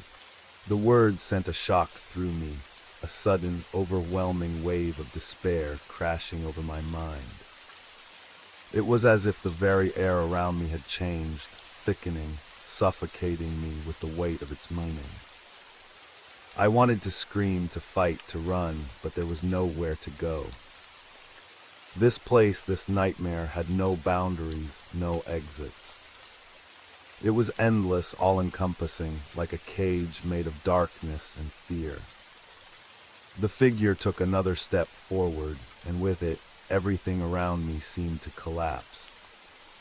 The walls, the shadows, the very space I had been in, all of it folded in on itself, compressing, crushing me under the weight of something that could not be named. And in that moment, I understood. There was no escape. There was only this suffocating, all-consuming void, where time had no meaning and the shadows never stopped watching. I had crossed a line, and now I was trapped in a world of my own making.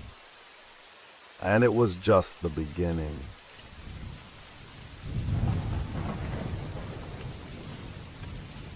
It all started with a question. A simple one. But once it entered my mind, it began to echo and grow until it consumed me entirely.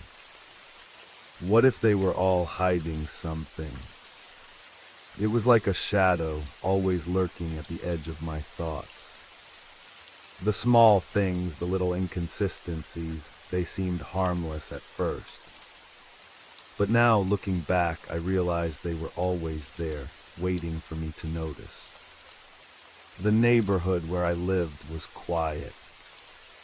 Too quiet. Most people kept to themselves. Families, friends, neighbors, you would pass them on the street and exchange polite greetings. It was one of those suburban areas where everything seemed to be perfectly in place.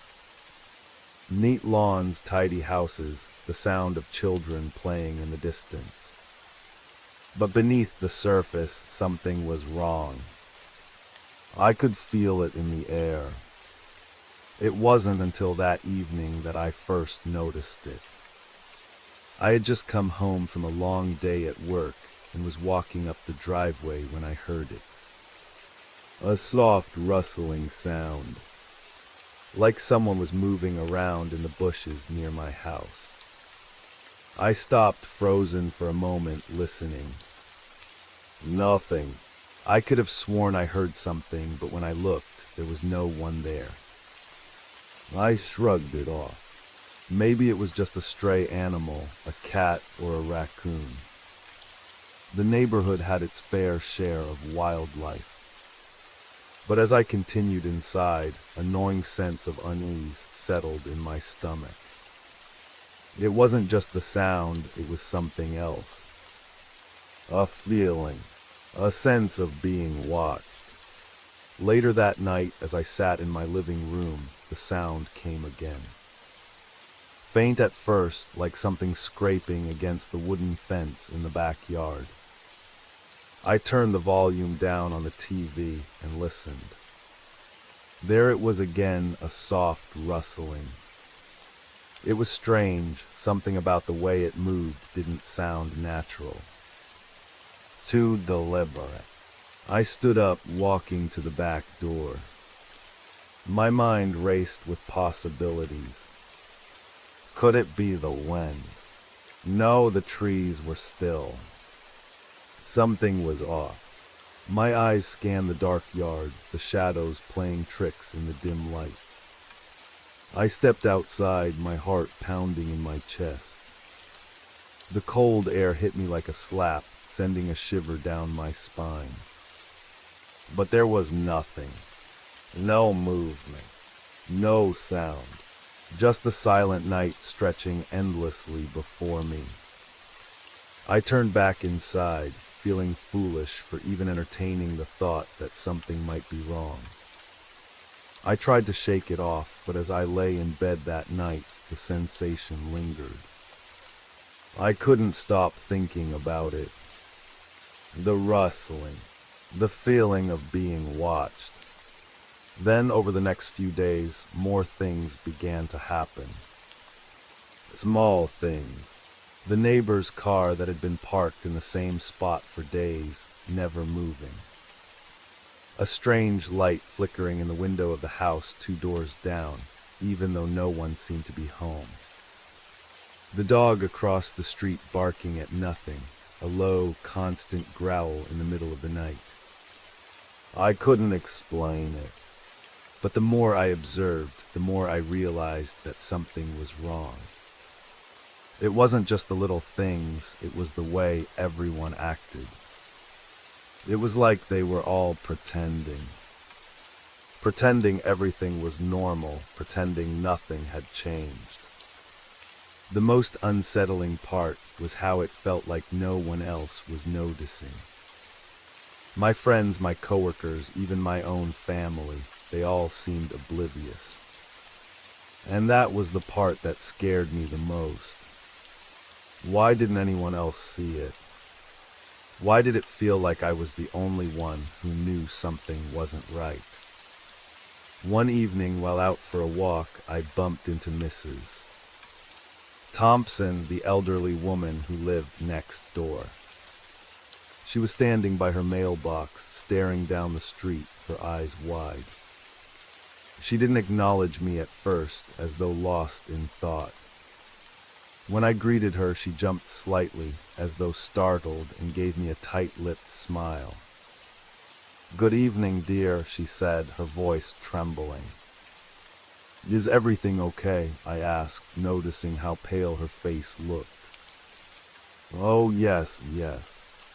Just a little tired, that's all," she replied quickly, almost too quickly. She gave a nervous laugh, but it sounded forced. I could see it in her eyes. The fear, the same feeling that had been growing inside me for days. "You sure?" I pressed.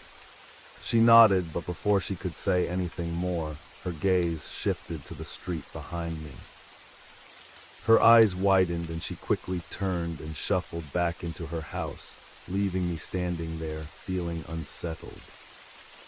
It was then that I began to realize Mrs. Thompson wasn't the only one.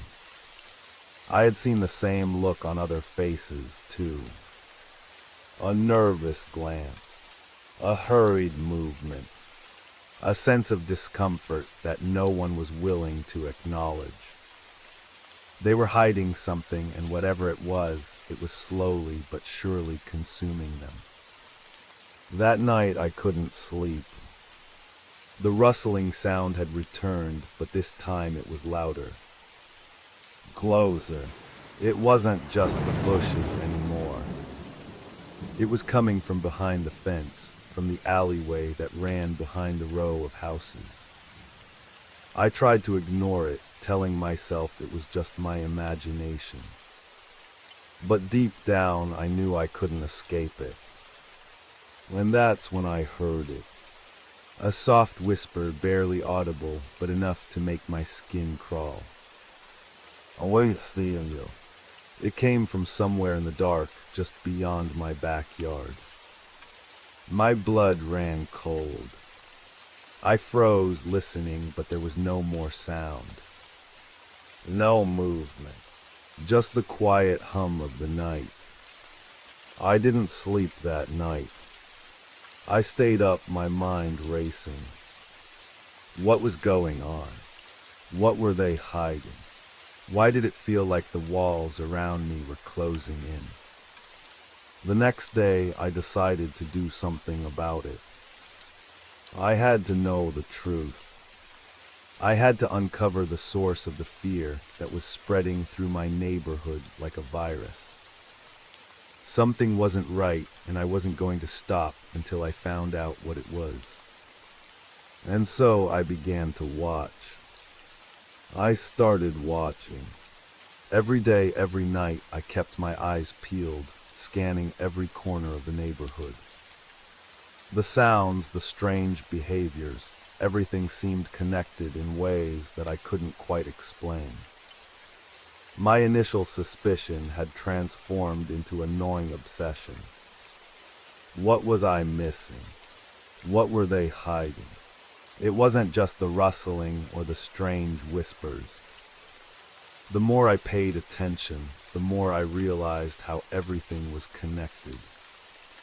The neighbors who never smiled anymore, the quick glances exchanged between them as if they shared a secret. The dog that never stopped barking, its eyes fixed on the same spot every night as though it were waiting for something. But what? I began to visit the houses of the people I'd known for years. Simple, casual visits. Small talk at first. But something was different this time. I was watching closely, listening for anything out of place. It was Mrs. Thompson again, a few days after our awkward encounter. She was watering her garden when I walked by. She smiled, but it didn't reach her eyes. Her hands shook slightly as she adjusted the flowers in her flower bed. "Good afternoon, Mrs. Thompson," I said, trying to keep my tone light. She looked at me, her eyes darting to the street before returning to mine. She was trying to keep her voice steady. "How are you, dear? It's such a lovely day today, isn't it?" I nodded, but I could see the unease in her face, her lips pressed into a thin line. "It is, yes. But I couldn't help but notice you've been acting a little off lately. Is everything all right?" Her smile faltered, and she shifted her weight from one foot to the other. "Oh, I'm just tired, dear." You know how it is. Her eyes flickered over her shoulder as though someone was watching us. I was getting closer. I could feel it. Before I could press further, a car pulled into her driveway, a large black sedan that I didn't recognize. It was odd. Most people here drove the usual cars, sedans, minivans, nothing flashy. This car looked out of place. "Mrs. Thompson stiffened the moment she saw it. "Oh, excuse me, I must go inside." "I have something to take care of." Her voice was strained, almost panicked. She hurried inside, locking the door behind her. I didn't follow her inside, but I stayed outside, watching the car through the corner of my eye. The man who stepped out of the vehicle was tall, dressed in a dark suit. His face was obscured by dark sunglasses, even though it wasn't sunny. I couldn't make out his features, but something about him sent a chill through me. He knocked on Mrs. Thompson's door, and I saw her open it quickly, almost too quickly.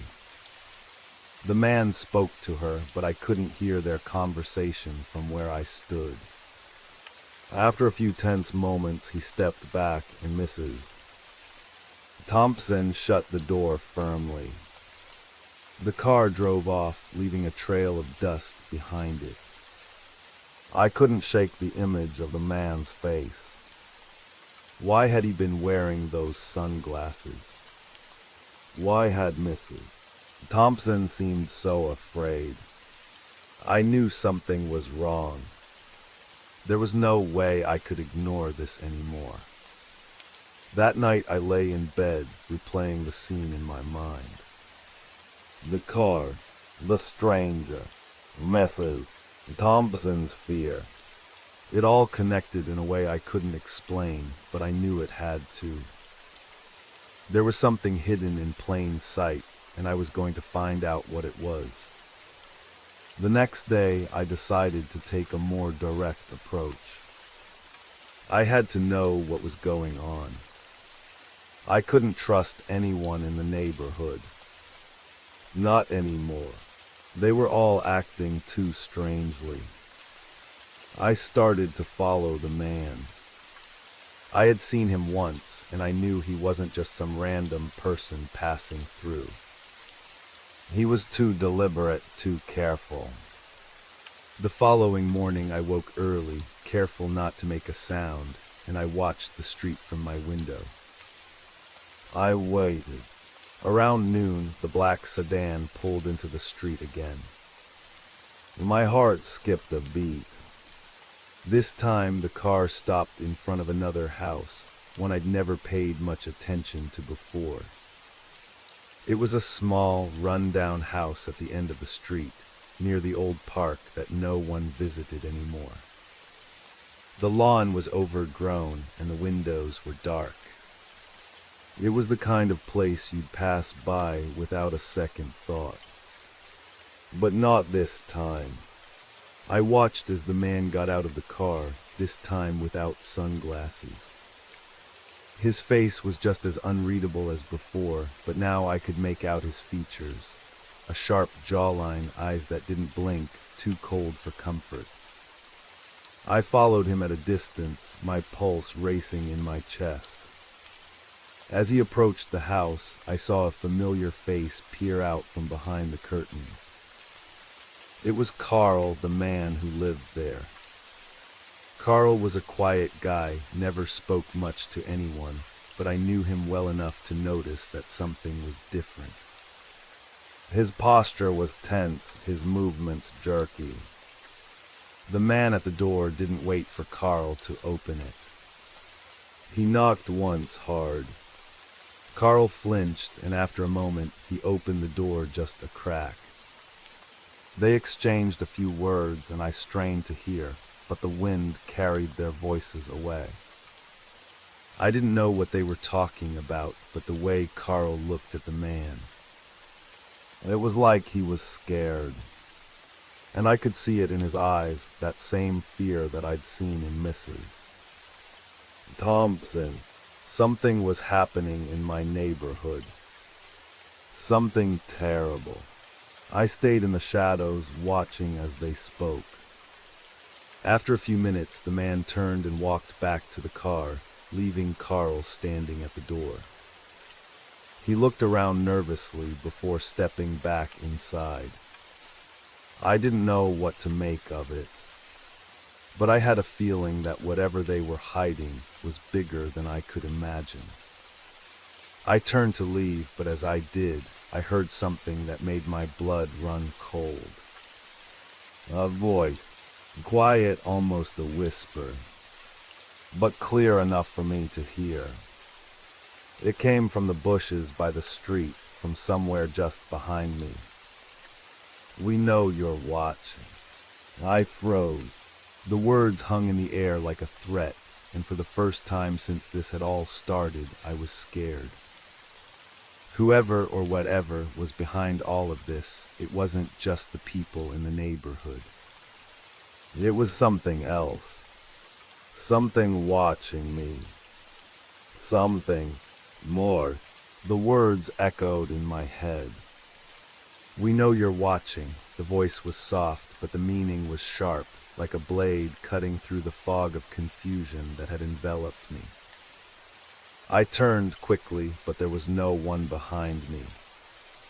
The street was empty, as it had always been, the silence broken only by the distant hum of traffic.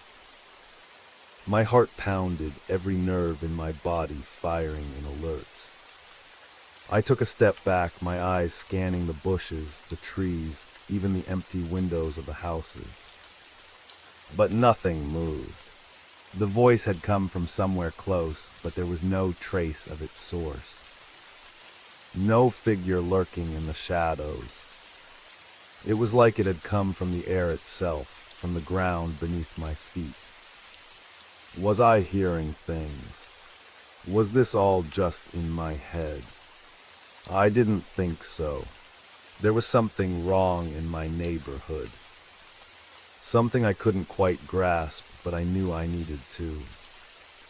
I stood there for what felt like hours, trying to calm my breathing, trying to make sense of it. The sound of my heartbeat was deafening, drowning out the distant noises of the world around me.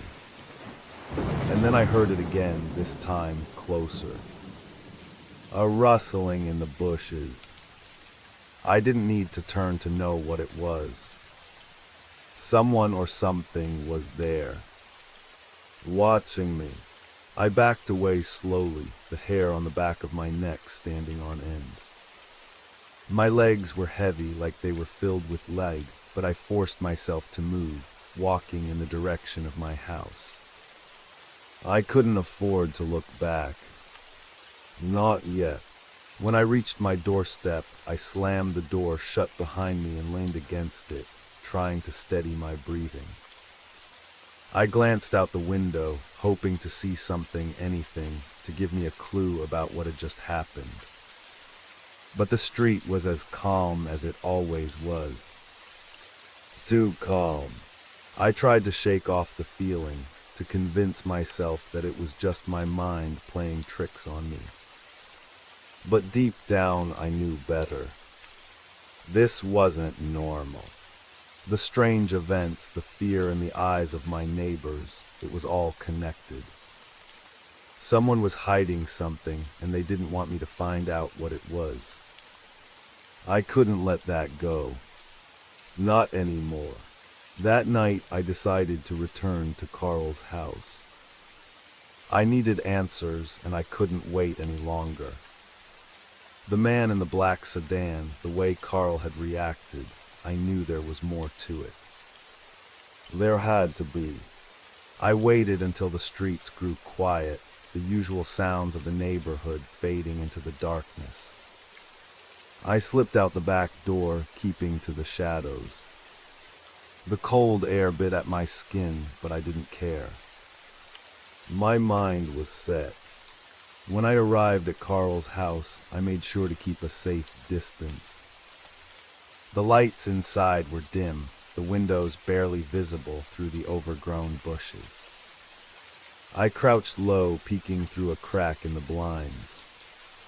From here, I could just make out Carl sitting at his kitchen table, his hands clasped together, his face drawn with exhaustion. But there was something else. Another figure. The tall man from the black sedan was in the kitchen with him. I could barely hear their conversation, but I could see Carl's eyes flicking nervously toward the door. He was sweating, his face pale. Whatever they were talking about, it was making him uneasy. I couldn't stay there forever. I needed to get closer. I moved silently around the back of the house, finding a spot near the window where I could hear their voices clearer. The words were low, almost unintelligible, but I managed to catch a few fragments. You know too much. We can't let you protect yourself. Carl's voice trembled. I haven't told anyone. I swear. I don't want any part in this. I just want to be left alone. The man's response was cold, measured. You don't have a choice. It's too late for that. A chill ran down my spine. What were they talking about? What was so dangerous that Carl was willing to plead for his life? And why had he been acting so strange lately? There was a connection here, I was sure of it. But the pieces weren't fitting together. Not yet. Suddenly Carl stood up, his chair scraping loudly against the floor. He turned toward the door as if someone had just knocked. His eyes widened in fear, and I instinctively ducked lower, praying he hadn't seen me. I waited, holding my breath. I heard the door open, but I didn't risk peeking out just yet.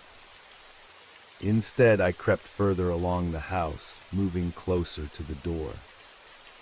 I needed to hear what was happening, needed to understand more. The conversation grew louder. Just leave, Carl said, desperation in his voice.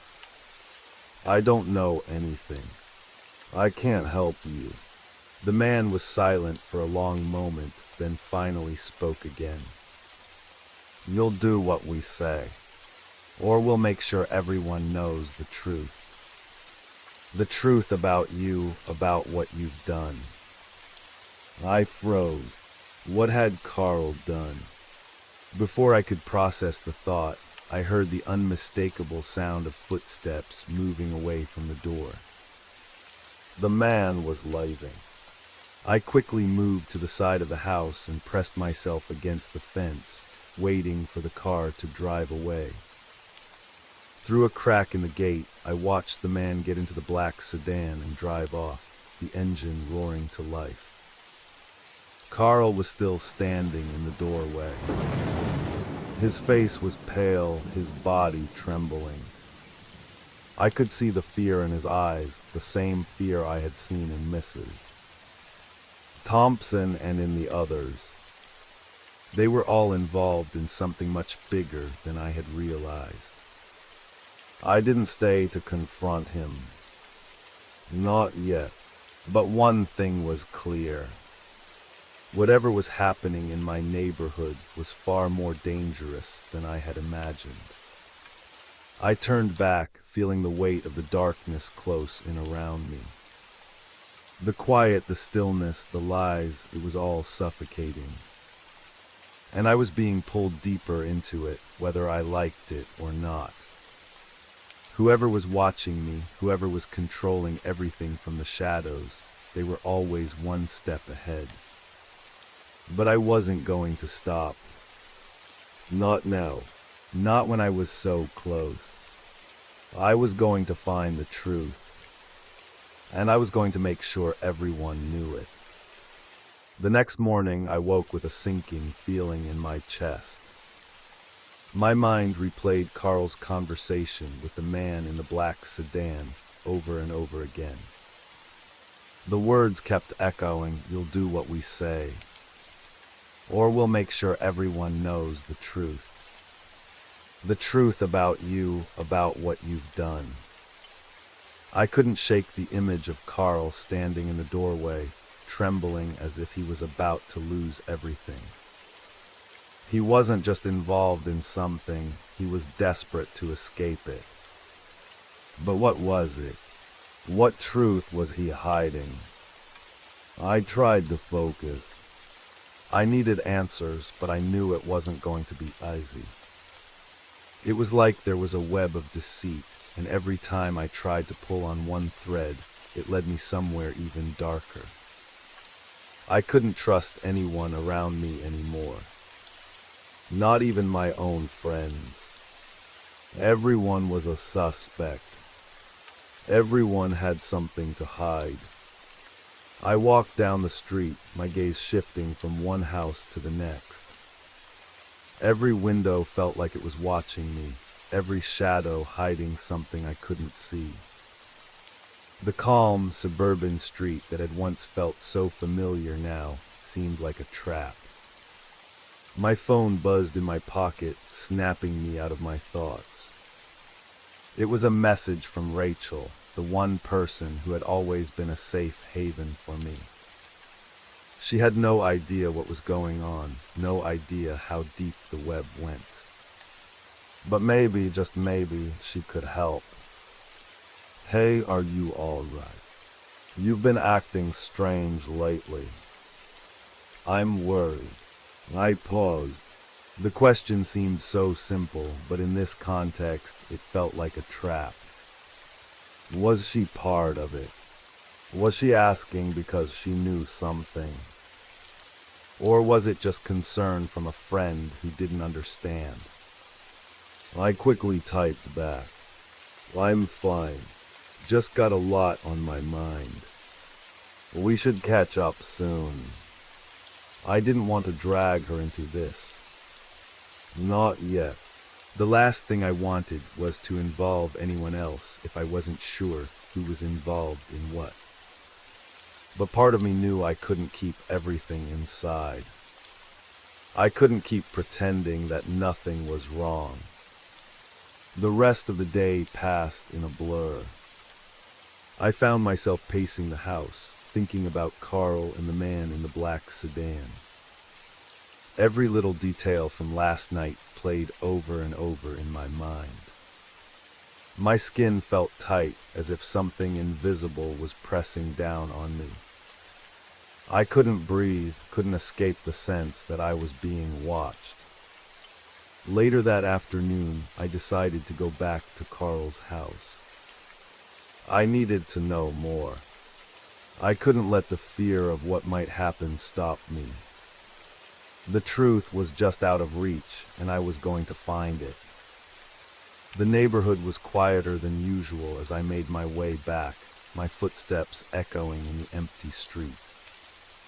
I felt a strange mix of dread and determination as I reached Carl's house. This time I wasn't going to hide in the shadows. I had to confront him. I had to know the truth. The front door was slightly ajar, which struck me as odd.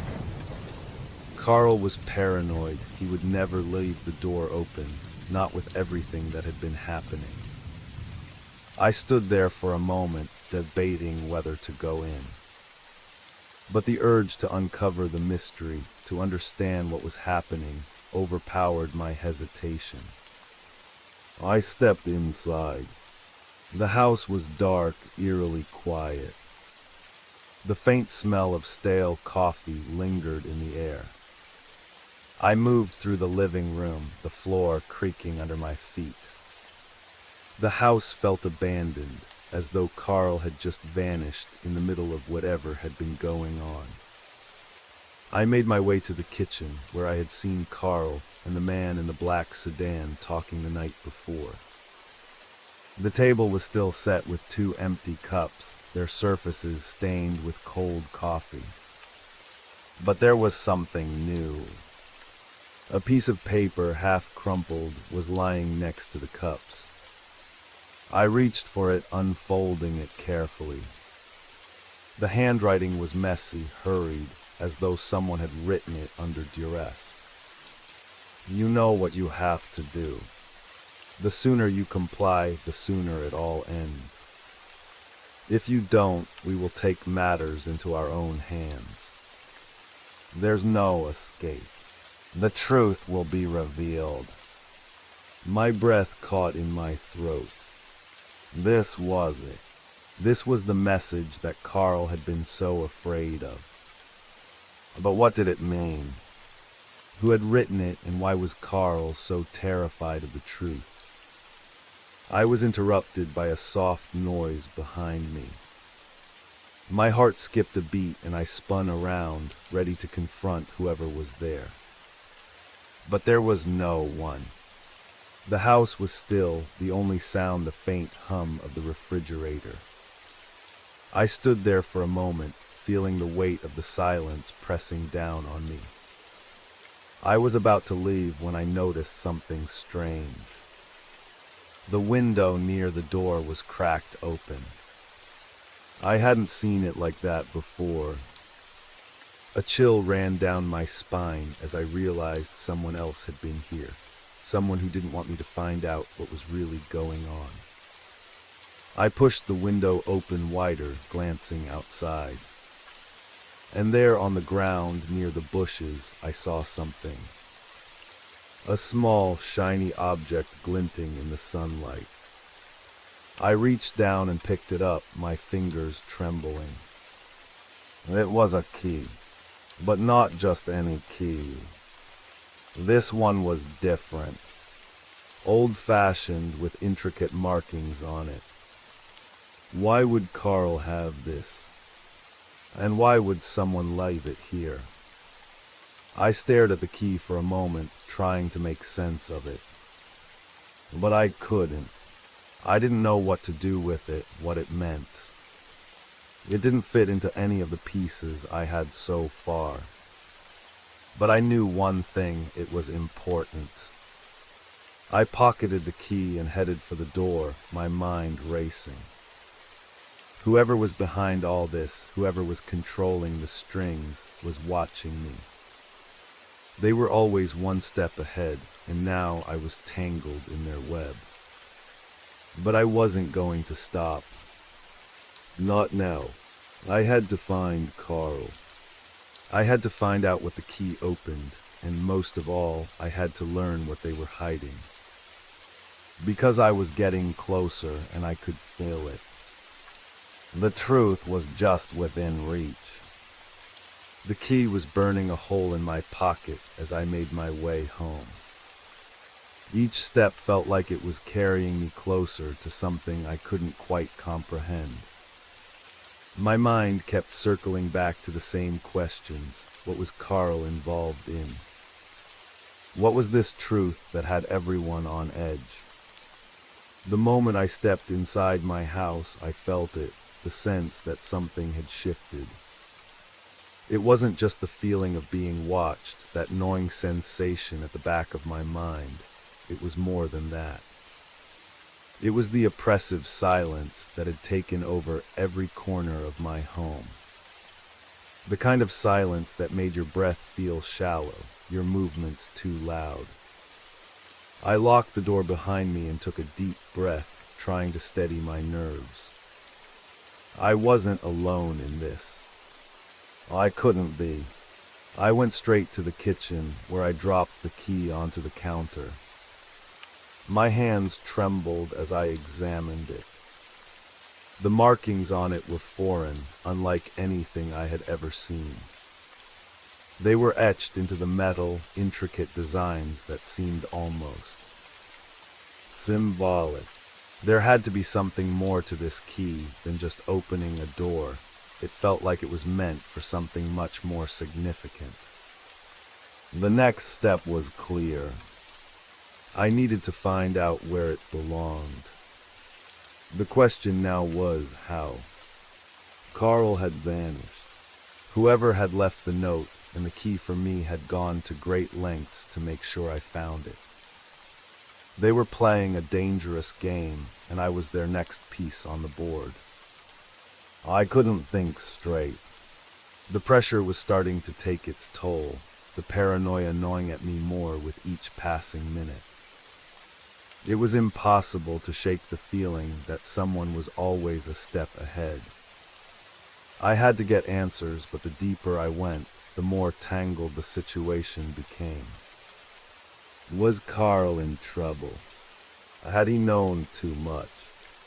Or was I simply being drawn into something much larger than I could handle? A sudden knock at the door broke my train of thought. My pulse quickened as I moved cautiously toward it. I wasn't expecting anyone. I peeked through the peephole and my heart skipped a beat. It was Rachel. I hadn't spoken to her since I sent that message earlier. She looked anxious, her eyes darting around nervously as if she knew she was being watched. I hesitated for a moment, unsure whether I should open the door. But something about her presence, the desperation in her expression, made me do it anyway. "Hey," she said softly as I opened the door, her voice laced with unease. "Why, I know something going on. You've been distant, and I saw something earlier, something I think you need to see."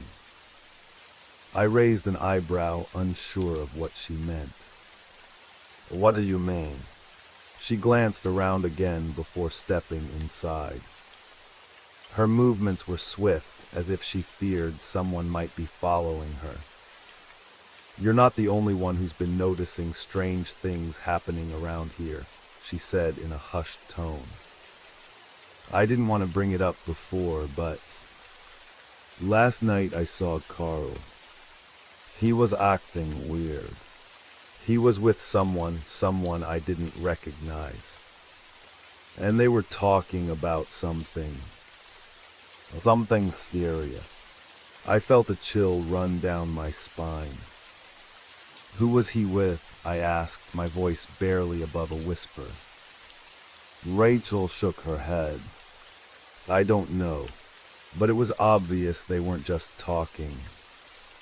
They were threatening him." I stiffened, the words hitting me like a slap in the face. Threatening him. What did they want from Carl? And why was she only telling me this now? "Why didn't you tell me before?" I asked, the frustration building in my voice. I didn't know what to make of it, she admitted, her eyes cast downward. But now I'm starting to think it's more than just a coincidence. I saw the same car from last night, the black sedan. It was parked down the street earlier, and the man inside. He was watching me. My stomach tightened at the thought. This was worse than I had imagined. Whoever was involved in this, they weren't playing games. They had power and they were making their moves, one by one. Rachel's voice broke through my thoughts. "I don't know what's going on, but I'm scared, okay? Something isn't right." I think they're watching me now too. I could see the fear in her eyes. She wasn't just worried for me, she was worried for herself. The situation was spiraling out of control, and I couldn't shake the feeling that we were both in way over our heads. "Do you think Carl's in danger?" I asked, my voice barely above a whisper. Rachel nodded. "I don't know what to think anymore. But I've been looking into things, asking around, trying to find out what's going on. And I came across something. Something that might be connected to the people Carl's involved with." My heart raced. "What is it?" Rachel hesitated for a moment before pulling out her phone. She showed me a series of images, grainy photos of what looked like a warehouse, hidden behind a row of abandoned buildings. "I found this online. It's not much, but it's a start. The place has been tied to some unsavory people. And there's one name that keeps coming up." She paused for effect. "Hawthorne." The name sounded familiar, but I couldn't place it.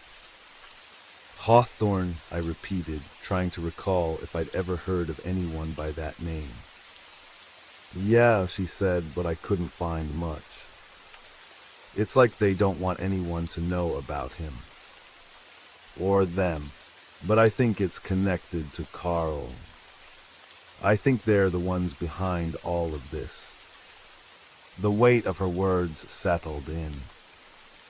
Hawthorne. Whoever they were powerful. And if they had something to do with Carl's disappearance and all the strange events that had been happening around me, then I was in much deeper than I had realized. I turned to Rachel, my eyes steely with determination. "We need to go there. We need to find out what's really going on." Rachel's face paled, her fear obvious. "Are you sure? It's dangerous." "I don't care," I said, my voice firm. "I need answers, and I'm not leaving until I get them." The room was thick with tension as we stood there, the air heavy with the weight of what was to come. The truth was out there, buried somewhere beneath all these lies, and I wasn't going to stop until I uncovered it. The first step was the warehouse, and I was going to find out exactly what Hawthorne had to do with it all. It wasn't supposed to happen like this. How could something so small, so insignificant, cause this much dread? I've always been curious, perhaps too curious for my own good. But even I didn't expect what I would find. I was cleaning out the attic of the old house, the one I'd inherited from my late uncle. He had been a recluse, never speaking much to anyone, leaving behind only his work and strange relics that never seemed to make sense. The house itself had a peculiar atmosphere, as though the walls whispered secrets that could not be understood. I never liked staying there too long, but after his passing, I was left with no choice. Sorting through his things was supposed to be a quick task, just pack up his things and sell the house. At least that was the plan. That's when I found it. A small, unmarked flash drive, buried in the bottom of an old, leather-bound box. Its dull, matte surface gleamed in the dim light from the overhead bulb. It looked harmless, even ordinary. But something about it felt wrong. Almost as if it had been waiting for me. I hesitated. The rational part of my mind told me it was just a forgotten piece of technology from years ago. Yet a strange compulsion urged me to plug it into my laptop. What harm could there be in just taking a quick look? I didn't realize then that the moment I inserted the drive, I was inviting something far worse than a file into my life. The screen flickered before displaying a folder labeled private. Inside, I found several video files, each one timestamped with dates that seemed oddly familiar, but I couldn't place why. As I clicked on the first one, a chill ran down my spine. The footage began, and I immediately recognized the street outside my window, the one I walked down every day. But something was wrong with it.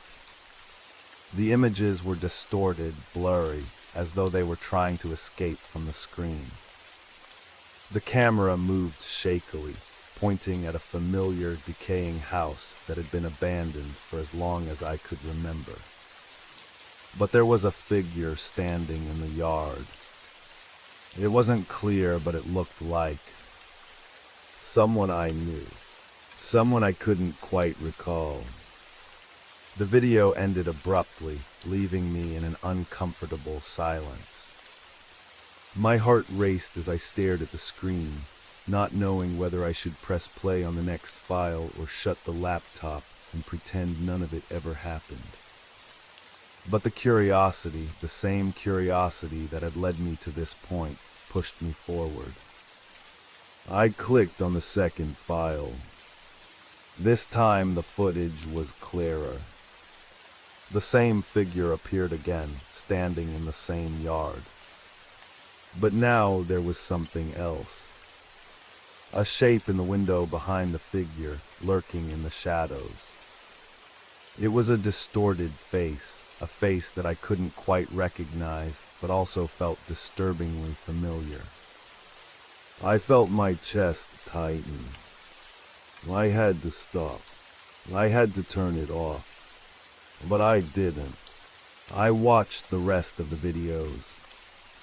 Each one revealed more footage of my city, places I knew too well, the park, the street corner, the local cafe. But in every video, something was wrong. The figures in the background, the strange shapes that flickered at the edges of the frame. Each one seemed to be growing closer to the people I knew, people I cared about. And then I saw the last video. It was a recording from inside the house. My uncle's house. I could hear his voice in the background, though the words were garbled and muffled, as though the camera was fighting against the sound. But it wasn't the voice that terrified me. It was the shadow that appeared in the corner of the room, creeping slowly towards the camera. It looked almost like a person, but its movements weren't human. The figure stopped in front of the camera, and I felt a cold rush of fear. Then the video cut off, leaving only darkness on the screen. I stared at the empty blackness, my mind racing. How was this possible? These were places I knew. These were people I had seen with my own eyes. But this wasn't reality. This wasn't right. The videos weren't from the past. They were happening now. I felt a creeping sensation, like I was being watched. I turned quickly, expecting to see someone standing behind me, but there was nothing. Just the quiet hum of my laptop. I shakily closed the laptop, my hands trembling.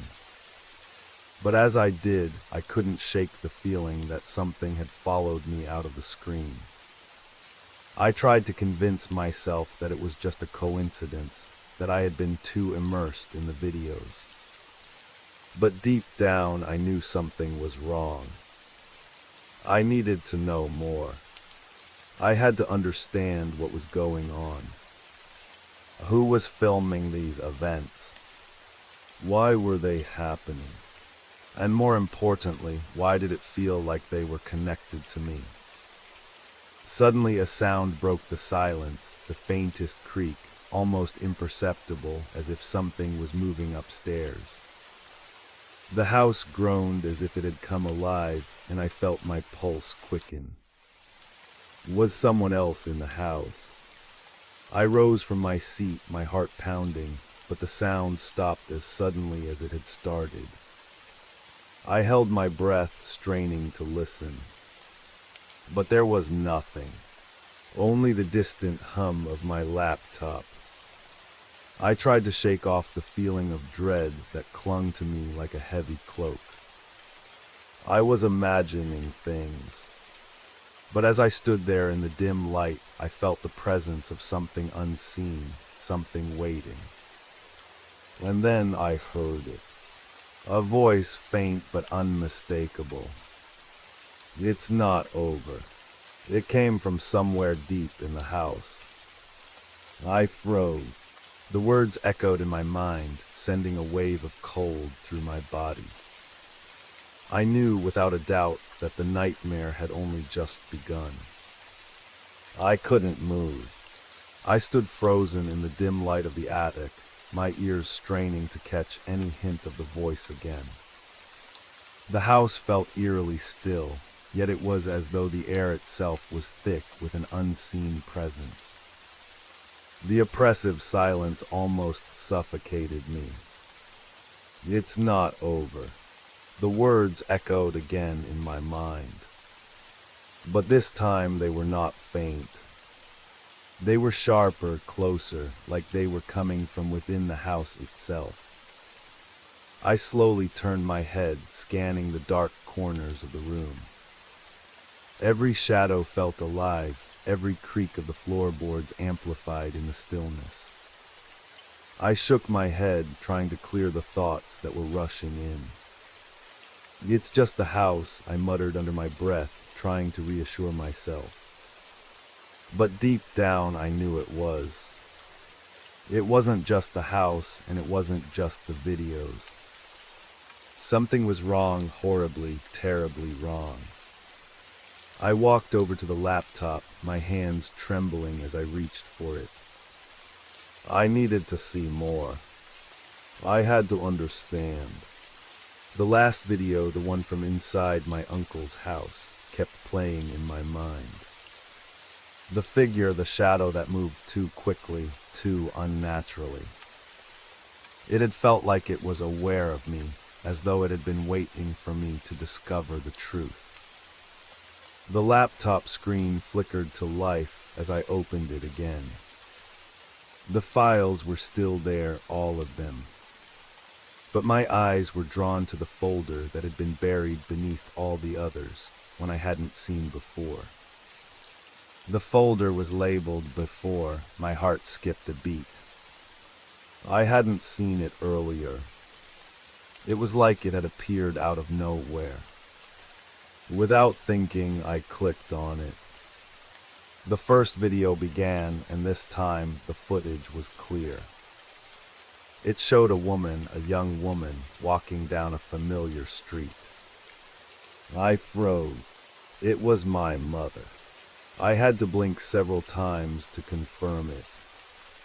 The video was old, grainy, but unmistakably her. She was walking towards the same park I used to visit as a child, her face filled with a distant expression, as though she was lost in thought. But something wasn't right. The video was silent, no sounds at all except the soft scuff of her shoes against the pavement. It was as if time had slowed down for her, as though she were trapped in a moment that couldn't end. As she reached the park, a figure appeared behind her, someone in a dark coat, face hidden in shadow. The figure followed her, never getting too close, but always remaining in the frame, a presence that felt unnervingly constant. The camera moved erratically, almost like it was trying to avoid the figure, but it was always there, lurking at the edges of the shot. The video ended abruptly. I sat there, my mind reeling. My mother. Why was she in this footage? And who was following her? Why was this on the flash drive? I had always known that my mother had some kind of connection to this town's dark past. She had never spoken about it much, and I had always assumed it was something personal, something she didn't want to remember. But this was something different. The second video in the folder was even more unsettling. It showed the same park, but this time my mother wasn't in it. The camera focused on the bench near the old oak tree, the one I used to sit on when I was a child. The bench was empty, but there was something about the way the camera lingered on it, something strange, like it was waiting for something to happen. Then, without warning, a shadow crossed the bench, and I saw it. A figure. The same figure from the first video. But this time it was standing beside the bench, its face still hidden in the darkness. I couldn't breathe. My hand hovered over the keyboard, unsure of what to do next. I wanted to close the video, to shut it all out, but I couldn't. Something inside me told me that I was getting closer to something important. To the truth. I clicked on the next video. This one was different. It wasn't filmed from a hidden camera, but rather from what seemed like a stationary security camera. The footage showed a dimly lit hallway, one that looked hauntingly familiar. The camera was positioned at the far end of the hallway, facing a door. I recognized the door. It was the same one in my uncle's house, the one at the end of the corridor, the one that had always been locked. I couldn't believe what I was seeing. The door creaked open, and I saw a figure step out from behind it. It was the same figure from the other videos, but now it was clearer, closer. The figure was dressed in dark clothing, its face still obscured by shadows. But there was something chilling about its posture. It was unnaturally still, like it was waiting for something or someone. I felt my heart race as I watched the figure move down the hallway, slowly, deliberately. The camera followed its movements, tracking it step by step, until the figure stopped in front of another door. The door that led to my uncle's study. The figure didn't open the door. Instead, it simply stood there, staring at it for what felt like an eternity. Then, with an unnatural jerk, it turned its head toward the camera, as if it knew it was being watched. For a brief moment, the figure's face came into view, just enough for me to see the twisted, contorted features of a woman's face. My stomach churned. Before I could react, the video cut off. My laptop screen went black. I sat there staring at the blank screen, unable to process what I had just seen. My mind was racing. The figure, the woman, the connection, it all pointed to my uncle and my mother. The words that I had heard earlier echoed in my mind again. It's not over. I had uncovered something, but I didn't know if I was ready for it. The past was coming back, and it wasn't finished with me yet. I grabbed my coat, my hands shaking. I needed answers. I needed to find out what had happened to my uncle, what he had been hiding. I had to go back to the house. I had to confront the truth. The night air felt thick as I stepped outside, the cool breeze brushing against my skin, doing little to calm the unease that had settled deep in my chest. I knew what I had to do. There was no turning back now. The truth, whatever it was, had its claws in me, and I couldn't escape it. I pulled the collar of my coat tighter around my neck as I made my way to the old car parked at the end of the driveway. My uncle's house was only a few miles away, but with each step, the weight of the darkness around me grew heavier. The once familiar streets seemed foreign now, as though the entire town was holding its breath, waiting for something terrible to happen. I tried to push the thoughts from my mind, but the images from the videos kept flashing before my eyes. The figure, the strange woman's face, the unnerving silence that had followed each piece of footage. I could still hear her voice in my head, soft but persistent. "It's not over." I tried to convince myself that it was all just a coincidence, a result of my mind connecting dots that shouldn't be connected. But deep down, I knew I was lying to myself. There was something far worse at play here, something I hadn't even begun to understand. The drive to my uncle's house was uneventful, but the closer I got, the more intense the feeling of dread became.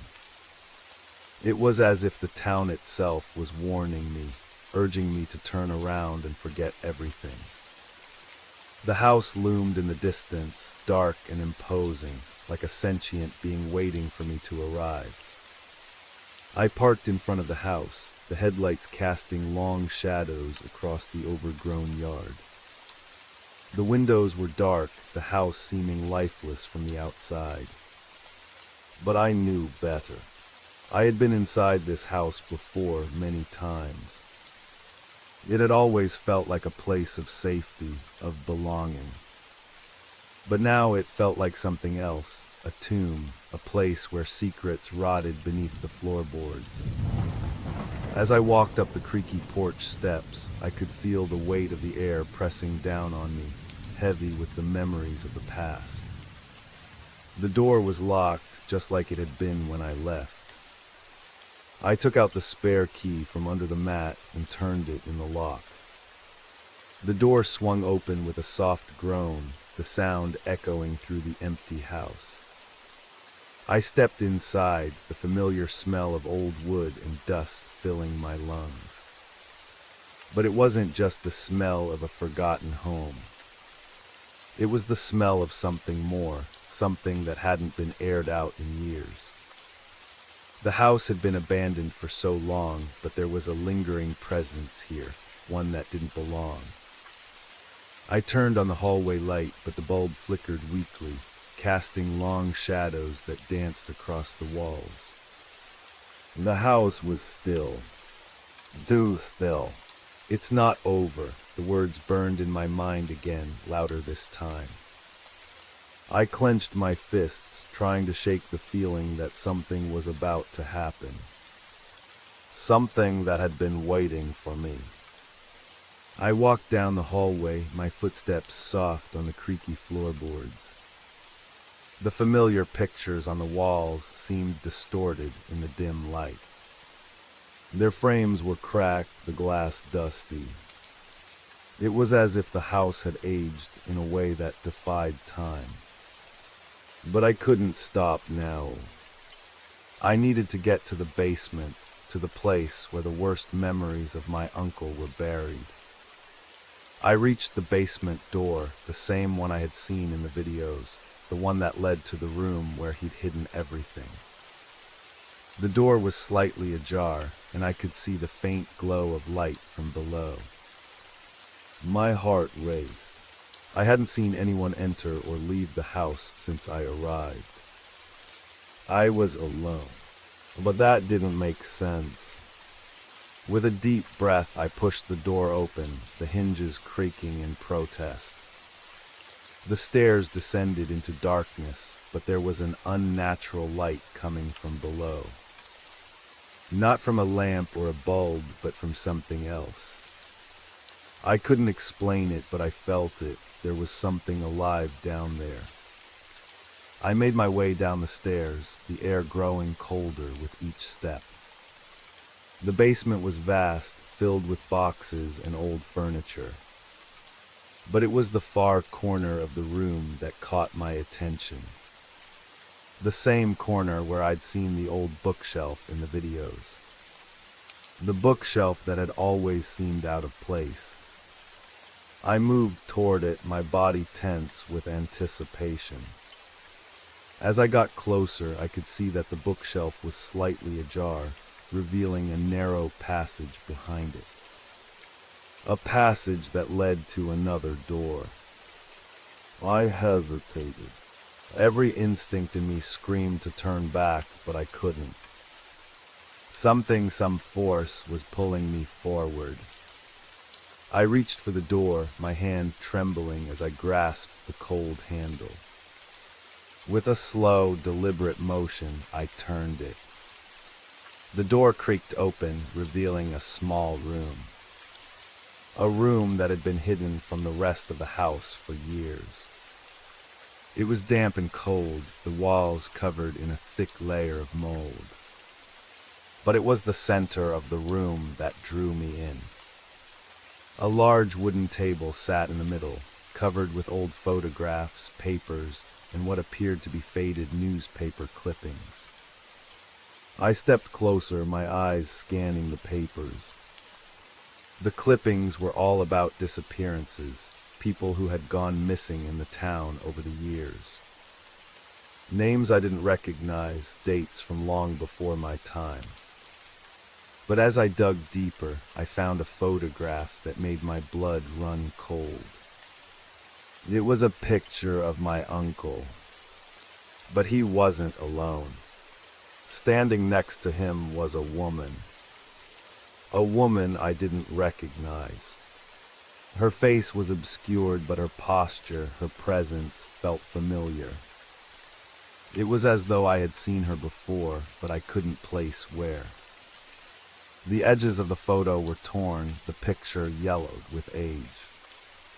But it wasn't just the photograph that caught my attention. It was the note attached to it, hastily written in my uncle's handwriting. She's back. She's never left. The room felt smaller suddenly, suffocating. The walls seemed to close in on me, the air heavy with the weight of something long forgotten. I knew with an absolute certainty that I had uncovered something that was never meant to be found. I backed away from the table, my mind racing with questions. Who was the woman? Why had my uncle kept this hidden? And what had happened to him? I turned to leave the room, but as I did, I heard a sound. A soft scraping noise coming from the far end of the basement. Something or someone was moving in the dark. I wasn't alone anymore. The scraping noise continued, a slow, deliberate sound that made the hairs on the back of my neck stand up. My heart pounded in my chest as I spun around, trying to pinpoint where it was coming from. The basement was a labyrinth of shadows, the air growing heavier with every breath I took. The cold seeped into my bones, and I realized that my breath was visible in the dim light. It hadn't been like that before. I took a step backward, my eyes scanning the room in a desperate search for the source of the noise. The shadows seemed to stretch unnaturally, as though they were alive, shifting and moving. But there was nothing visible, nothing I could see clearly. It was all in the dark, just out of reach. I strained my ears, trying to focus on the sound. It was closer now, no longer scraping, but shuffling footsteps. Slow, dragging footsteps like something or someone was dragging itself across the floor. The noise was unmistakable. I couldn't breathe. Every instinct told me to run, to get out of there as fast as I could, but my feet were frozen to the floor.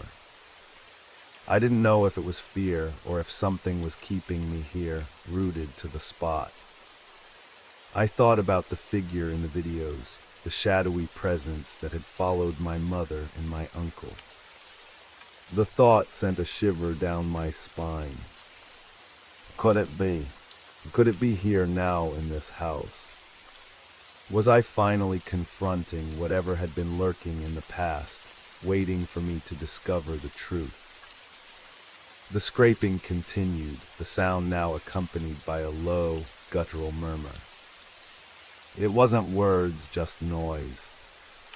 But the more I listened, the more it felt like it was directed at me, like it knew I was there. The room suddenly seemed smaller, more confined, as though the walls were closing in. The temperature had dropped even further, the chill settling into my skin like ice. I could see my breath now, puffing in small clouds in front of me. I turned toward the table, my eyes falling on the photographs and papers again. But they didn't offer me any answers. They only raised more questions. I couldn't shake the feeling that whatever was here, whatever had been in the house before, was still there, watching me, waiting for me to make the wrong move. Then, through the murk of the shadows, I saw it. A figure, just a glimpse, standing at the edge of the room. It was a silhouette at first, too dark to make out any details. But I could see it move, slowly, almost painfully.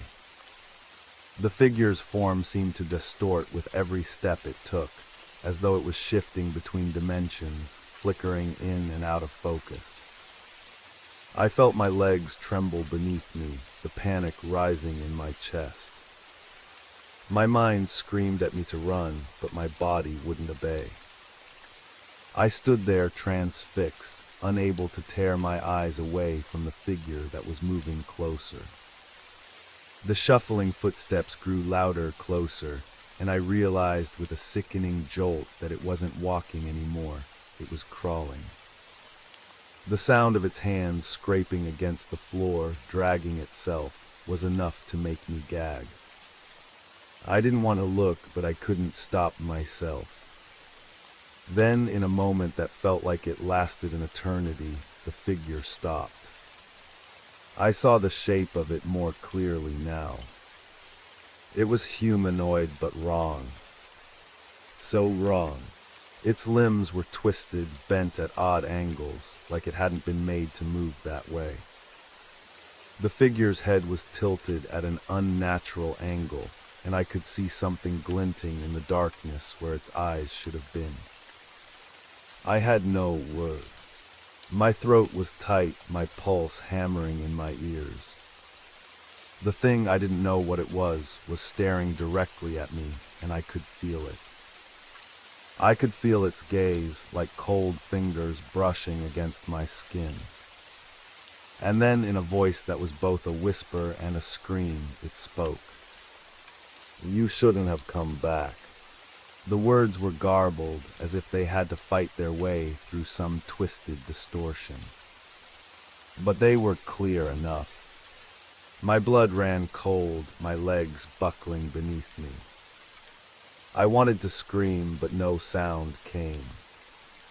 My mouth was dry, my body frozen in fear. It was too late. I had uncovered something that shouldn't have been uncovered, something that had been waiting for me, for anyone foolish enough to open the door to the past.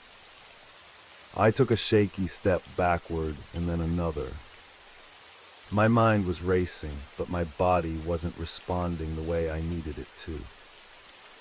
The figure moved again, its limbs contorting unnaturally as it began to crawl toward me, the sound of its bones scraping against the floor like 1,000 nails on a chalkboard.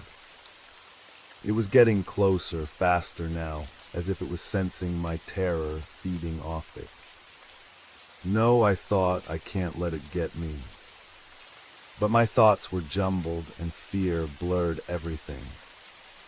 Without thinking, I stumbled backward, hitting the edge of the table. My eyes darted around the room, looking for anything to use, anything to protect myself. But there was nothing. It was then that I realized something worse. The door to the basement had closed. Somehow, without me hearing it, the door had shut behind me, trapping me inside with that thing. I grabbed the doorknob, my hand shaking violently, but the door wouldn't budge. It was as if something was pressing against it from the other side, preventing me from escaping. I turned to face the creature again, the dark shape now so close that I could see the jagged outline of its body. Its face was twisted, a grotesque mask of an old woman, eyes too wide, mouth stretched into a smile that made my stomach churn.